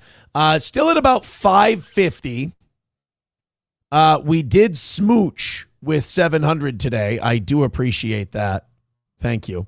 Aussie Mark says, those damn man boobs will get you in trouble, Aaron. Well, I'll try to dress conservatively. Von Kaiser says, county jail is boring. Yeah, that's the one thing I hear from a lot of people is like, you're going to be fucking bored, dude. Well, it's not supposed to be a vacation. I'm supposed to be going away and repenting for my sins. So, read some books. Apparently, there's like a tablet where you watch shit. That'll kill some time. Just think of it as being on a really long plane ride. Really long plane ride. Lexi says, don't forget to use the poop towel, buddy. I cannot tell you how much I appreciate all of my friends here that watch this show helping me out and letting me know, all the tips and tricks that I need to be made aware of. All right, we're opening up these 8 o'clock hour stories. We got a few minutes left in the show here. Let's get a couple more stories in, and then we'll call it for the day because somebody is having an incredibly bad case of ADD today. Really, really bad. Here we've got a clip of Jason Kelsey giving his brother shit about his fiance singing about his cock all the time. I mean, look, the Taylor Swift album, it's doing very well. A lot of people going to movie theaters to listen to it and shit. And Travis Kelsey, it's been revealed, there's a few songs in there where Taylor Swift, not so subtly, sings about his dick. Naturally, for the couple, you're like, oh, she like it the way your dick tastes. And you're like, yeah, that's right. My girl is singing to millions of people about my dick. Now, that should make you feel a little weird, though, also. Like, that shouldn't just be like, oh, yeah, my girlfriend sings about my dick. You've also got to have questions like, why does my girlfriend find it appropriate? Why does my fiance find it appropriate to tell millions of strangers, especially when some of them are fucking teenage girls, about my genitals? It's a little weird. But that's nothing compared to your older brother finding out about it and giving you shit about it on your podcast. This is Jason and Travis Kelsey. This is Jason busting his brother's balls about his dick. First listen through, what was your favorite? Oh, for fuck's sake. Oh, does it start right away? I was going to say, why didn't they timestamp this shit? Did they, guest episode announcement, showgirl reactions? Oh, then they go into games. Yeah. Opalite. Yeah. I mean, Opalite. It like makes my body like do this. Yeah. Like I kind of like bob to it. Like this is just kind of the vibe of that song. It's fun. Tremendous. I'm gonna tell you this right now. If these dudes doing a football podcast keep doing this shit, they're gonna lose audience members. You cannot go out there and be like, I'm doing this to the music, and having a bunch of dudes that want to listen to football talk go. Like, you got to remember, who loves Jason Kelsey? Eagles fans. All right? These are people from Philly. They don't want to hear this shit, and they hate Travis Kelsey. So they're not going to want to listen to your half-black guest sit there and go, I was listening to Taylor Swift album, and it just makes me bop like this. They're going to abandon you. What, after listening to the album a few more times, is there a song that maybe the first time you listened to it? That's a great question. And then now you're like, yeah. I feel like Wish List has grown on me. That's the one for me. That's the one for me. We've got grown men. And really, I credit that with Kylie. That was her favorite, like right from the get-go, pretty much. And she's smarter than all of us. Well, there's no question about that. Subscribe on YouTube, Once You Plus, we're gonna go podcast, and follow the show on all social media. We're a bunch of fucking idiots. So let's get into it right now with some new. I don't care. End of this episode for a sneak peek of that conversation. All time. Let's get into it, Trav. Piece of news. No, Mediaite fucked this up and didn't go to the fucking timestamp. God fucking damn it, this pisses me off. I mean, dude, there's so many people tweeting, asking my opinion, and let's just give it up for Taylor. Let's just give it up for Taylor I think real quick. That's the appropriate. She's done it. She's done it again. She's done it again. No question. She's put the world on tilt. It's been so fun to see everybody's reactions, and we've had an absolute blast watching her go through all of her press tour or radio. Don't fucking care. You haven't done it in a while, huh? I don't know the last time I've I got a handful of artists that I really, really look for. Holy shit, I can't fucking listen to this. Mediaite, the next time you want us to be like, hey, I gave her shit about the fucking song with the shit and the thing. Fucking timestamp it, you cunt. Now my audience thinks I'm a fucking retard, which isn't that much different than usual. But the last hour of the show has already sucked a giant bag of fucking cocks, and then you lazy twats can't go, here's what the article's about. Here's the video that doesn't link to what we're talking about at all. Fuck. You're lucky I'm ahead on my goals, or I'd be much more upset with you. This is me being reasonable. Fuck it. I never cared about it that much anyway. It was all just a time filler for today's show. Suck my ass. $1 from 383 Novocaine. Says Aaron was naughty, got 8 days, sold Fent, and people with OD got probation. Yeah, there was this story. I mean, this county is so fucked. So there's a guy who sold meth and fentanyl to a dude, and that dude died, and they charged him in his death. The guy got a 7-year prison sentence, stayed for 25 years of probation. A man literally helped take another man's life, and he's free to go.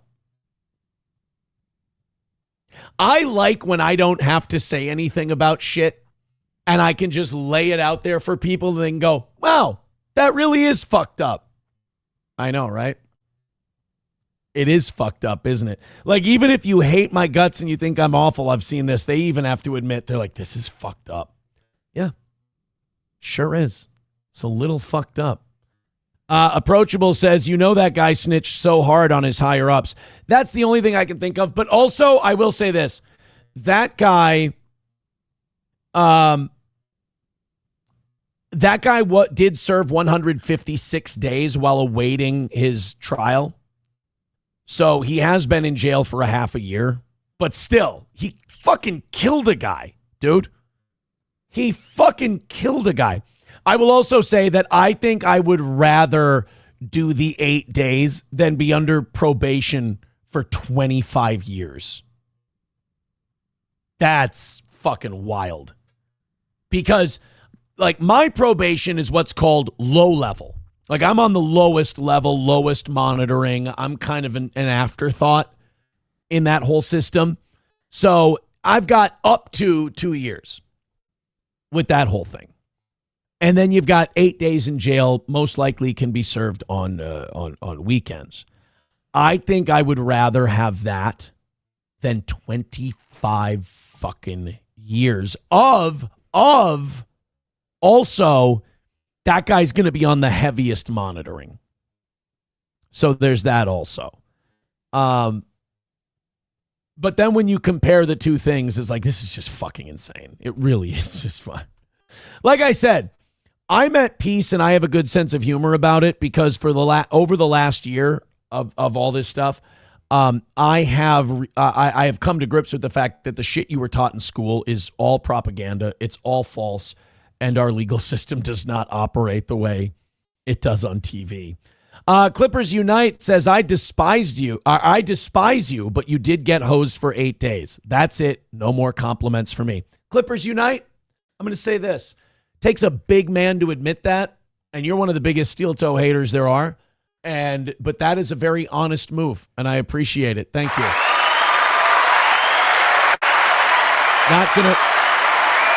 Not gonna shit on him at all. Not gonna shit on him at all. That takes a set of balls to admit that, because you know there's a million people just waiting to clip, and they see Clippers Unite write that, and they're like, fuck this Clippers Unite guy. I thought he was cool. He's a piece of shit. That takes balls. Thank you. Papa Shab is like ready to spill his life story in chat because of these little these asides about our legal system. Oh boy. This person writes, and you didn't get house arrest. You got fucked before Muhammad gets a chance. Thank you. Thank you. Crowder wears panties with $2. Says, keep your head on a swivel, man. Keep your head on a swivel in there, man, even if it's low level. Yeah. It's, look, you go through it, you get it done, it's all over with. Badger says, you best relax that butthole. And Badger also says, weekends equal more stories for us. And, you know, I did think about you guys when it came to that. I thought about you guys and I said, you know what? They're going to get more stories. They're going to get more information. You know what? All's fair. All's well that ends well. You know, if I've made one person smile, then it's all been worth it. Reformed Rapscallion says, no offense, but the chat is funnier than the show. I will tell you that the answer to that is yes over the last hour. The last hour I have been subpar. The first 3 hours of today's show, I smoked the chat and they helped me out a lot. So, But the last hour, you're absolutely right. I cannot defend my actions over the course of the last hour. It's been ADD. It's been dreadful.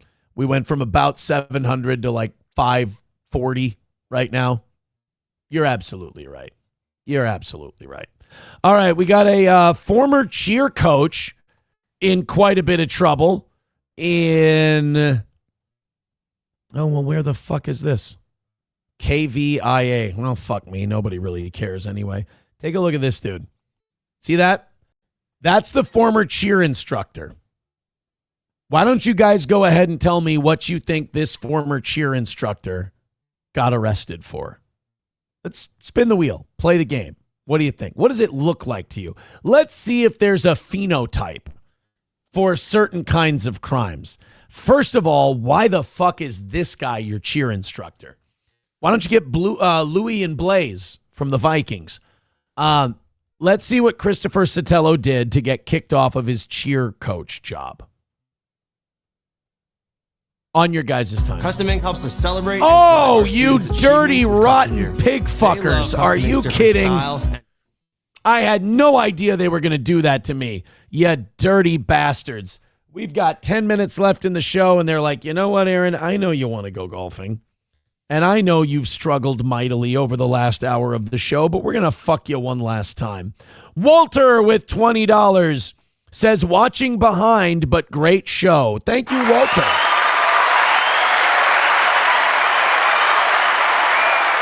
Walter with a very nice $20. That puts us $140 away from Monday morning.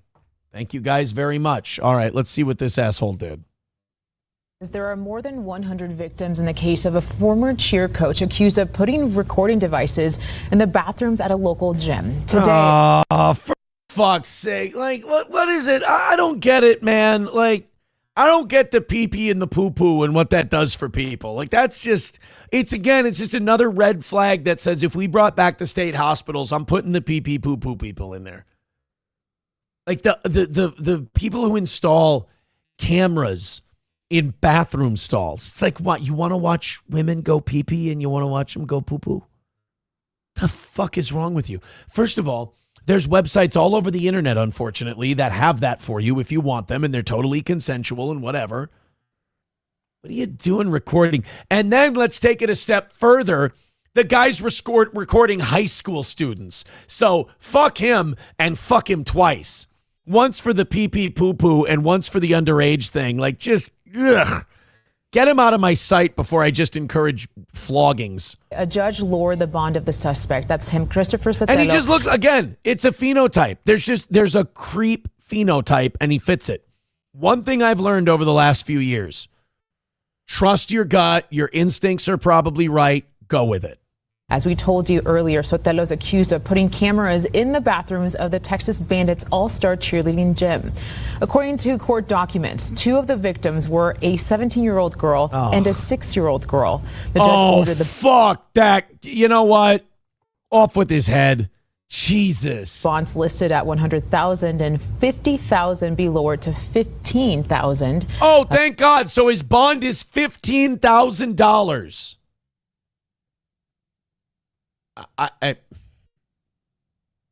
It's beyond me. He's been arrested 2 times, and with $1,500 he can get out. Their bonds were also lowered. Sotelo was arrested in August for invasive recording and arrested again on Thursday on new charges. New charges. So this isn't they arrested him in August for invasive recording. It didn't stick, so they had to cut him loose. This was arrested in August for invasive recording, and now there's more invasive recording. Ugh. An assistant DA said in today's hearing that she has been informed there have been now 100 victims. You can read that full report right now on our website. That's KVIA.com. I'm good. I don't need to read the whole report of what a piece of shit this guy is. But don't worry. He'll be out soon with very relative little done to him, as a matter of fact. Real quick, thank you, Walter, for the 20. We owe him one of these. I have sworn on the altar of God, total resistance against every form of tyranny, against the mind of men. 140 away from Monday and 87 memberships away from 600. Oh, yeah, Dead Game says so, $1,500. Yeah, pretty much. Gurmy says, is that Moody? No, he's not nearly as mentally ill.